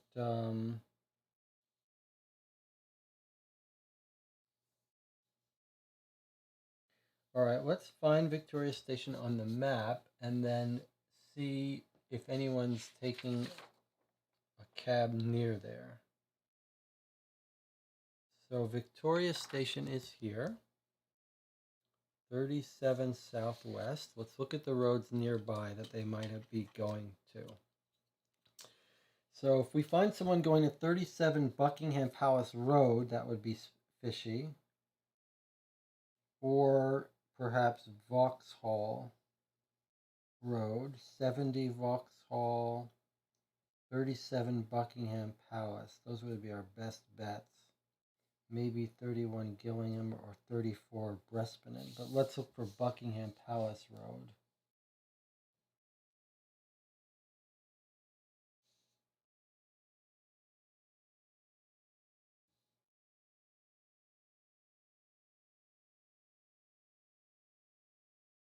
There's Victoria Street, but that's different.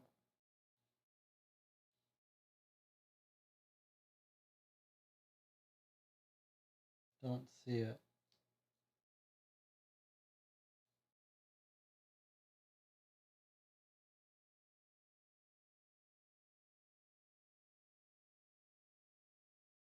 Of course, if you were near another station, you could take a station to Victoria Station and then transfer, I guess. Or maybe there'd be no reason, if we live near Victoria Station, then that's the station we go to. But otherwise, maybe any station is as good as any other if you're going to a boat, right? Vauxhall, 70 Vauxhall.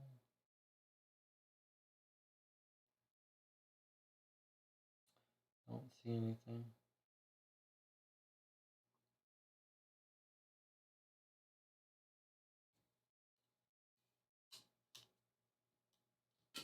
I mean, we do think that it's that Mr. Attard that would have been leaving last night. But remember that the cab schedules only goes till 8 p.m. So if he was getting on a cab after 8 p.m., it's not recorded. And since he had the trade-off Attard at 7:30, it's very likely that he took a cab and left early. Or I guess he could have left early in the morning.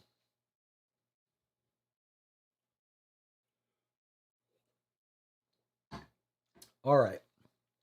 Well, while we're on the boat and train to Paris, I am going to continue trying to understand this code from on the March 5th newspaper.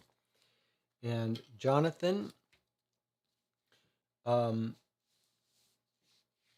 you are welcome to go to sleep, hang out, give ideas, anything you want to look at, you post in the channel and I'll look it up. If you want to refresh your history on the case, check out certain leads, think about leads, bounce ideas off me, I'll be paying attention to the chat, but I'll also just be sort of in silence or mumbling as I look through some of this. And yeah, and so we'll do that. And then let's decide at some point. We don't have to decide tonight. We can talk tomorrow and do it. Decide if we're going to have another stream tomorrow at 11 p.m. or whatever. We still got the introduction of the Paris case to read, but we'll do that when we play it. But it's almost 3:30 a.m. now. So for the rest of the session, we're not going to be in Paris. We're just going to be either trying to figure out this code or talking about the case. other ideas. I'm happy to take a break at some point if you want to talk through more theories of the case, or if you want me to look anything up. Okay, so I'm going back to this. I really like this CBFH. All right, let me write this down. CBFCH. So what are possibilities? I think count backwards from column header, or it could be count bolds for from column header, or let's see, count bolds.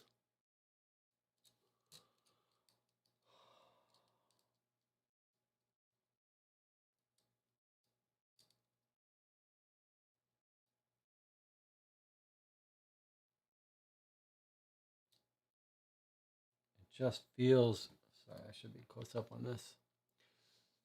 Jonathan's going to look at the handwritten notes in the Roman coin. Good. Do you want me to read first the description of where he said he found, where the coin was given to us, and what was in Peter Rutledge's house again, where we found the other burned notes? Let me know.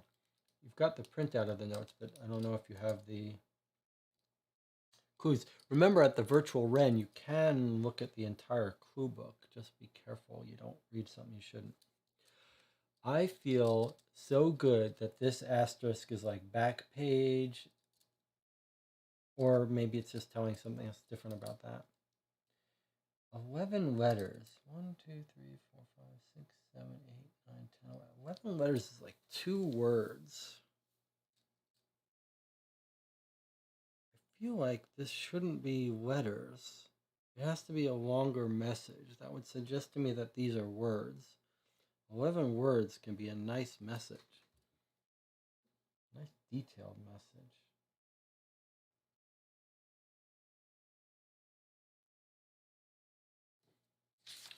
Count backwards. Count. What else could it be? See. Check, bold. Could be check instead of count. Could be combine. Could be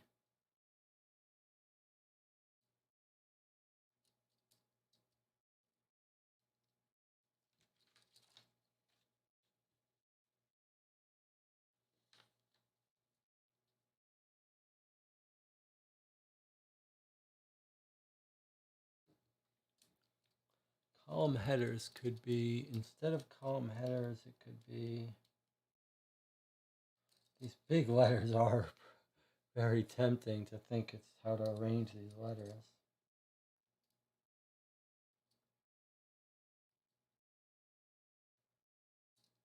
The 0 bothers me. 3, 10, 0.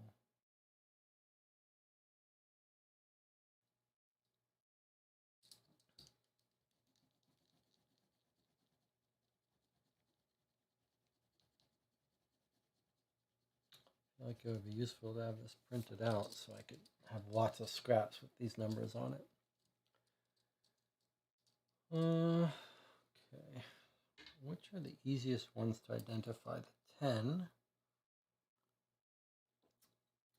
10 really sticks out. Third column. 10.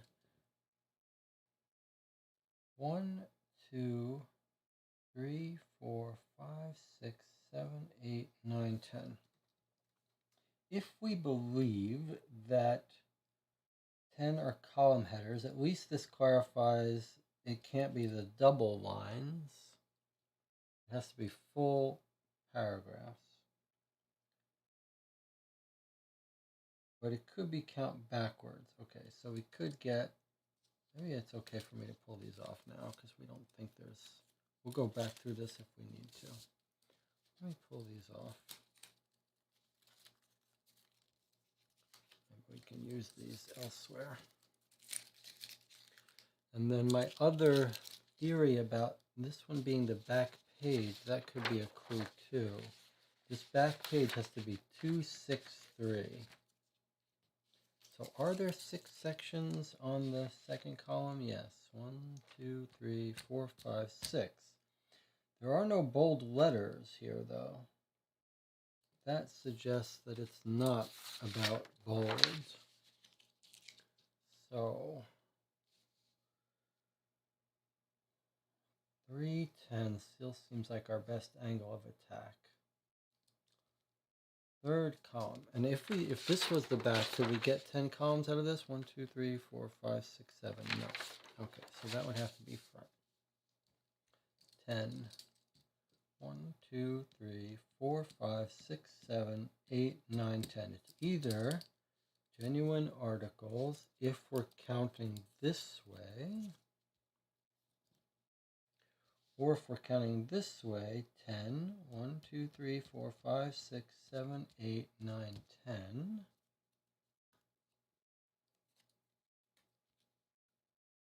Or if we're counting the column headers backwards, it's 1, 2, 3. And then we've got 1, 2, 3, 4, 5, 6, 7, 8, 9, 10 here. Or 1, 2, 3, and then 1, 2, 3, 4, 5, 6, 7, 8, 9, 10 here.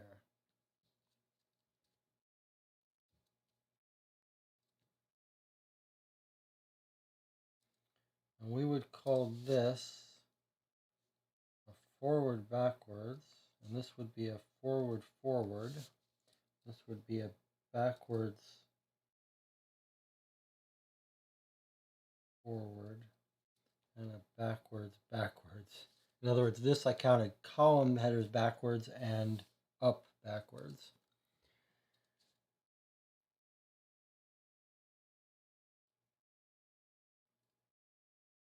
Now let's look. What we're looking for is the 0th word. So either the first word of the paragraph or the last. So this would be Herman or Testament. Doesn't seem likely. This would be parents or Northwest. Doesn't seem likely. This would be genuine or nickel. And this would be Alexandria or day. Those all seem bad.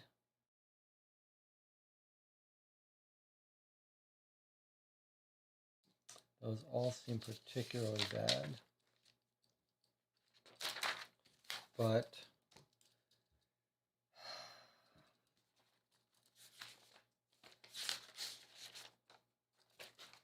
all right. This is our 310-0. I don't like that 0 part either.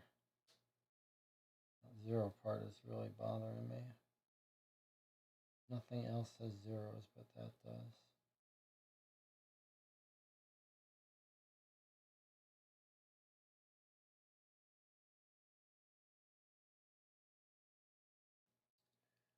That looks like genuine is the only good option.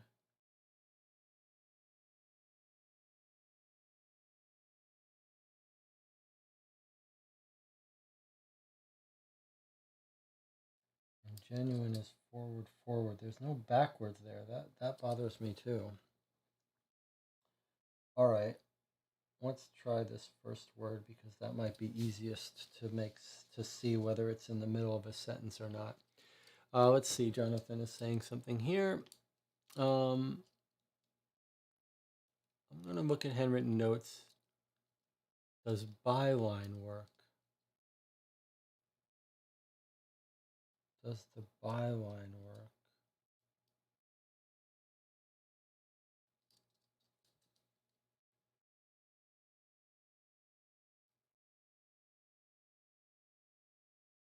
I'm not sure what you mean.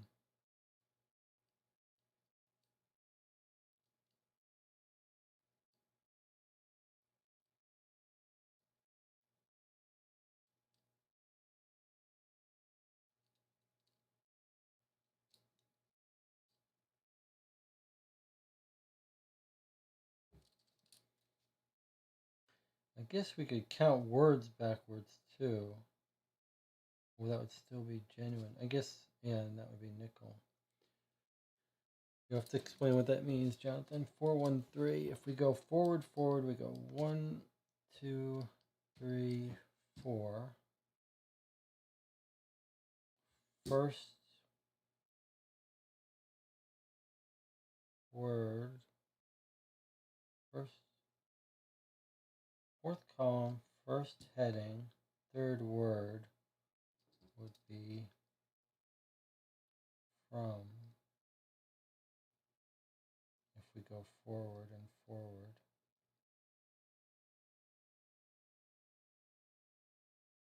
Or intelligence, if 0 is the first word, that would mean that when we have we don't have a 1, we have a 3. 1, 0, 1, 2, 3. This would be hour. 253 would be 2, 1, 2, 3, 4, 5, and then 0, 1, 2, 3. Hour of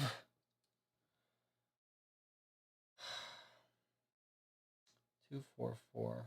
Second column, 1, 2, 3, 4. Fourth word, 0, 1, 2, 3, 4 is whom. Hour of whom genuine.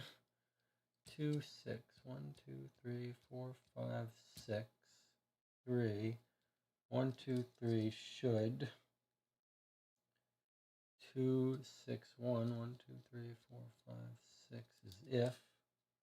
Hour of whom genuine should if.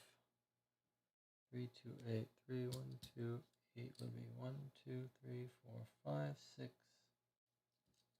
Minor. 3, 7, 5. 1, 2, 3, 4, 5, 6, 7, 5. 1, 2, 3. 1, 2, 3, 4, 5 disused. Yeah, that's nothing. That's not working.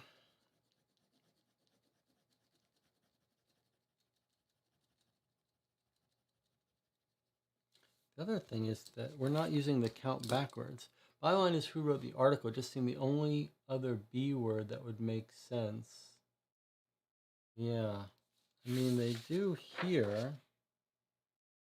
Well, no, not really. Count backwards from. Count backwards for column header.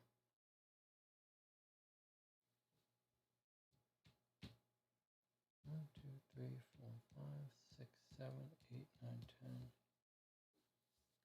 All right, well, let's try BF. Let's try as if this was parents. I don't see how that's useful to us. That 0 is really throwing me. But let's see. The next one would be 1, 2, 3, 4. 1, 3. 1, 2, 3. First on, except if it's 0. Wait, no, the 3 we're not counting as 0. Yes, we are. 0 is first word. 0, 1, 2, 3. Inst. That's no good. 0. That doesn't make sense to the rest of this system.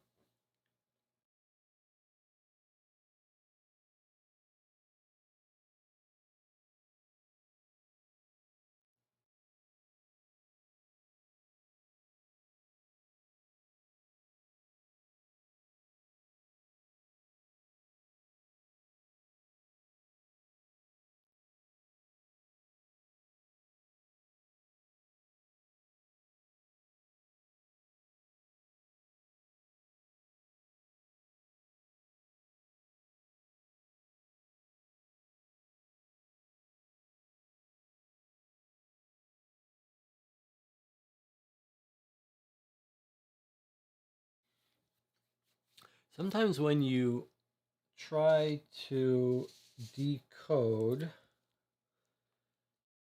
an encrypted message. In fact, historically, when the military would occasionally break codes, what they would do is they would figure out a way to know what some of the encrypted words have to be. For example, if you're trying to break Enigma code about submarine attack, you intercept the encoded message from a submarine. So you might do something like, you might know, well, it just attacked the battleship Essex. So you know somewhere in that message has to be the word Essex. And you work backwards from there. So you might assume if the butler is leaving this message and he's leaving it Monday or Tuesday, I don't remember. We might want to be able to check might go back to there and figure out when do you leave a personal message when do you put in a personal for the times? Is it the night before?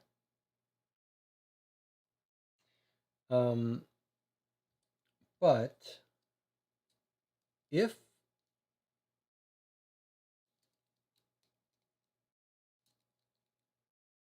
he's leaving a message, what are the kinds of things he could be saying? He might mention the name Thacker. And we did have a use of the word Thackeray in one of our items. Maybe we need these again. We did have someone asking for books by Thacker. Let's see. Where was that? Manuscripts, okay. So if someone wanted to use the word Thacker, where would it be? It's in the middle of this paragraph. There'd be no way to get to it.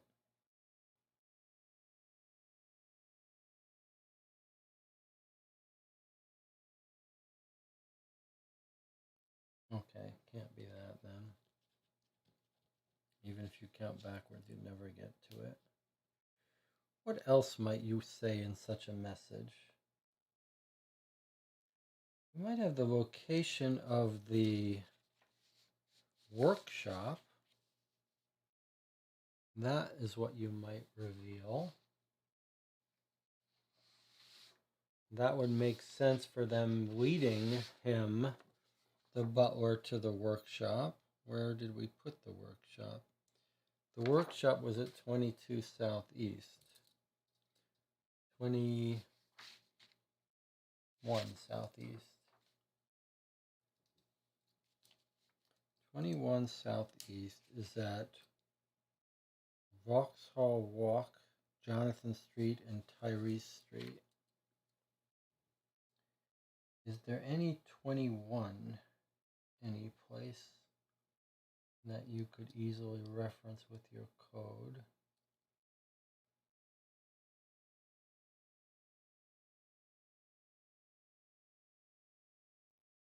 Or the word 21? You have to give the neighborhood too, though, if you're just giving a number.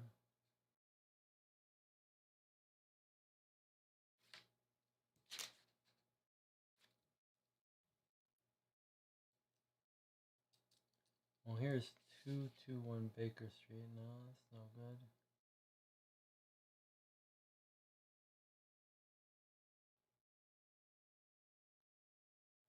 Look for the word 20.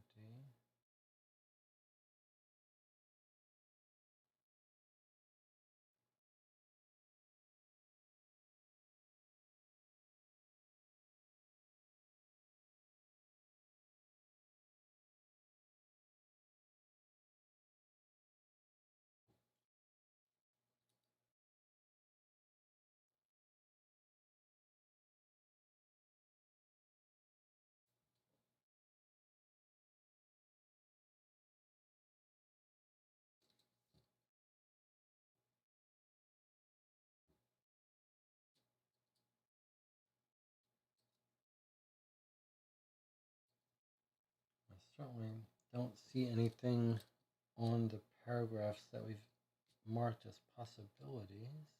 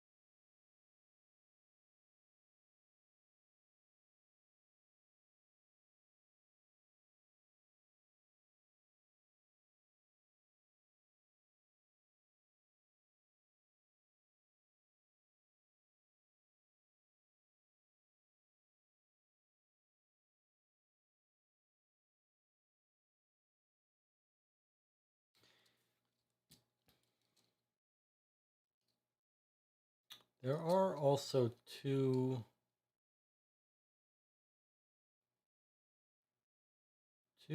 large sections of books we read in the game. A book on porcelain and a book on the history of flying.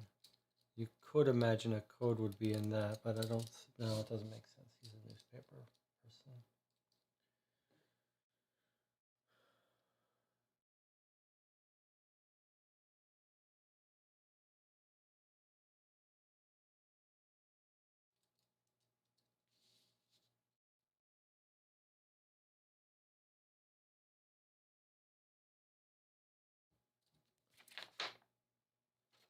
Well, here's a 21. They were trying to find the address.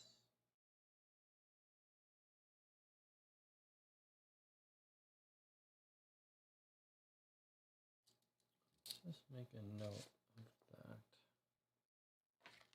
If you're trying to indicate that the address is at 21 something, you would try to hit that. What would you say, though? It's at 21 Vauxhall or Tyres or Jonathan Street.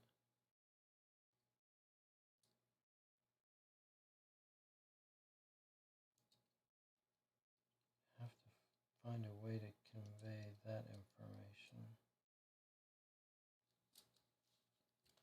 Okay, let's see. 21. It's too many numbers to go forward. But you could go to a 2. 2 backwards or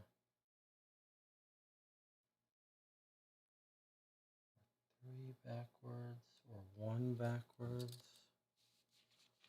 Where's our codes? 3 backwards or 1 or 2. So it could be that one, could be that one, could be that one, could be that one. The next word, though, 21, would have to say the street. Vauxhall, Jonathan. So the next word we would be looking for would be southeast or Vauxhall or Jonathan. I'm pursuing this lead like maybe they're trying to convey the location of the workshop. So it's Vauxhall, Jonathan, or Tyres.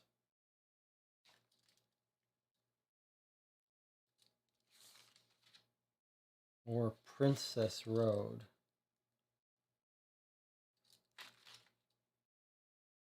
Jonathan Tyres, Vauxhall Walk, or Princess Road.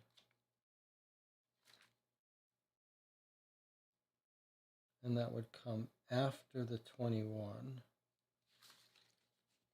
So one of these numbers afterwards would be Vauxhall, Southeast, Tyres, or Princess.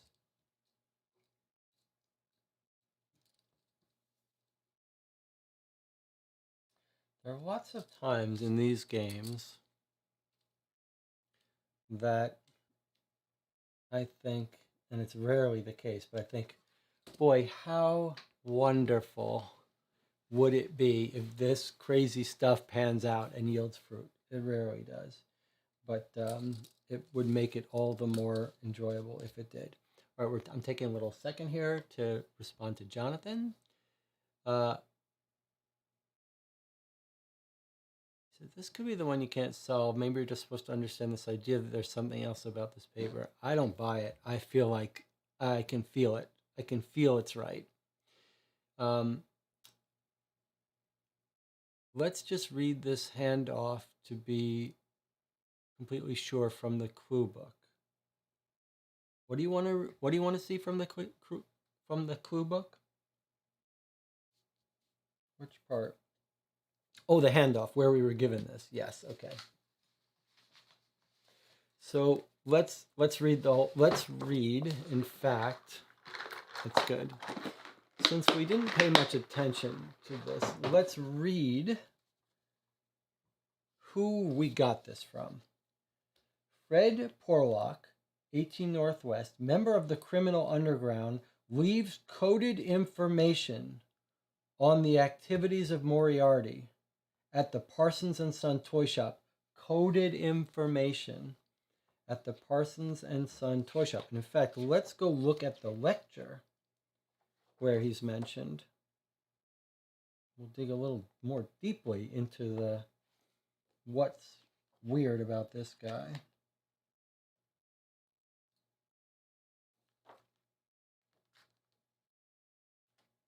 Okay, 18 Northwest. Where is our lecture?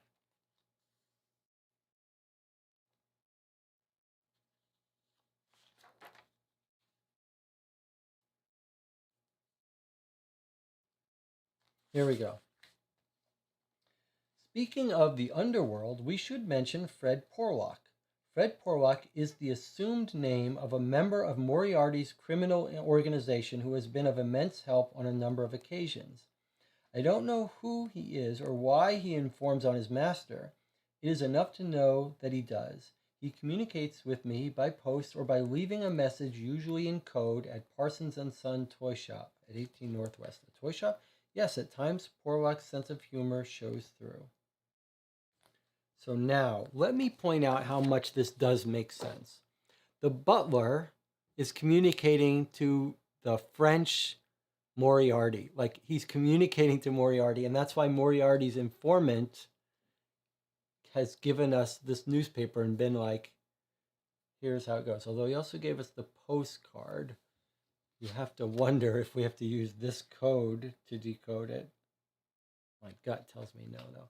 All right, and now let's read about the actual handoff with Fred Porlock, 18 Northwest. Oh, sorry, yeah, 18 Northwest, which is 110. Wait till you see how slim this piece of information is. Sam Parsons waits until his store is empty before turning his attention to us. As soon as we are alone, he hands us a folded newspaper and postal card. From you-know-who, he says in a low voice. That's it. From you-know-who, from Fred Porlock. Sam Parsons is the guy working there. So it just says from you-know-who. Okay, let me find Princess. Feels like, let's see. Could it have been the overleaf version, the backside version? So yes, could have been the backside. Is there any princess mentioned in the foreign news?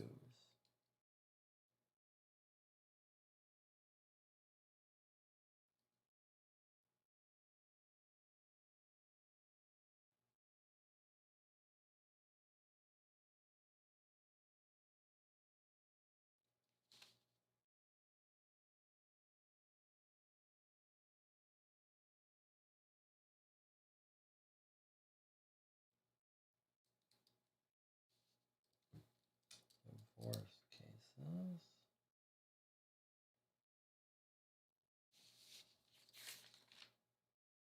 Wait, sorry, it can't be princess. Princess, this comes afterwards. Well, let's go back here.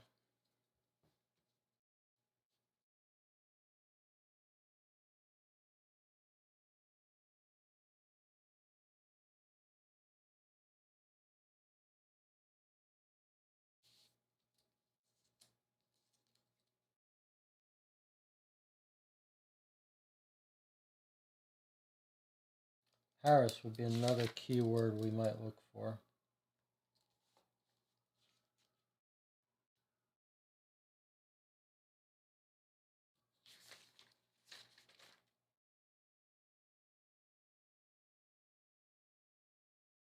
Count backwards following the column header could also be. Count backwards following the column header, meaning skip the column header maybe. Okay, let's consider that. Let me still look for princess because I still think that would be a good information he might be trying to convey. It would also help our theory if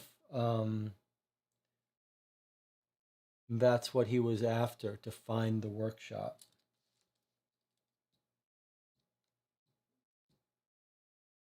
Like it would be an interesting, important part of our theory if it turned out that the whole thing was about him figuring out where the workshop was.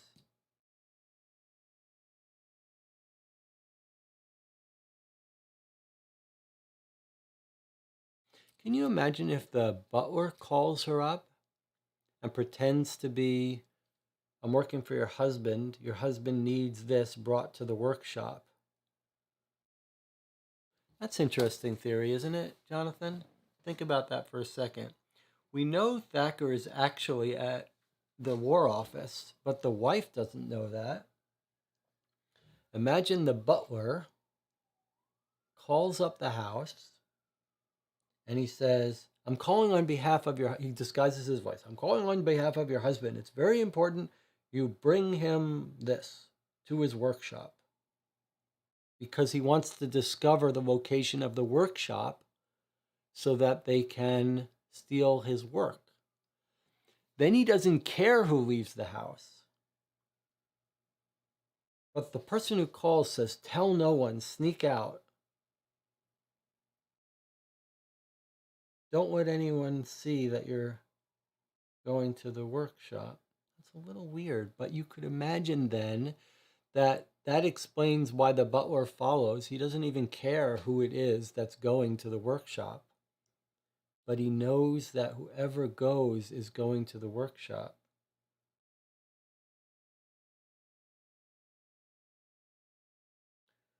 Then the woman gets to the workshop.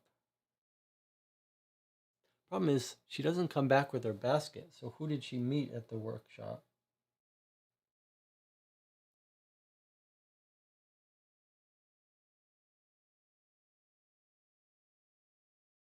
Where did she leave her basket? Don't know.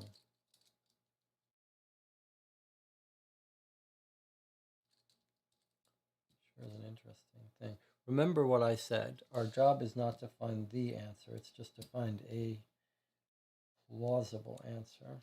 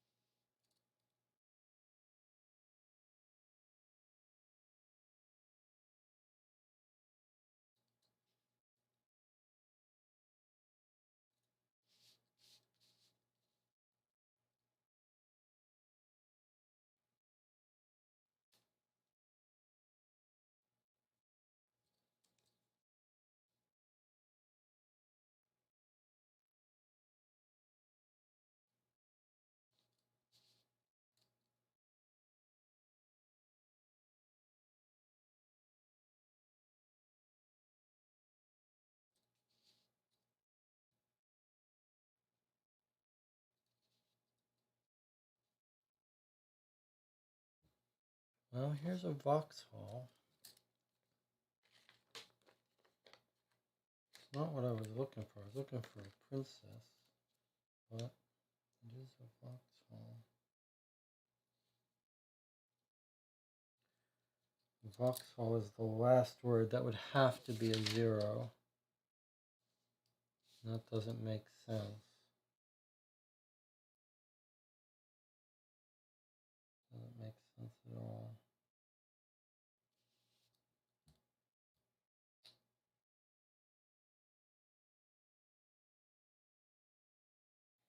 Hmm.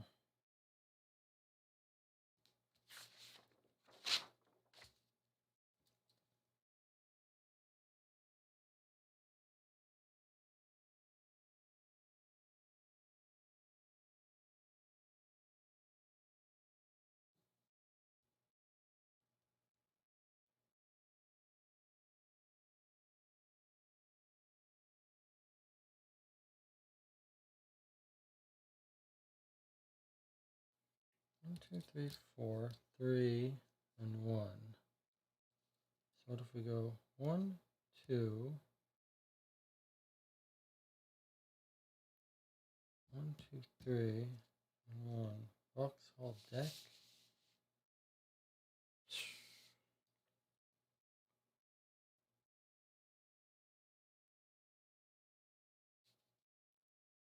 One, 2, 3, 4. 1, 2, 3, and 1. That's all backwards. It's 4, but then we use the last one to tell us how many paragraphs up we go. And then the middle number to tell us how many words back we go. So that would be Vauxhall. Then this one would be 1, 2, 3. Then you go up 3. 1, 2, 3.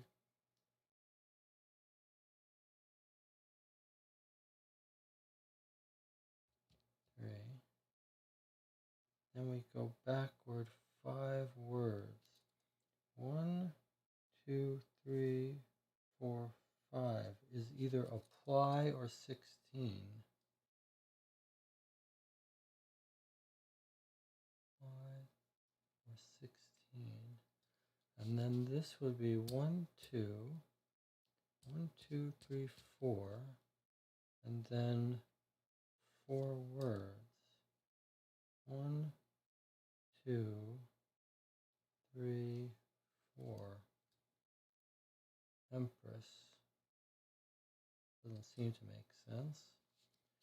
3, 1, 2, 3, 0, and 10. 1, 2, 3, 4, 5, 6, 7, 8, 9, 10. Low. That doesn't make sense. Or let's see. Vauxhall we said was 1.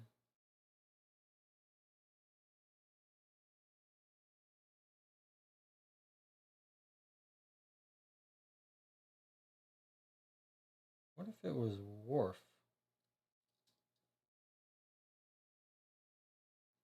What if it was wharf when we started at 0, 1? So many possibilities. 2. Then we go 1, 2, 3. And then 0, 1, 2, 3, 4, 5, surgeon. 1, 2, 3. How did we get apply 16? What went wrong here? 1, 2, 3, 4. 1, 2, 3. And then first word is either Vauxhall or wharf. Oh, but that's not the 0. That's the 0. 1, 2, 3, 4. 1, 2, 3. And 1 would be WC. That makes no sense.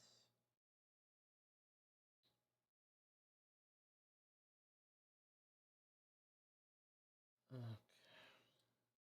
1, 2, 1, 2, 3, 4, 5. 1, 2, 1, 2, 3, 4, 5.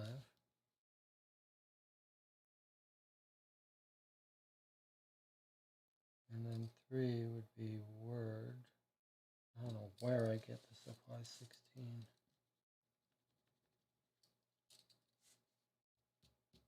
1, 2. 1 up 3. Go up 3. 1, 2, 3.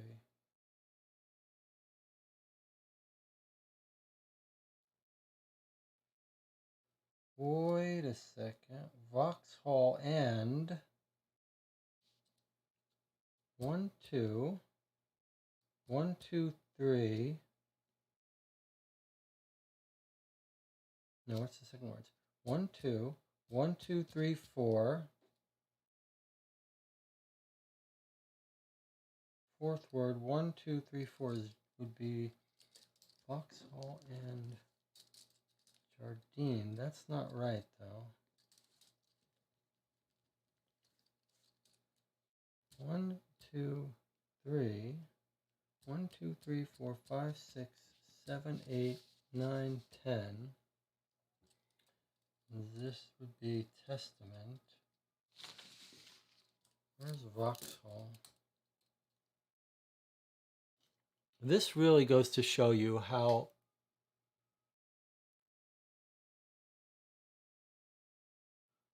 insane, how schizophrenic people go insane. Jonathan's got some comments here. She could have just left the basket at the workshop. Maybe they think the phones are tapped and let Miss Thacker in on it. She makes a fake call or gets one, and they set up. Annie knows how to get to the workshop. She then goes to the workshop dressed as Annie, and Annie confirms someone did follow her, so later Annie is supposed to be a decoy, so when she is tailed, Miss Thacker can leave.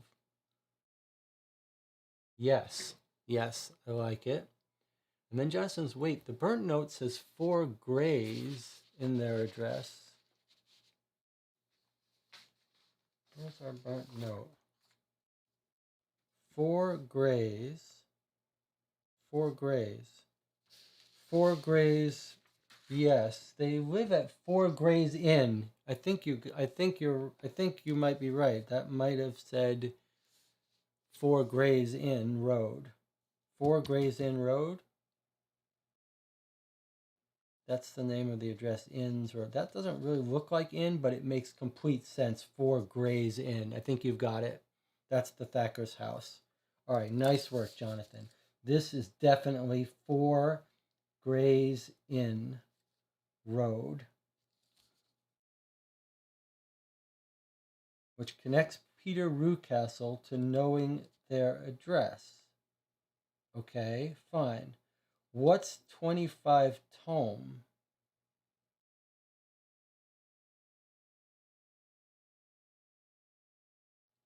And what's this?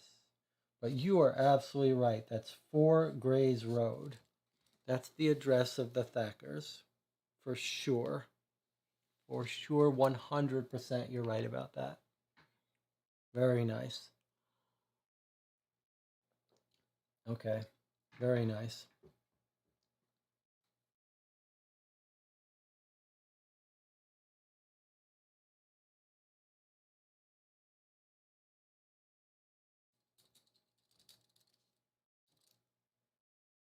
Very nice. 4 Grays Inn Road is what that was going to say. Or 4 Grays Inn Road. Now, what does this say? 25 Tome, or is that a C-T-O-M-E? C-Tome? Home? No, it doesn't say home. It looks like tome, but it also could be C-Tome, whatever that would mean. I can't tell if something burned here. It doesn't look like it. So that would be what? It might make sense to think these are all addresses. And so the question is there a Tome Street? I think we looked for this. I think we looked for a 25 Tome Street.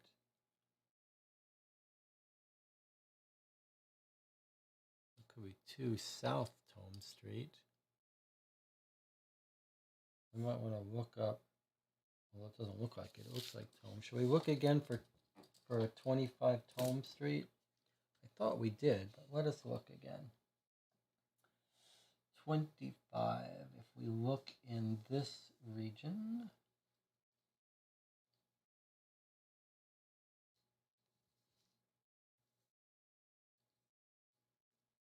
here's 25.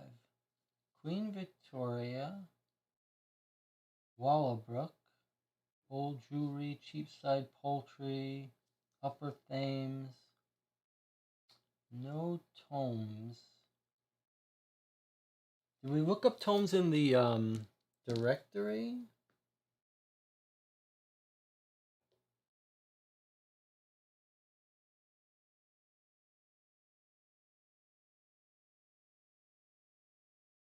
No Tomes in the directory.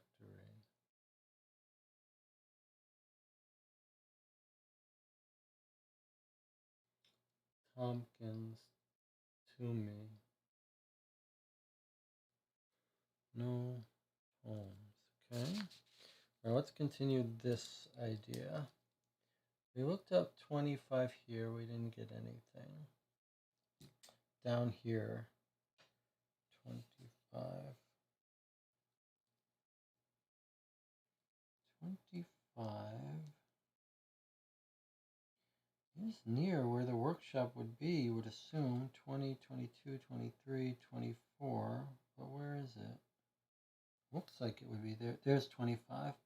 Okay, 25 is at Wallington Place, Kennington Road, Walnut Tree Walk, Lambeth, Brook Street, no Tome.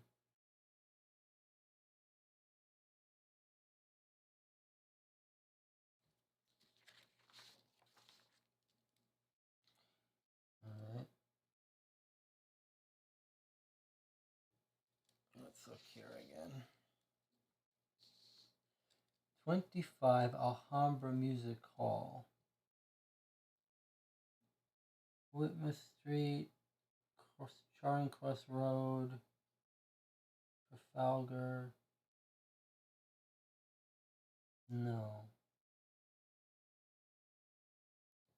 And then lastly,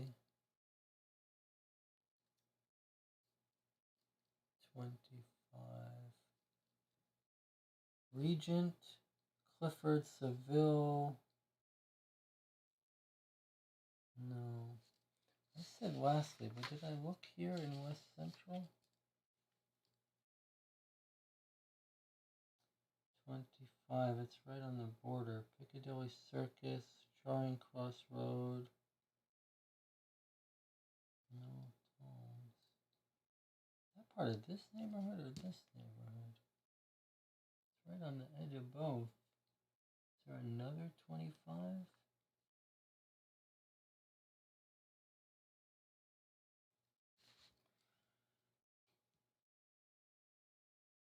This 25 is in both neighborhoods, is that right? Or is there another 25?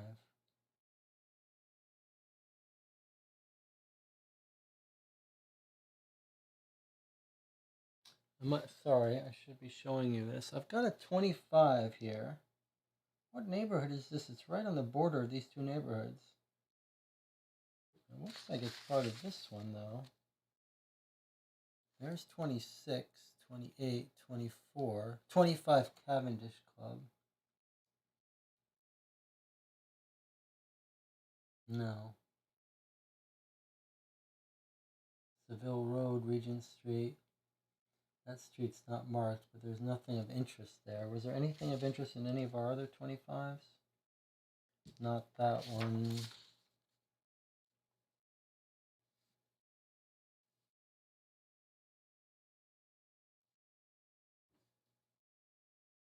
Not that one. Chester Square, Chichester Street, Whoopus Street.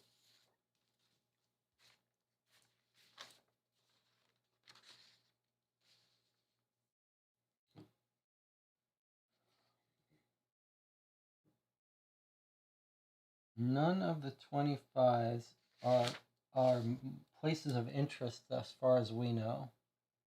So I think we've got a dead end with that being an address. Jonathan says, I don't think it's a 25. I think it's an N and an S.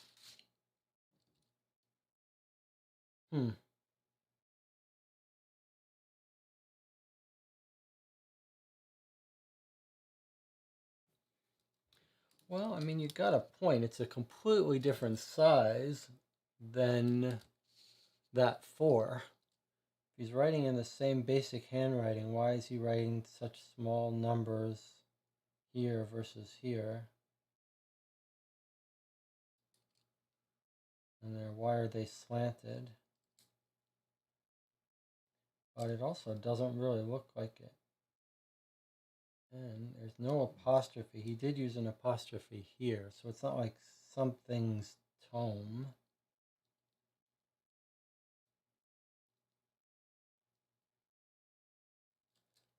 But if they didn't do an apostrophe, it could be like Thacker's tome.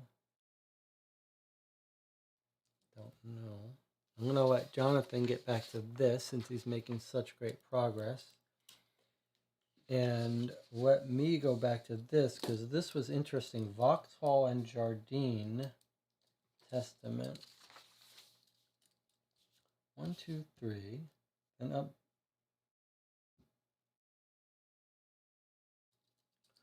1, 2, 4. 1, 2, 3, 4. That's what gave me Jardine as 4. 1, 2, 3, 4. Or Empress. Empress.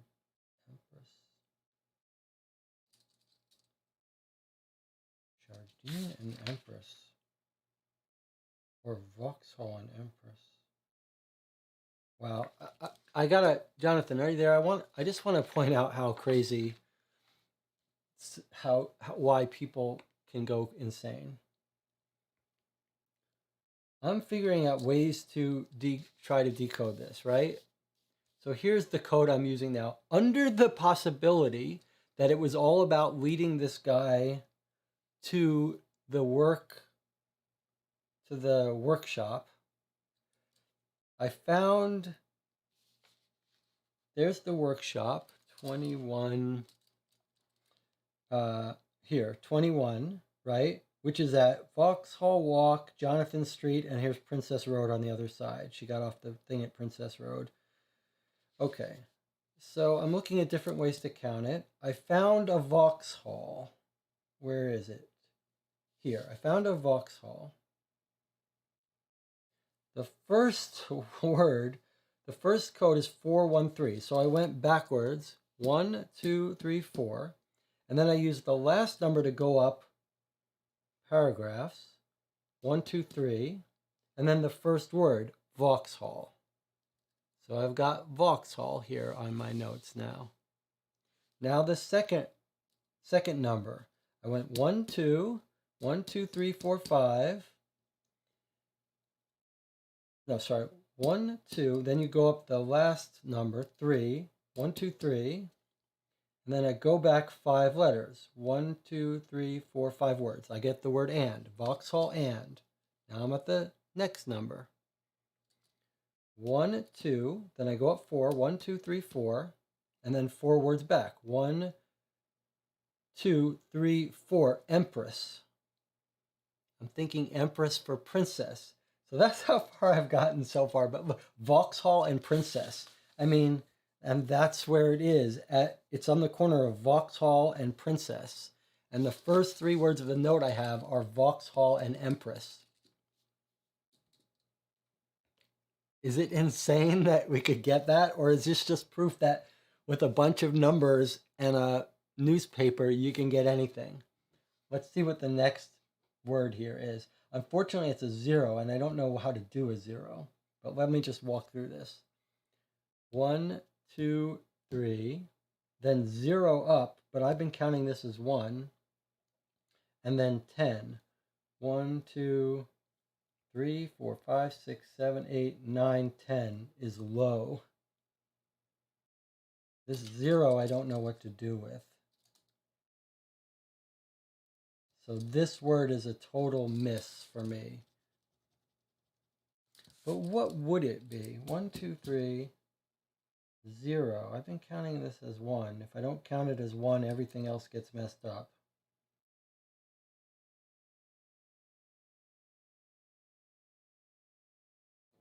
could imagine it meant the previous one.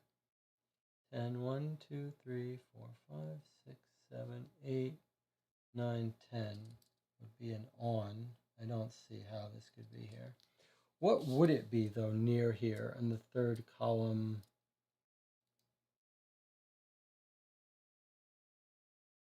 We would look for something like workshop or, yeah, workshop is what we would be looking for. Let me skip this word and keep going. It doesn't look, it seems like it's crazy, doesn't it?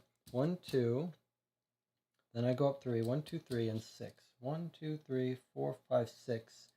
6 is surgeon. I don't think that's right. 1, 2, 2, 3.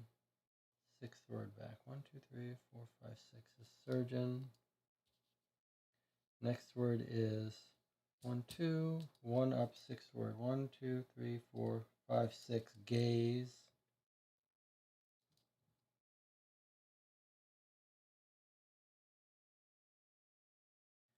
One, 2, 3, 1, 2, 3, 4, 5, 6, 7, 8, and 2 would be British or museum. It's insane that I could get the court, Vauxhall and Empress as the first terms. But actually, this 263 is not surgeon. It's supposed to be the other side. 1, 2, 1, 2, 3, 6. 1, 2, 3, 4, 5, 6 is a WRD. That makes no sense. 2, 1, 2, 3, 4, 5,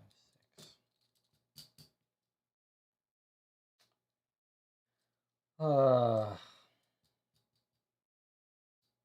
Crazy. Absolutely craziness. Absolute craziness.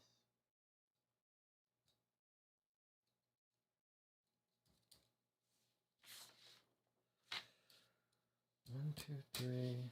1, 2, 3, 4, 5, 6. 1, 2, 3, 4, 5, 7. 1, 2, 3, 4, 5, 6, 7 appointments. I'm going to make a note here because I see the word Gray's. Gray's Inn. That's interesting. 10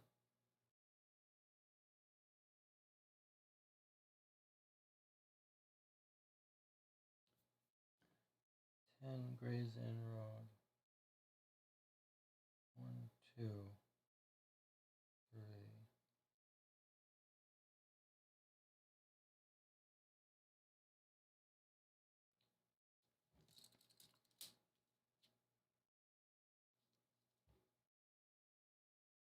1, 2, sorry, 1 and 2, 1, 2, 4, 1, 2, 3, 4 would be carriage.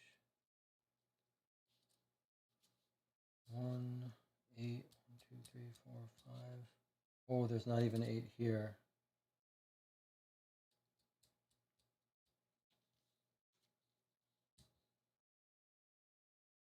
Oh, there goes that whole system.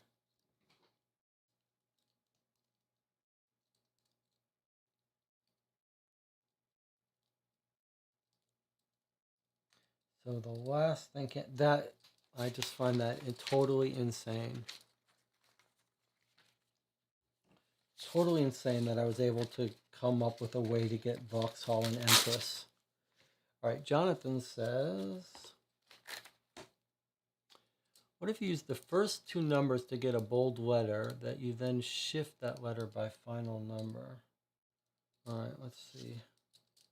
So the first 2 letters, first 2 numbers, the first thing goes from 1 to 4. So that makes sense that it would be 2, 3, 4 columns. The second numbers go from 1 to 10. So that could tell us, okay, so it would be 4. And then the first number is 4.1.3. So my question to you is, here's fourth column.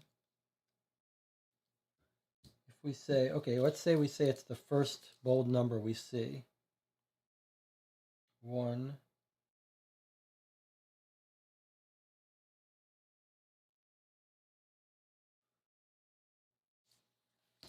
So if we just look at the first, let's say we just look at the first numbers here. All right, let me play with this for a bit.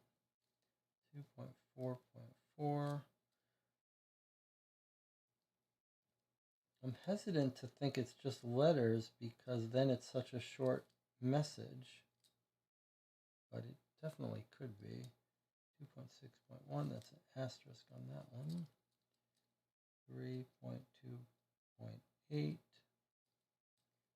3.7.5, 4.2, 1.3.8, 2.2.5. So Jonathan was saying something like, can we, if we work with letters, we got fourth column,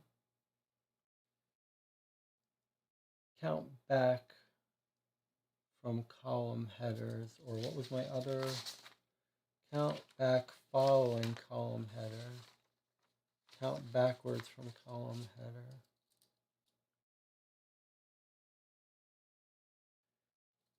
Well, 4, that could be the 1, that could be an H then. But then Jonathan was saying, take the last number and use it to modify it. So like HIJK. And then 253 would be 2, 1, 2, 3, 4, 5. F, we add 3. GHIKI. 2.4, 1, 2, 3, 4. Add 4 HIJKL. Oh my God, kill. Oh my God, I think you've got it. Oh my God. Jonathan, I think you might got it. I see kill. KIL. 3, 10. 1, 2, 3, 4, 5, 6, 7, 8, 9, 10. G. Add 0 to it. That's not right. That's a G. KILG. Okay, let's keep going. Now this has got an asterisk. So let's try writing it, but being wary of it. 1, 2, 1, 2, 3, 4, 5, 6 gives us an I. If we add 1 to it, no, sorry, I did that, skipped. 2, 6, 1, 2, 3, 4, 5, 6. That's an I. Now add 3, JKL. There's L.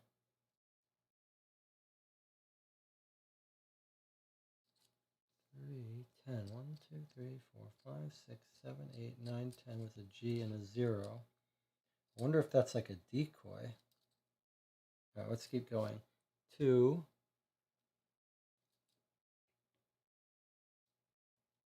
Go 6. 1, 2, 3, 4, 5, 6 is an I.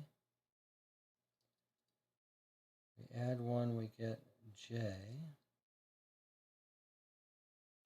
1, 2, 3. 1, 2.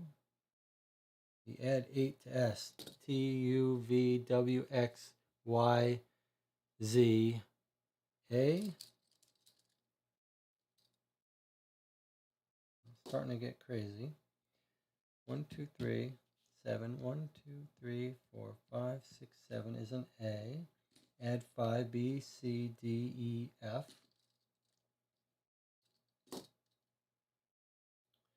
1, 4, 1, 2, 3, 4.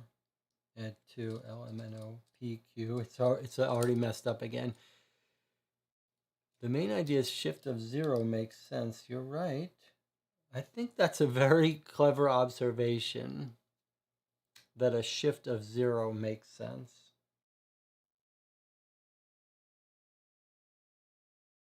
That's a very clever observation. 138. 1, 2, 3, and then 8 plus O, element O, P, Q, R, S, T, U, V, W. W. Already this doesn't make sense, but how crazy it is that we were getting kill out of that. Okay, I still think you might be onto something. Let's try counting.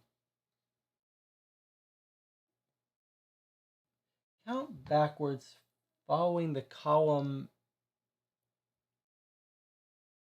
header. Column. It's hard to imagine counting backwards from a column header.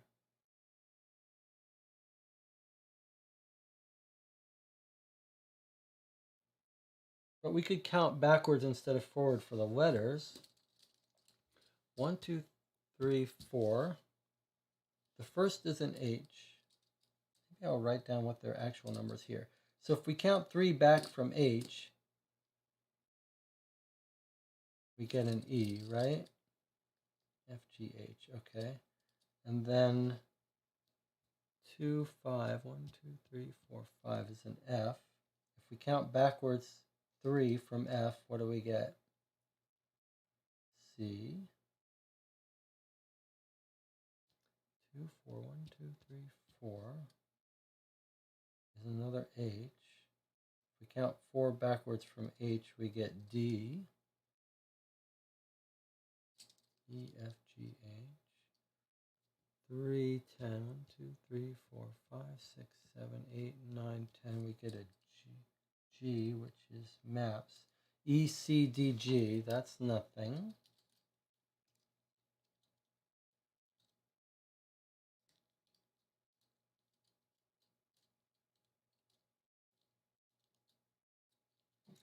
The thing about the letters, though, is it's such a small message. What would it be saying?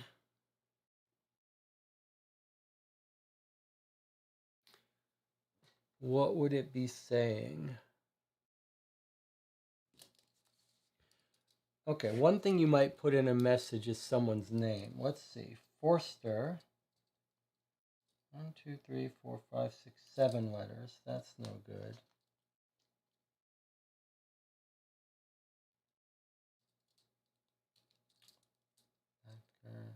Or Annie Forster would be 1, 2, 3, 4, 5, 6, 7, 8, 9, 10, 11.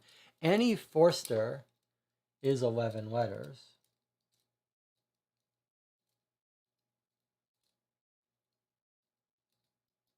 If that was the message. If he was trying to give the name of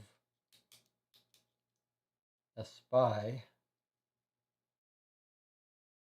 that he's figured out it's Annie Forster. ANNYFOR 4, 5, 6, 7, 8, 9, 10, 11. 1, 2, 3, 4, 5, 6, 7, 8, 9, 10, 11. This is such a fascinating thing, how we see how you can go crazy looking for numerology or patterns. Like, there's such a plethora of possibilities for everything that you can make anything work. If the asterisk does mean the back of the page, there's only one back of the page here, and that's an A. That doesn't even make sense to us. 0, 1, 2, 3, 4, 5, 6.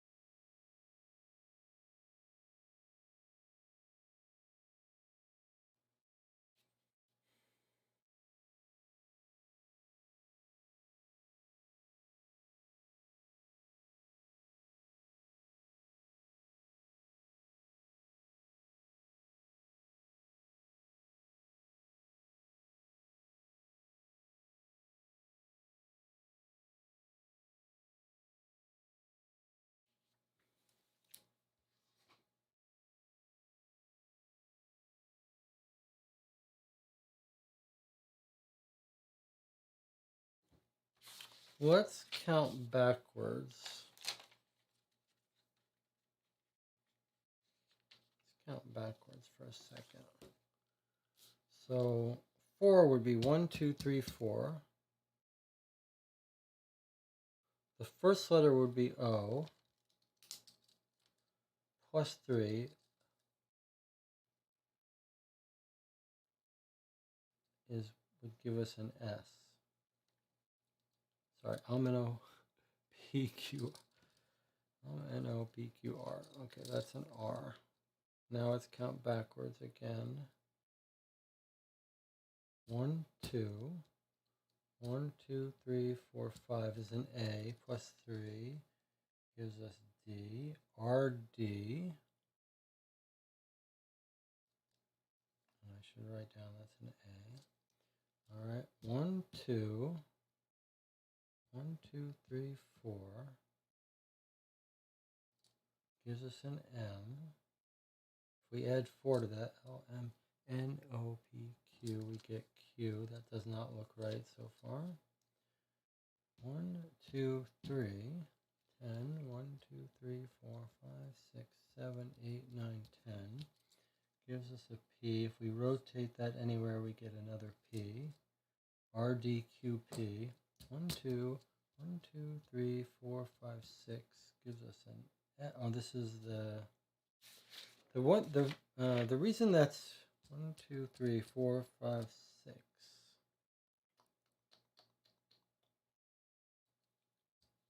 3, 4, 5, 6. That's not right. 1, 2, 3, 4, 5, 6 is an F. Which if we advance 3, we get an I. But it's got an asterisk. I don't know what that means. We could try going backwards. We'd get a C. 2, 1, 2, 3, 4, 5, 6. There's another F again. If we go forward, we get G. 2, 3, 1, 2 is an A. B, C, D, E, F, G, H, I gives an I. This doesn't spell anything.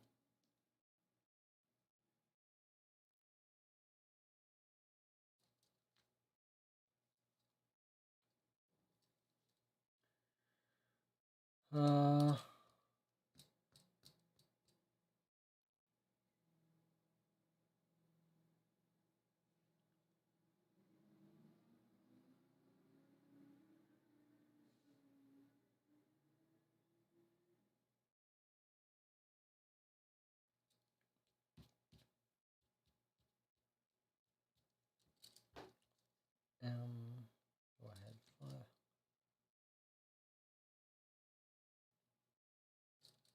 This one R. 1, 1, 2, 3, 4 is a T. V. 1, 3, 1, 2, 3 is an H. We add A to H. P. 2, 2 is an S. We get an X. That means nothing. I like your idea of 0 being a shift. It's very clever thinking. All right, what if we go the other direction? 3 back from an O.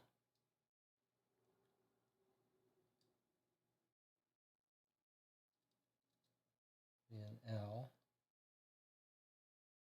3 back from an A. X, Y, Z, L, X. 4 back from an M. J, an I. L, X, I. P. 3 back from F is C. 1 back from F is E. So C, B, F, C, H. What are my theories of that?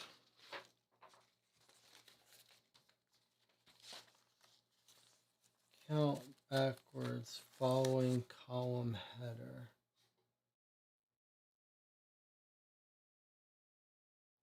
Count backwards from column header.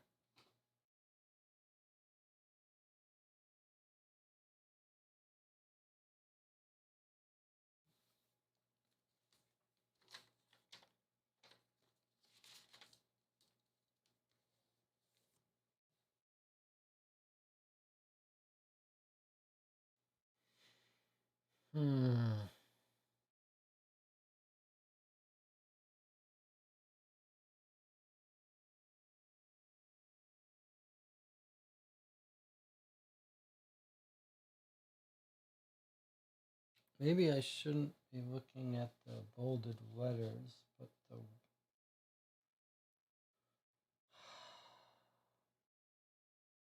has to be a letter to rotate. Okay.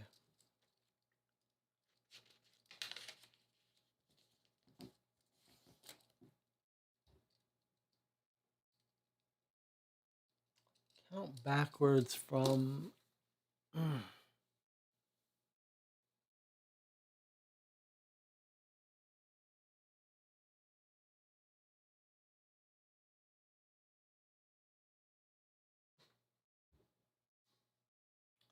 CH, column header. What else could it mean? What else could CH mean?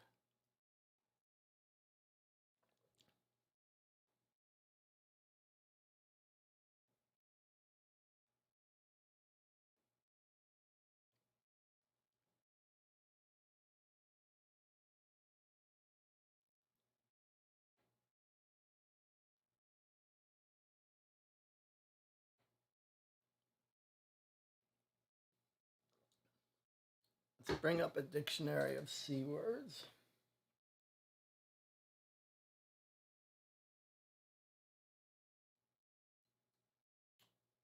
Such a page exists.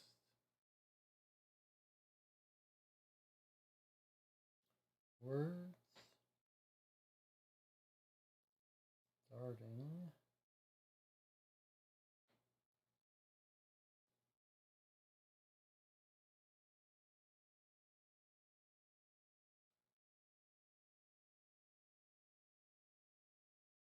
Let's see. List of words with C. 300. Look at all advertisements. My God. Can't you just give us a list? These aren't all words, but let's just look. No. Okay. Count backwards from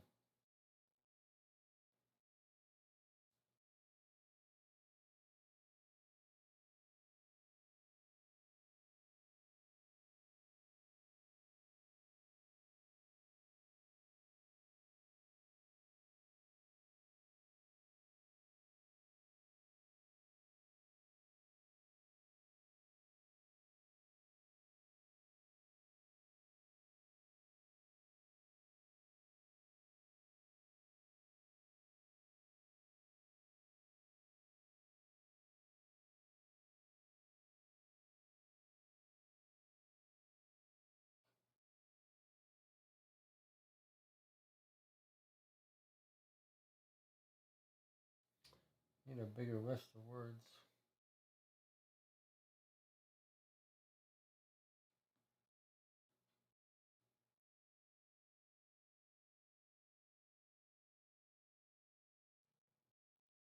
Official Scrabble Players Dictionary. 3-letter words. A lot of words.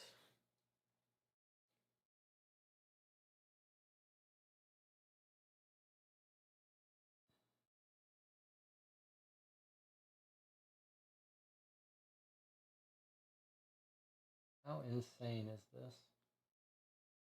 Also, I think maybe the two piano notices are related, and that's how his partner could find the right old paper based on previous piano notice. Well, we did think about the old piano point, but I don't know how we would use a code for that. Everything would be in this. That seems like hard to.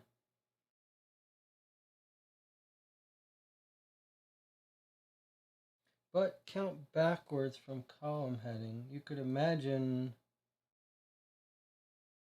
it could be like go 4 letters forward, one letter back, 3 letters forward, like that from this add. You could try that. You could be like, okay, start from column heading.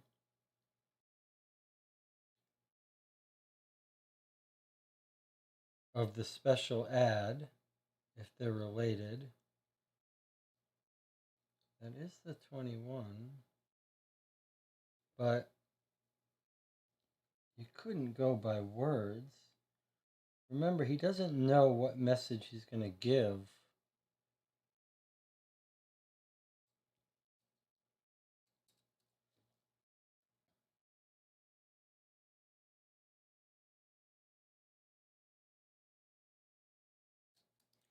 So if we wanted to go by letters, I don't know how you would start though. You go count backwards from column heading? How does that make sense though? How do you count backwards from the column heading without going up into the previous thing?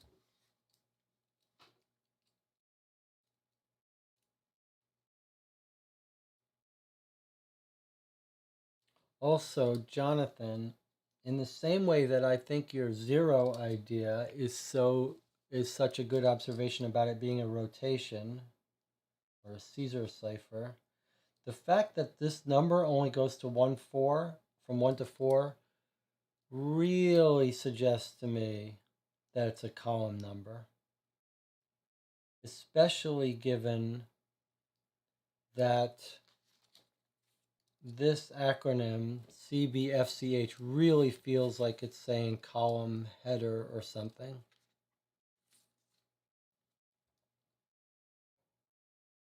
So I really feel strongly that this first number is a column number. And you said he finds the person about the piano and paper too. I think that's a red herring. I think that's too restrictive to have every clue be in this one paragraph. You also don't need it. As long as everyone agrees that you're going to use the March 5th newspaper, you should be able to refer to all of it. But it's really this main column. And I think we've got an extra clue about this CBFCH. Count backwards from column heading, or count B's found in column heading. No, it's got to be backwards. So I think this has got to be the column number. But it could be going this way or count backwards. So the first, let's use your idea of this being the shift and this being the column number, either front or back. So if we count backwards from column header, or count backwards for column header, then this first word is 4. 1, 2, 3, 4. We know the last number is going to be a shift, so a shift of 3.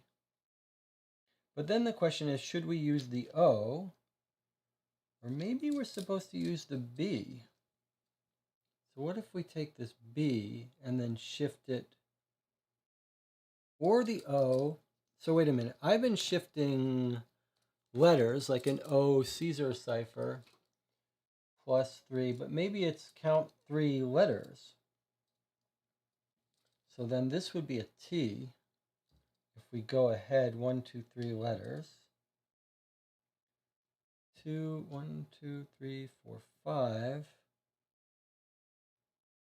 Now we go 3 letters, we get an E. 2, 4, 1, 2, 3, 4. We go 4 letters, we get an S, TES. 1, 2, 3. 1, 2, 3, 4, 5, 6, 7, 8, 9, 10. And we go 0, P. This doesn't look promising. Now we get this weird asterisk. 1, 2, 1, 2, 3, 4, 5, 6. We go 1, we get an A. Nope, that wasn't the right. Yes, 6. And then we shift 3 spaces. We get an N. 3.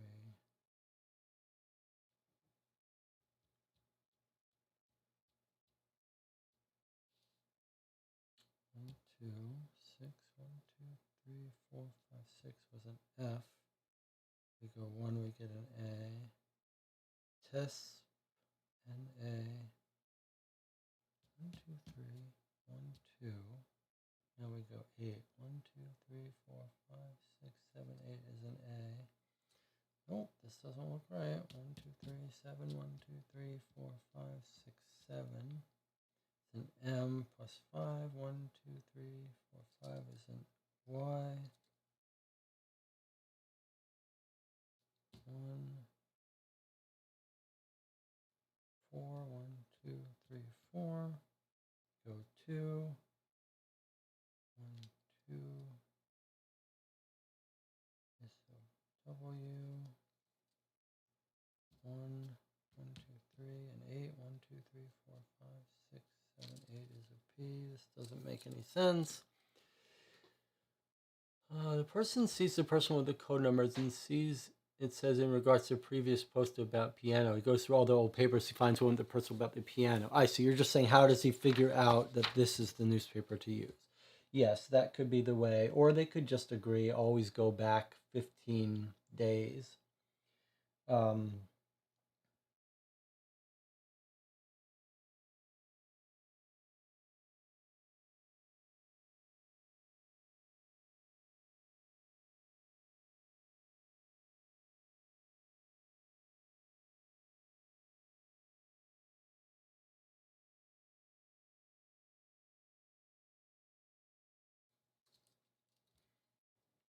1, 2, 3, 4.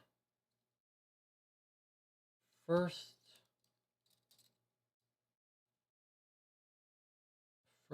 something. So that's either an O or it could be a B.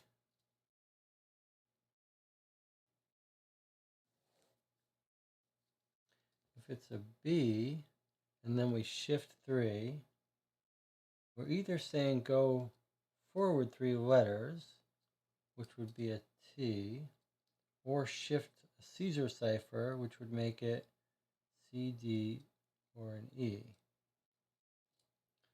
This one, 1, 2, we go 5, 1, 2, 3, 4, 5, that's the same. This one's 1, 2, 1, 2, 3, 4, that's the same. I'm just looking for things where the bolded letter is not the first start of it. 3, 1, 2, 3, 10, 1, 2, 5, 6, 7, 8, 9, 10, that's the same thing. 1, 2, 6, 1, 2, 3, 4, 5, 6, 2, 3, 2.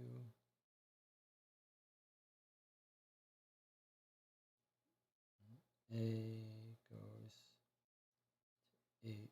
Did we already try shifting? I guess I did. A shifted to I.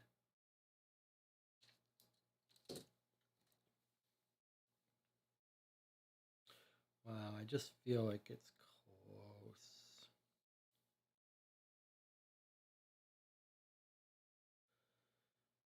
Let's pretend the 8 letters is Annie.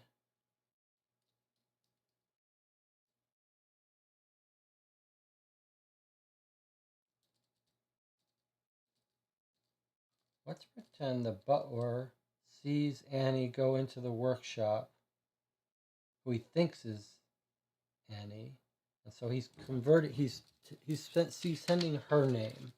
So how do we get an A out of a 413? 1, 2, 3, 4. 1. What if we go up from the bottom? That's not going to get us an A. Go down from the top. We don't get an A.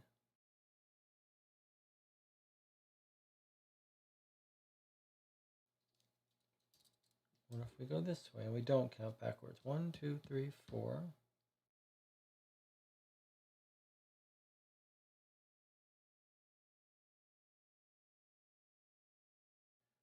Find the first bold. We don't get it.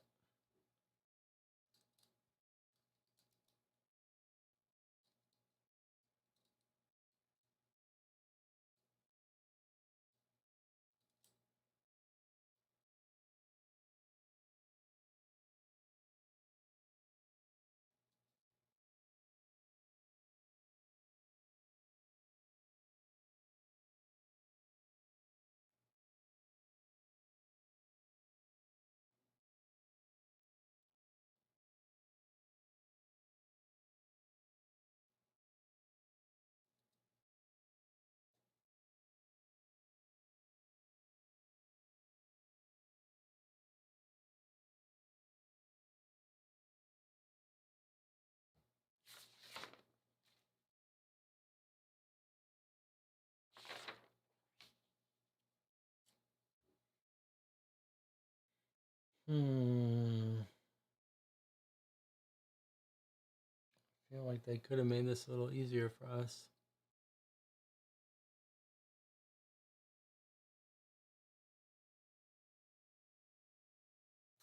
Jonathan says, I think the equation on the postcard is missing a square. One of these places you think there should be a y squared. One missing squares from the third set of terms after the equal sign. Yeah, it's very hard to see how you would make this code usable. Let me look at some more C's.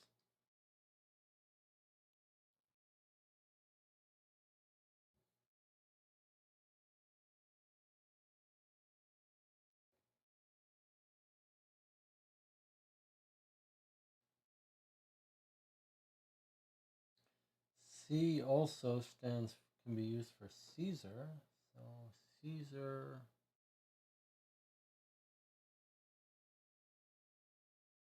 Count backwards for Caesar. Would you really use Caesar in your secret message? Seems unlikely.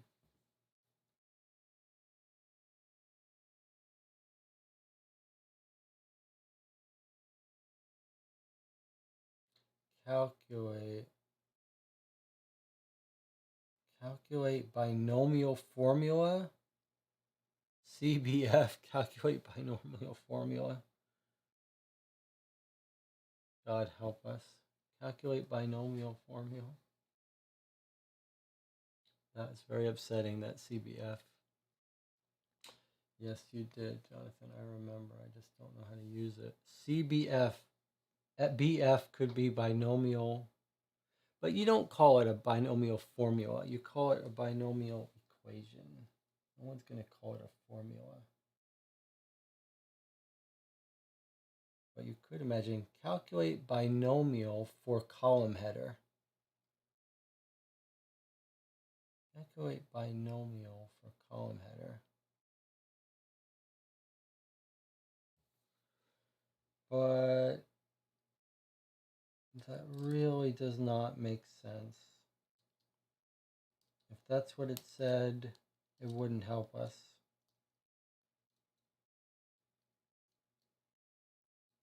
This doesn't help us. It doesn't help us identify the information. The first number has got to be the column number.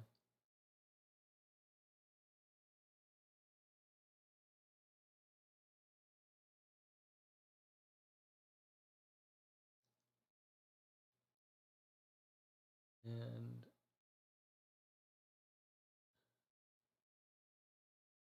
75 of 2,000 words, 7-letter words, 2,000. I can't look at every 1,000's words Can I? No, I can't. Can't do it. Can't do it. I have my limits.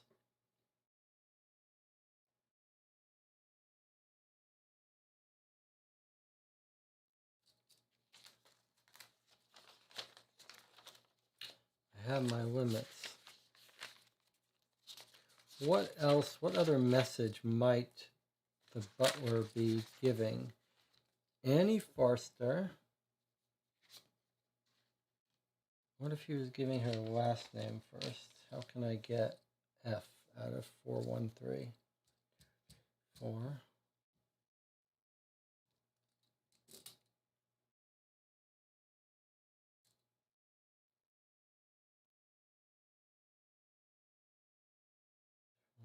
Doesn't work. In the back.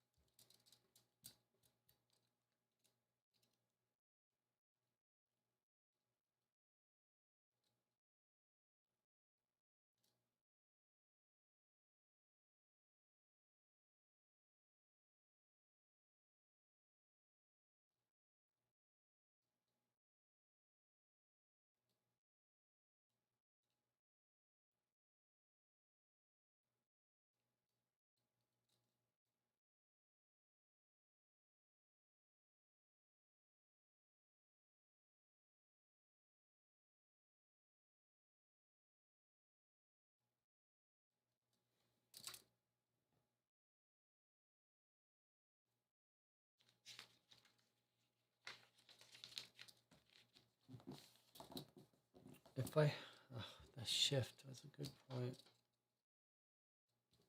2, 3, 4. It just feels like like one word is not long enough of a message. 413 would be first. And then 413 would be and. 2, 5, 1, 2, 3, 4, 5 would be A. Third letter would be 1, 2, 3. First, this. 1, 2, 1, 2, 3, 4, 4. 1, 2, 3, 4. First, this here. 3, 1, 2, 3, 10. 1, 2, 3, 4, 5, 6, 7, 8, 9, 10. First, this here, parents. 1, 2, 4, 5, 6. Third word, private. Doesn't make sense.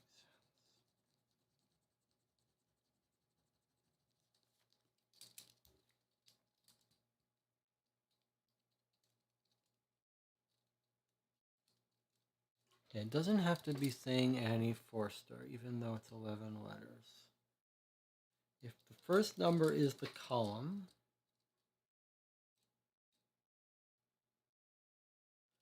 calculate binomial for the column header. Is there any way to turn a number from 1 to 4 into a binomial? I don't know what that makes sense.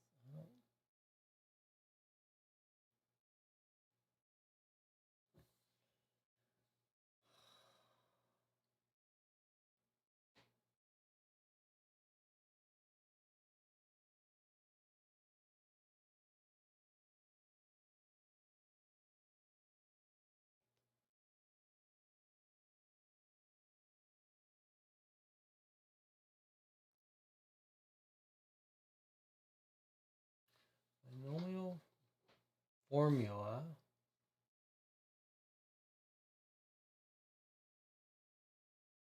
tells you how to calculate that number.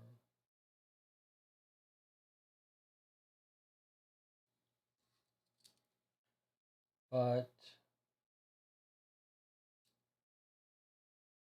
that's just craziness. Doesn't make any sense that we would use this to get a single number.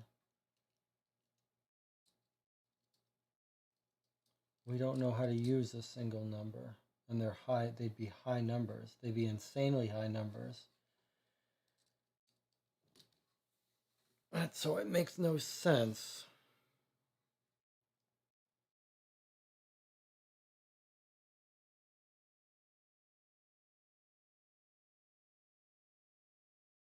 Then why is that postcard being given to us?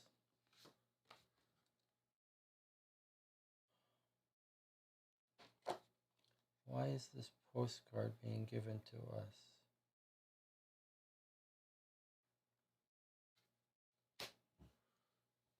Well, that's interesting. Is it possible? This is a real long shot. On the front of this postcard, it says 182 Paris. CM. Shout to Mars.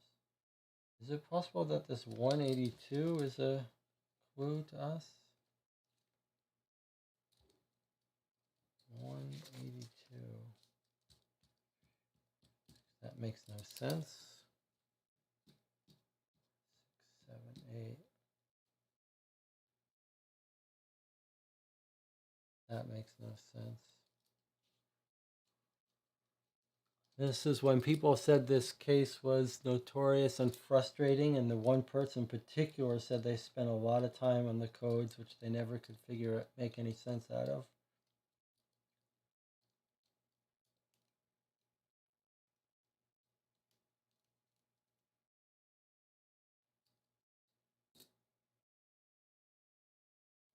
All right, it's okay if we can't figure it out and if we struggle with it. That's not the end of the world.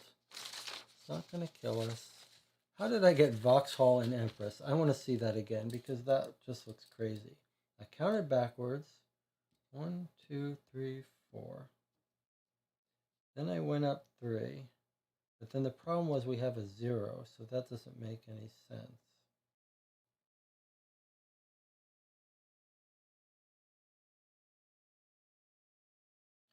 Is there any other way to get to Vauxhall? This is all based on the idea that he's giving us the address of Vauxhall. 1, 2, 3, 4.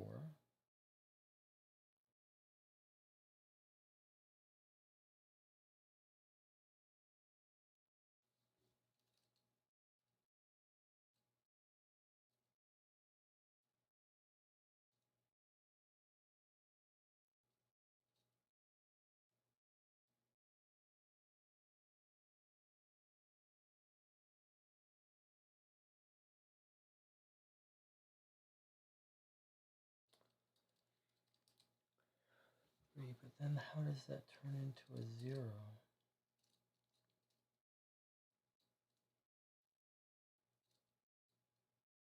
That makes no sense. But 1, 2, and then 5. 1, 2, 3, 4, 5.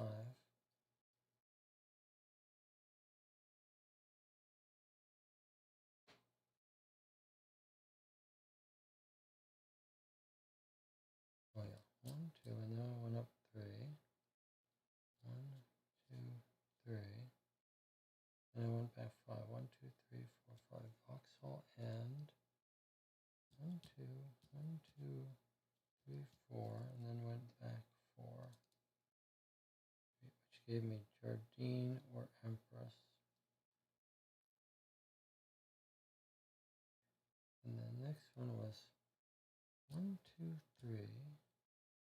Then we have our problem, and we got a 10. It makes no sense.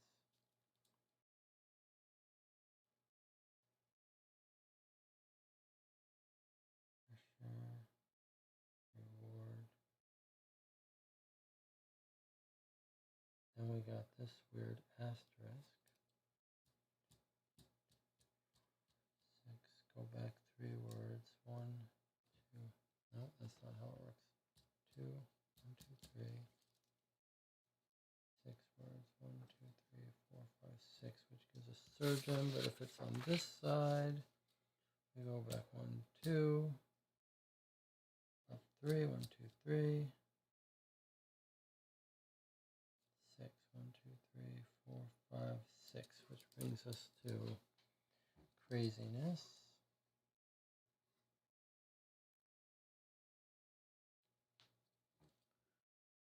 2, 3. 1, 2, 3, 4, 5, 6, 7. That doesn't even make sense. That doesn't even, oh, because I'm on the wrong page. 1, 2, 3, then we go up 8. 1, 2, 3, 4, 5, 6, 7, 8. And go back 2, I get museum or British. 2, 3, 7, 1, 2, 3, 4, 5. No, 1, 2, 3, then I go up 5.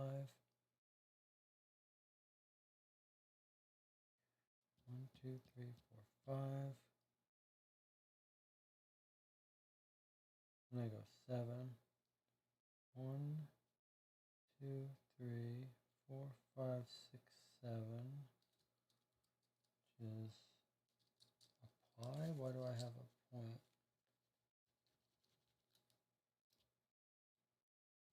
2, 3, 4, 5, 7, 1, 2, 3, 4, 5, 6, 7. It's either appointments or apply. 1, 2, 3, 4, 5, 6, or 1, 2, 3, 4, 5, 6, 7. Could be 10. 1, 1, 2, and 4. 1, 2, 3, 4. Carriage. Or 1, 2, 3, or 1, 2, 3, or it's off the chart. 1, 8, 1, 2, 3, 4, 5, 6. That's where we hit into trouble, isn't it?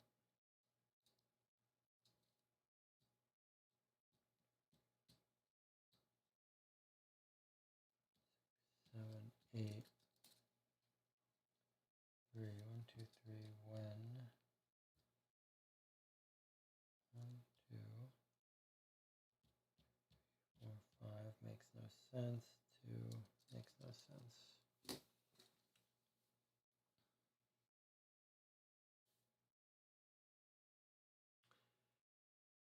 Jonathan says, I'm not confident, but try to be clear. Here's what I'm saying about the postcard. The expanded version of the binomial formula is missing a y squared after the x.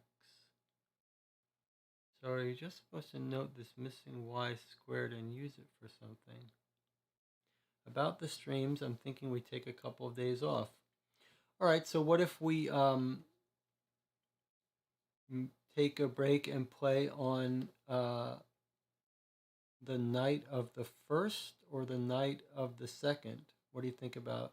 Oh, wait, no, we've got Christmas. We don't have to wait until New Year. What if we play on the night of the 26th? How do you feel about that? 11 p.m. on the 26th or 11 p.m. on the 25th? 11 p.m. on the 25th, 11 p.m. on the 26th, 11 p.m. on the 27th. Do any of those work for you?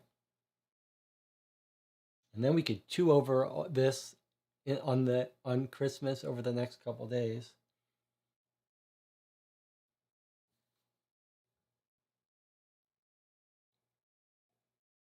The 26th, let's do it. Perfect. Okay, so for everyone who's been sitting there for 6 hours and watching the time go by, I can tell there are 0 people. I can see concurrent viewers 0 or 1, Jonathan. All right, so what we're going to do is I'm going to still sit here for another at least half hour, maybe hour. And then we're going to take a break for the night. We're not going to play on the night of the 24th. We're not going to play on the night of the 25th. But we're going to meet up again on the night of the 26th at 11 p.m. That gives us a couple days to chew on this in private. Jonathan, you have everything you need to study this, right? And the virtual Ren blog, you can get from there. I think that sounds perfect to me.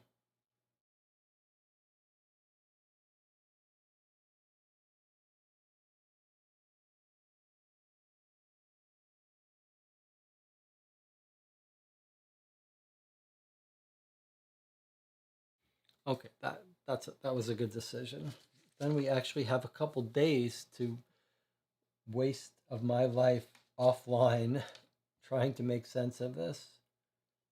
I can feel it. I can absolutely feel it with that 1 to 4 in the first column. Okay, so you're saying let's take a break. Let's talk about this a little bit. Do I have like a 30-second little break here just as a chapter marker?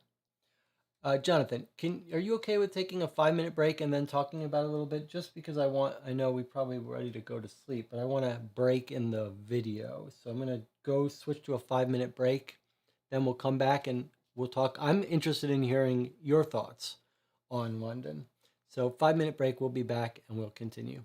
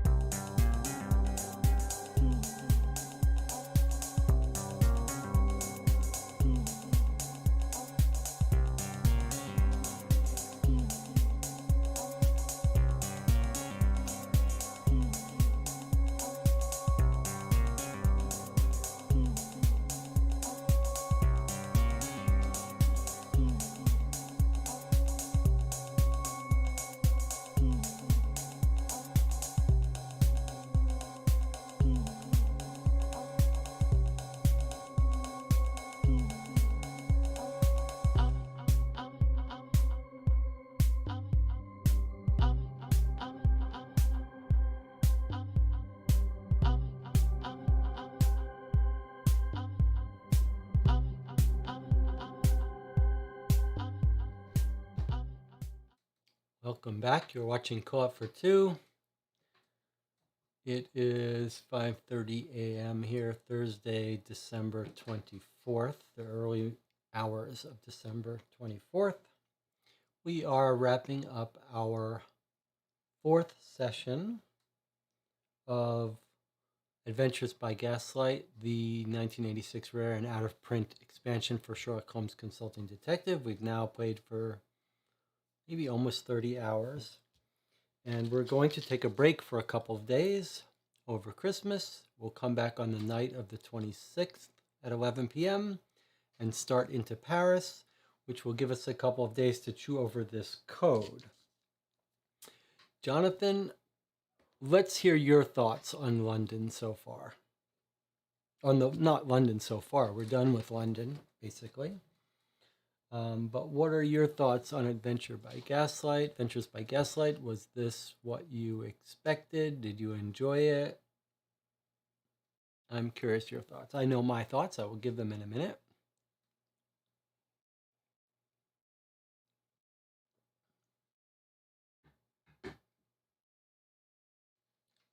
This is where it would be nice to actually get Jonathan on Zoom so he could actually get in front of a camera and speak and give his thoughts. We might think about, I hate talking on the phone and talking live, but this would be a great case for considering whether you and Aaron want to like record some audio or audio visual little final thoughts to tag on to the end of the final video. I'll just read some of Jonathan's thoughts as we go. Jonathan says, I do think this is a step towards Gumshoe. I think Gumshoe moved in the right direction.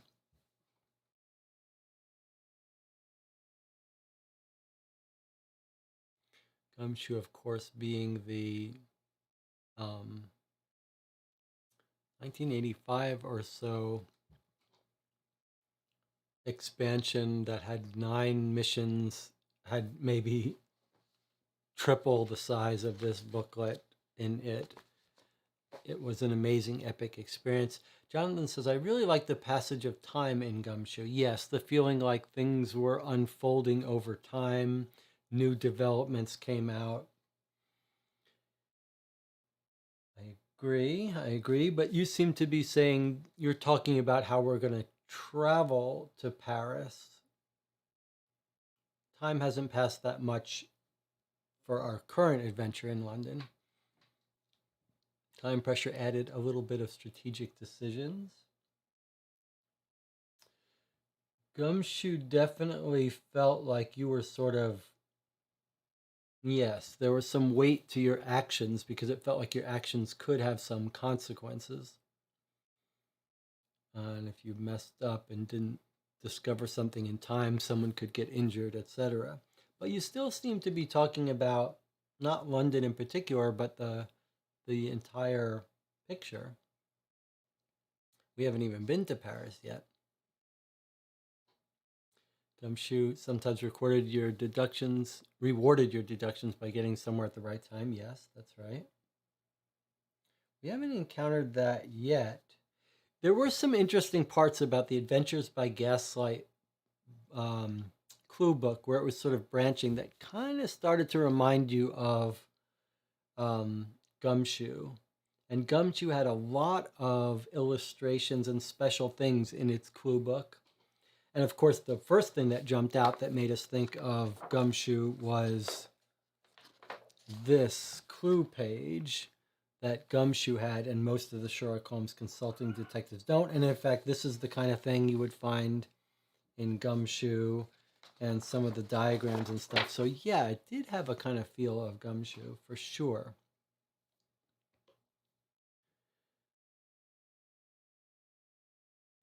What about, Jonathan, what about your overall thoughts of our London experience?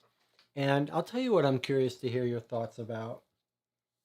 What are your thoughts on how difficult the case is to understand, how little sense it seems to make?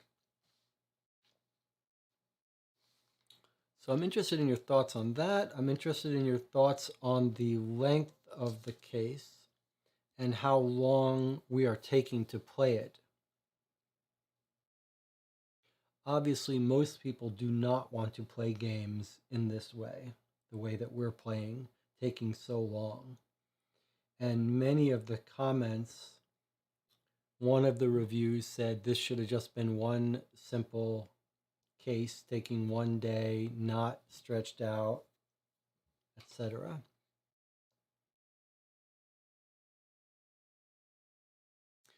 Oh, Jonathan says, I see. You're saying, I guess I'm saying that I do think maybe there are a few too many clue entries for this one day, one case.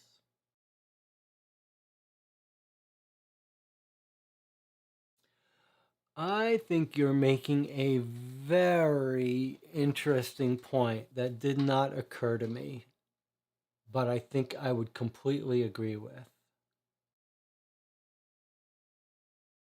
I think you're making a fascinating point that I didn't. I think I understand what you're making. Let me see if I can rephrase it because I think it's important. Jonathan says, I think there's a bit of redundancy issues with the entries for me. Okay. So let me reframe what you're saying in a way. And you're talking about Gumshoe. The review on the web said this should have been just done as a standard case, like one day, shorter case, less to do, less items, wrap it up, etc. And you seem to be saying something in between. You seem to be saying maybe there was too much crammed into this one static day. But it might have made sense if you're going to make this big, epic, giant expansion to embrace Gumshoe more, to split it up into multiple days. So you could take that same set of clue points, but if you broke that up into 2 or 3 days, so if you actually had a third of the clue points on the first day in London, a third on the next day, etc., a third on the final day, and you had players spend 3 days in London, so it would still be as epic, but you could have time pass between those days. That's what I think. That's how I'm interpreting the genius part about what you're saying. The idea then that you could have a sense of time passing and events that occur. I'm a huge fan of when they manage to make multiple acts in these games such that new information comes out. So you could have this same case. If you split it over a couple days in London, it would give you the opportunity to have some events happening between the days that advance the story, some sense of things changing, people leaving, staying. You could talk to Mycroft on day 1, day 2. You could talk to Miss Thacker on day 1, where she wouldn't be so worried about her husband, and day 2 she'd be panicked that he still hasn't returned. The opportunities for making interesting interactions and having a varying nature of your interactions are possible if you split it into multiple days where time is passing. Whereas if you don't, you get what you're saying, Jonathan, people who say mostly the same thing. Throw in some side events, and you could throw in some events. I think that's a brilliant observation that had not even occurred to me. I was just focusing on how enjoyable the epic nature is, but you could make it just as epic, maybe even more so, split it into multiple days. You could even keep mostly this, the same clue sets, split in days with some events, and maybe some people that you could talk to again on multiple days, most people not. I think that's a brilliant, it's a brilliant idea, and I think, there's no reason you can't have more of that in Sherlock Holmes consulting detective cases. And I think we haven't played the second half of Dave Neal's box where there are continuing mysteries. And he actually seems like he tried to do that and go one step better. So in Dave Neal's box, the second half of the set, I understand, are connected set of cases spanning multiple days. So in that case, he may have done exactly what you're asking, but also had a little mystery on each day that you tried to solve. So that seems like that might be the perfect way to do it. Whereas with this Adventures by Gaslight, they just broke it up into 2 days. And it does seem like maybe, it also seems like we spent more than a day's worth of time in London. It's hard to believe we did this all in one day. This was a lot to imagine that Wiggins and his friends did in one day. In fact, I don't know how you walk around all of London and get to all these places in one day. It would make more sense to split this into multiple days. I think that's a very good point, Jonathan. If we did not need to talk to everyone in one day, the game would not need to assume that we need to learn the basics of the Thackers from everyone. If we didn't need to talk to everyone in one day.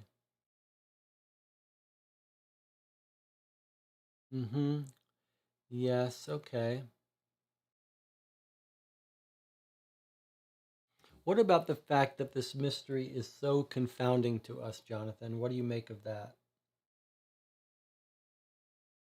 What do you make of 30 hours in, or whatever, 26 hours in, being still totally mystified?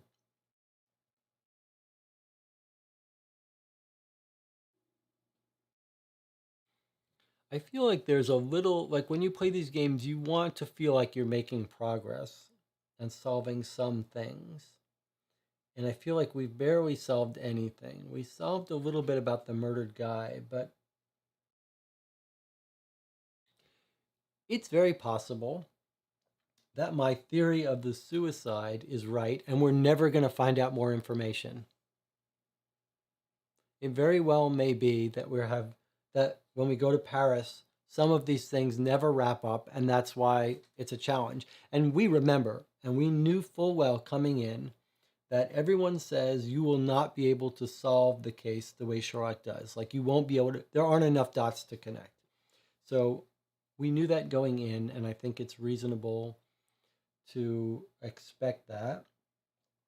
And we remember part of the justification was there was a big contest in France when this came out. The answers weren't provided, and so maybe they were trying to make it so you didn't really have enough to figure it out.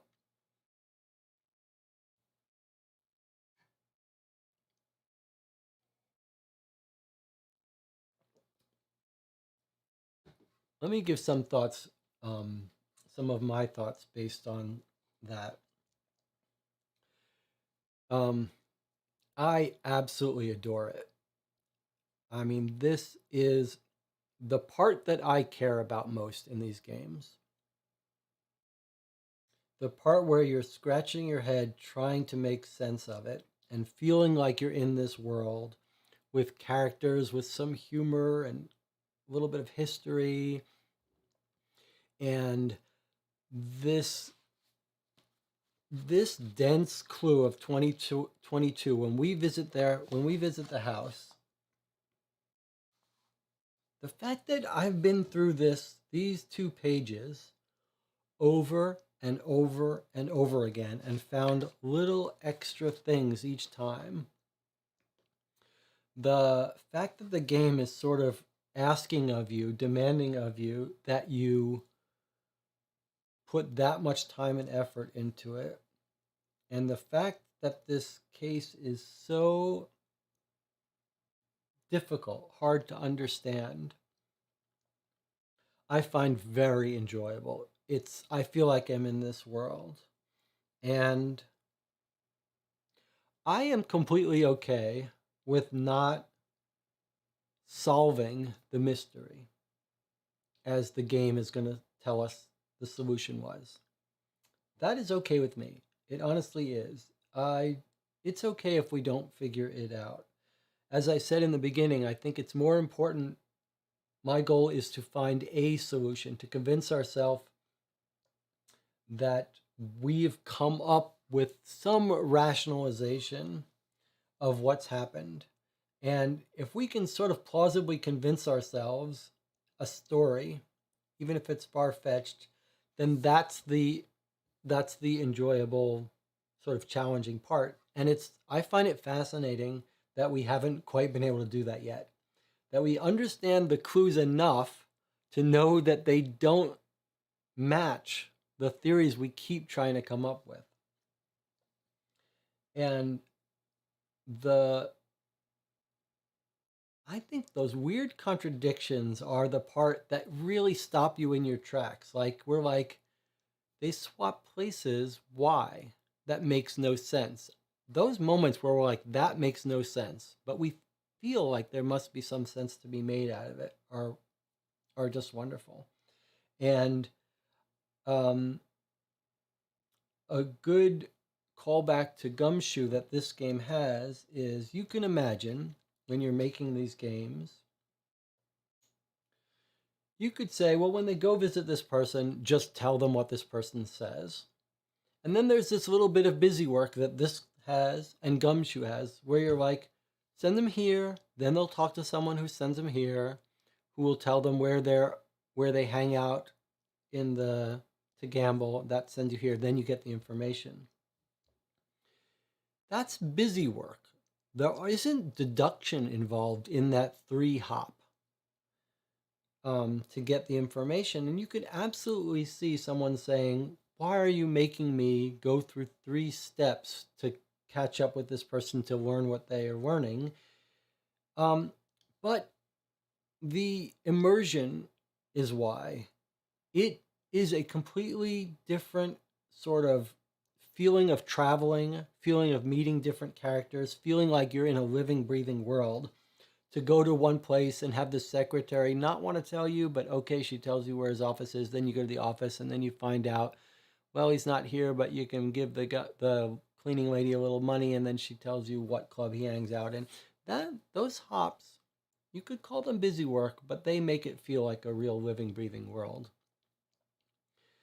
Jonathan is talking a little bit about the difficulty of the case, how we've yet to meet Mr. Thacker, and we can't even figure out why, on what basis she was arrested. The things that always worry me about these games that you have to put off, you have to sort of suspend disbelief, are the things like the clues that don't make sense, and you're like, are we going to get this resolved or never? Or is it just a typo or a mistake? Like the birth certificate that was from 2 years ago. Was it a typo? Is it important to our case? Those kinds of things make me nervous. Like, you have to be careful not to put things in that are mistakes that the players waste time on. And a perfect example of what could leave a sour taste is this code that we've spent a couple hours on here tonight. Like, if we got to the end of this case and it said, oh, you weren't supposed to figure that out, it's just a hidden message, that would be upsetting. I'd still love this case. I still absolutely love this case, but that would be upsetting. But I don't for a minute believe it. This case is too well written. Too much work went into this to put this code with that asterisk and have these be from. It's too much. This is decryptable. I'm absolutely convinced it's decryptable.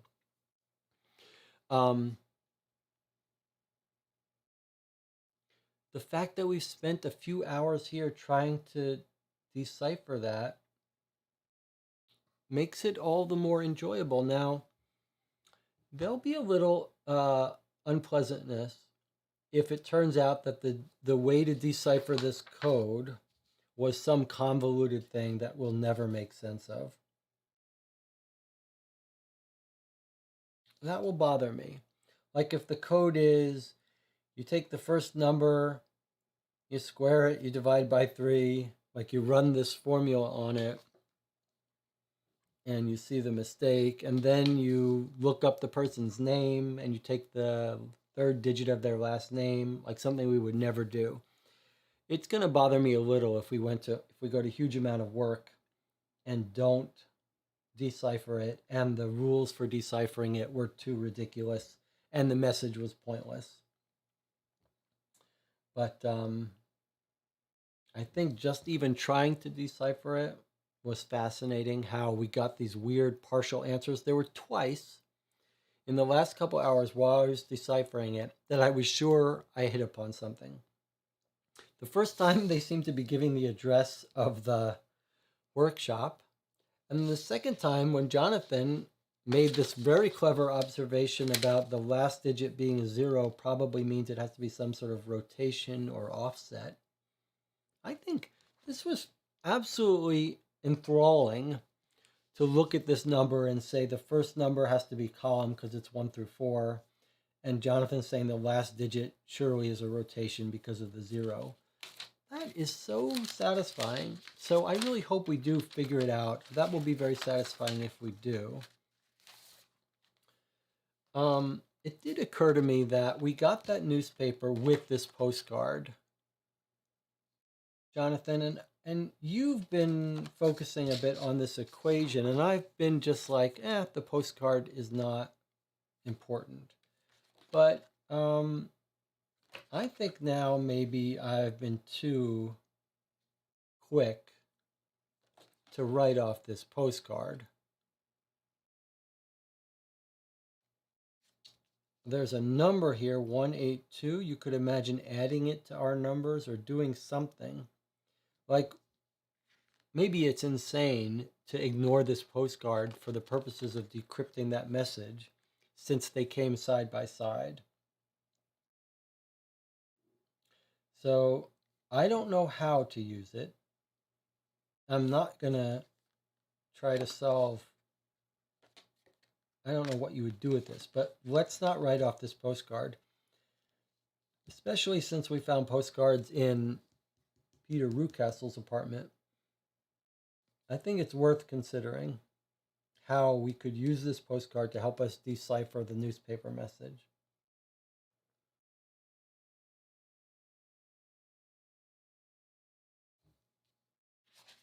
Maybe by adding those numbers to ours or something. I don't know. Jonathan says, my main pet peeve was just the amount of people we talked to who just seemed to say the Thackers were great. The doctor, the horse betting fan, the chess club fan, the university professor Barbara, Mr. Sipton, Stillwater. Would not have minded a couple, but it was a lot. I think some of the allies said similar. Yeah, you have a point. A lot of people said they were a great couple. Only the sister had some suspicions. I don't know. That didn't jump out at me as weird. Perhaps if, we were very suspicious of the wife. Perhaps the game is trying to give us enough evidence so that we don't overly rely on, so that we realize they were a happy couple. Or maybe it's trying to throw us off the scent of the wife.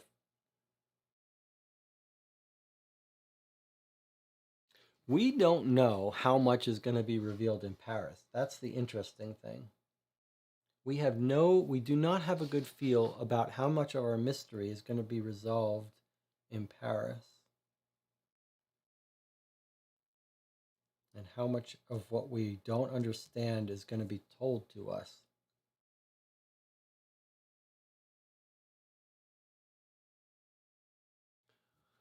We're going to have a French newspaper to read, which I'm not thrilled with. Those newspapers are exhausting to go through. I love that we got these stickers in place. That was such a huge advantage. I love the timeline. Jonathan, you and I haven't talked yet about how satisfying an experience it was to make the progress on this carriage log and then combine the carriage log with the testimony from the guy on the street who was watching the house, and then to have those two things combined to give us this timeline, which was fascinating. And then the leap of realizing the blondes and brunettes were doing a little trickery on us. But this whole richness of this carriage log, which we went back to, what's the term for when you go back to the well? Like we went back to the well of that clue 22 at the Thacker house. We went back to the well of this carriage log and the description out of the house to put together this timeline, which was so satisfying to see who was following who was coming in at what time. It just all clicked in a very satisfying way.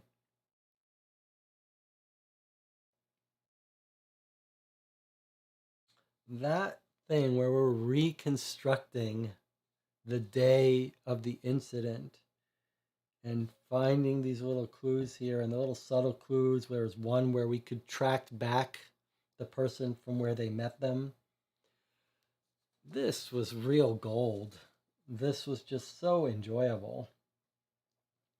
And it's even more enjoyable the fact that like we've put together this stuff and we still don't understand what they were up to. Jonathan says it was a little disappointing that we never really found another clue as satisfying yet. We found the log and the two conversations very early on. Yeah, I guess. I mean, this sustained me through 4 days. This was enough to sustain me. But don't forget, we didn't realize to track back the person who met her based on where they arrived at the same time. That took us a couple of days. We didn't get that right away. And we didn't get right away that they were using wigs. Remember that we did not know the first day. That took us 2 or 3 days. And we didn't understand the significance of someone knocking on the door and the blonde running away. That took us a while to put those pieces together. I think, in fact, today we might have figured out something weird about the man who arrives. Does not say that that man left. That I find very odd.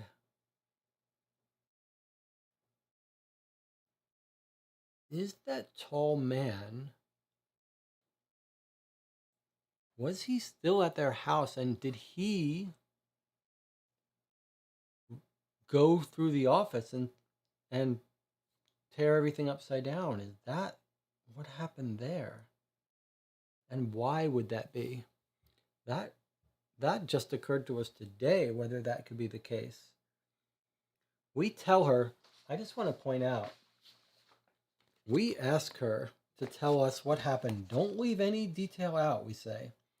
Can you tell us exactly what happened yesterday, Miss Thacker? Please do not omit any detail, even if it seems to be of little importance. She describes the guy comes at 8, rang the door, asked to speak with Henry. The two men get together until half past the hour when my husband came to speak to me. He said, give everyone the days off. I'm going to be preoccupied. You and the maid go to a bath. She asks, why do you want me to leave? He doesn't answer. Tears welling up in her eye. Is she acting? Is it real? We don't know. My husband then locked himself up in his office until noon. When he came out, he repeated his request that I leave London for a few days. He then left carrying only a black briefcase. No mention about the tall guy leaving.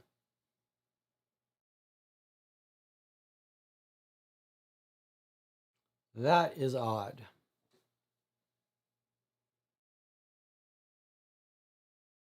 That strikes me as very odd. Leave no detail out.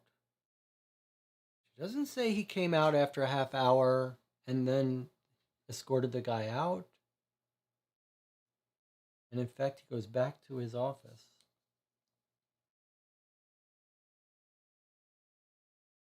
And he wants her gone for 3 days. We haven't talked about in what scenario does he need her gone for 3 days? What scenario does this scientist want the whole house empty for 3 days?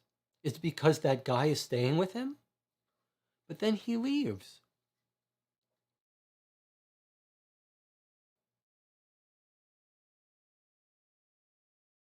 I love that we cannot come up with a plausible scenario here. To me, that's the most successful, interesting part about what we've encountered so far. That we cannot even twist a ridiculous scenario to explain this fact set.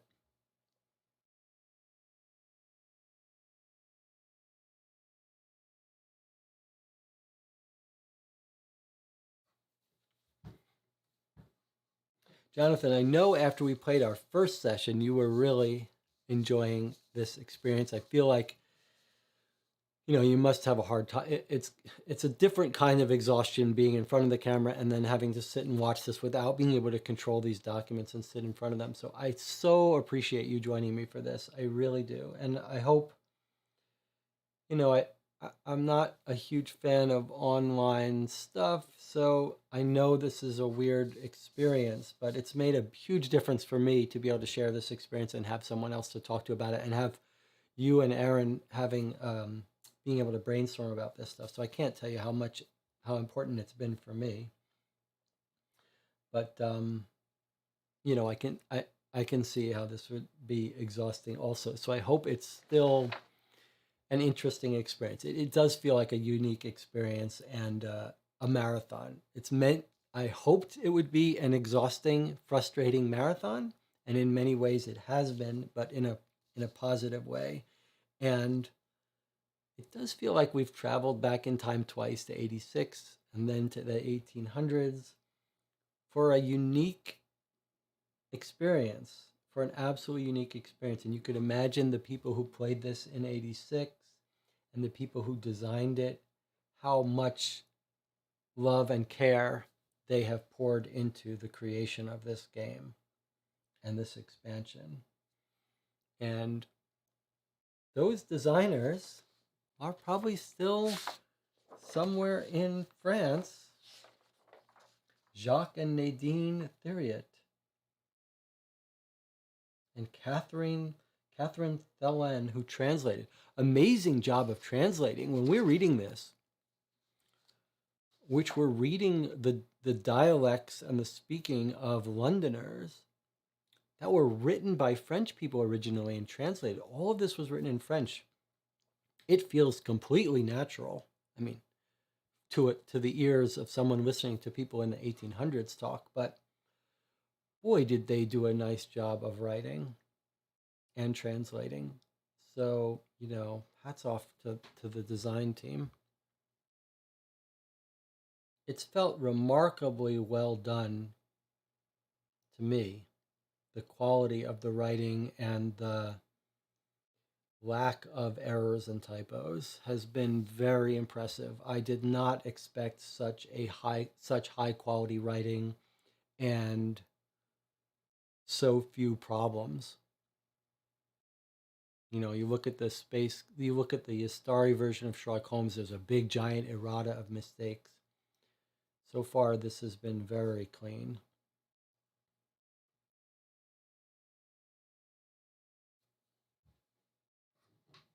Jonathan, any last thoughts before we wrap it up? Jonathan says, yeah, I agree.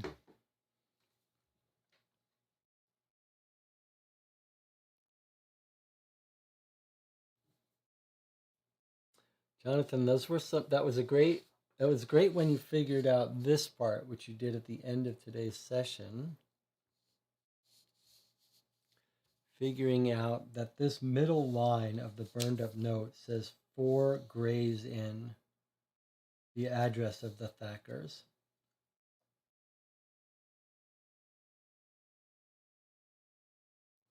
I wanted to read where it said we found that, because I wanted to see if that came on a postcard or something.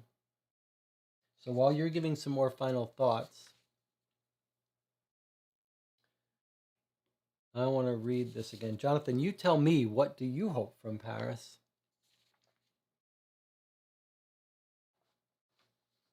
And then I'll think about that while I'm looking this up. Where is Peter Rucastle's room? 64.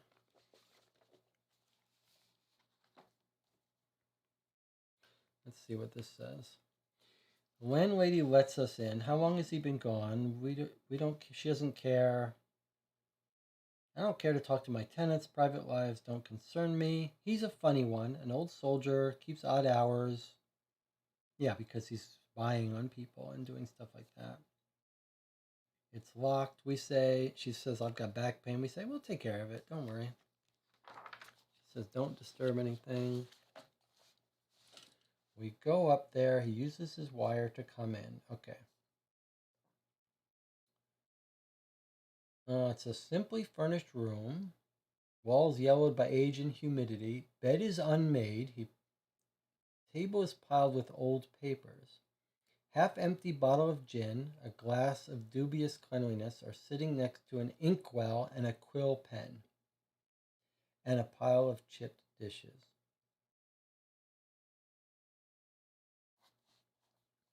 He examines the mess, sorting through the old papers, picks up a packet of postcards.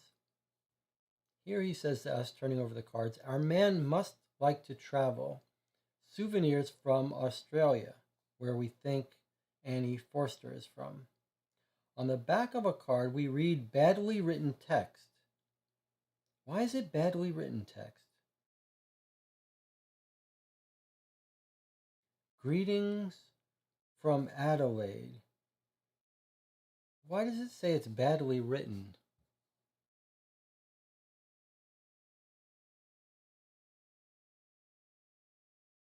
Greetings from Adelaide.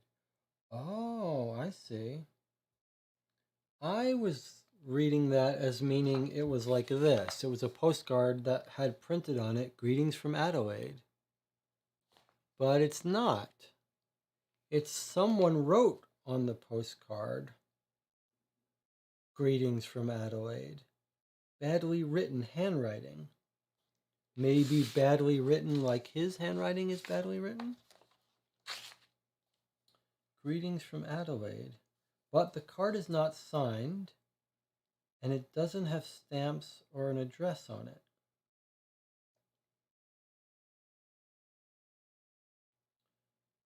We notice all the cards represent the same view.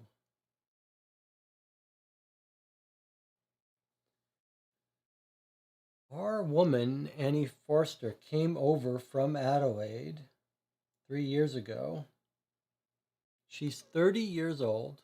We know nothing about why she came over. Was she escaping something? And these cards are like from that location.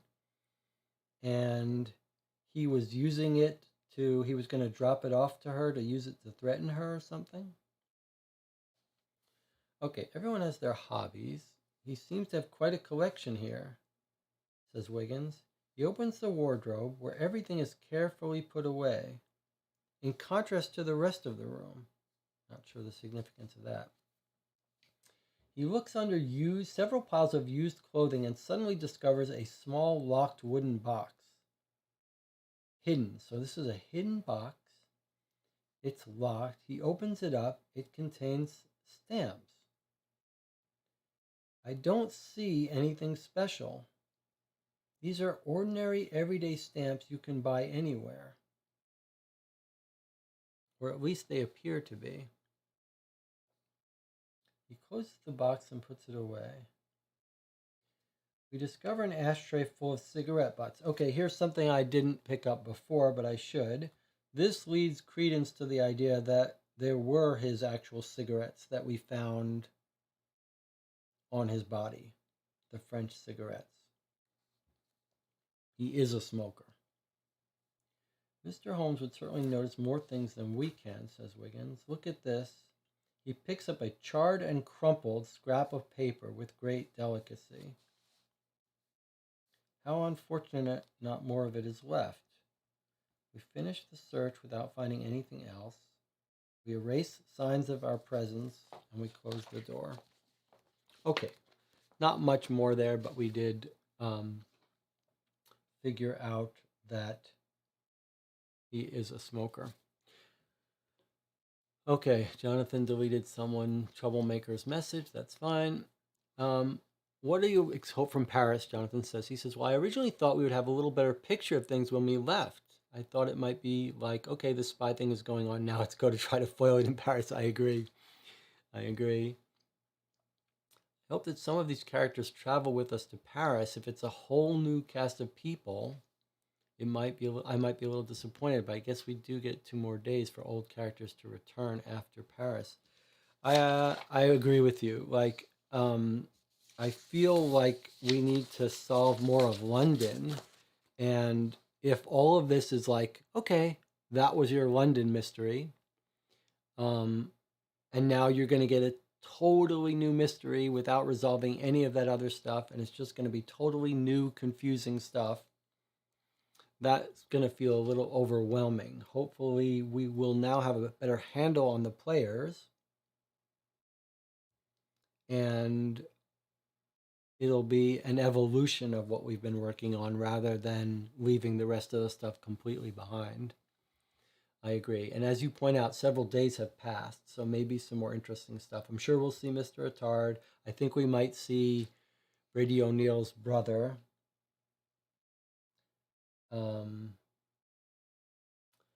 I don't know what to expect. I do think it's a good idea that we take a couple breaks, breather. But working with the Paris map, I'm a little nervous about that. But I cannot wait to dig more into this. I think we're going to meet Mr. Thacker. I wonder if we're going to meet his wife or if they're never going to be seen again by us.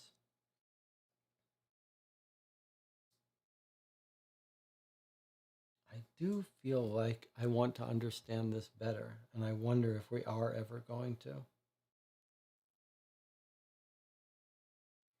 Maybe when we decrypt the message, we will.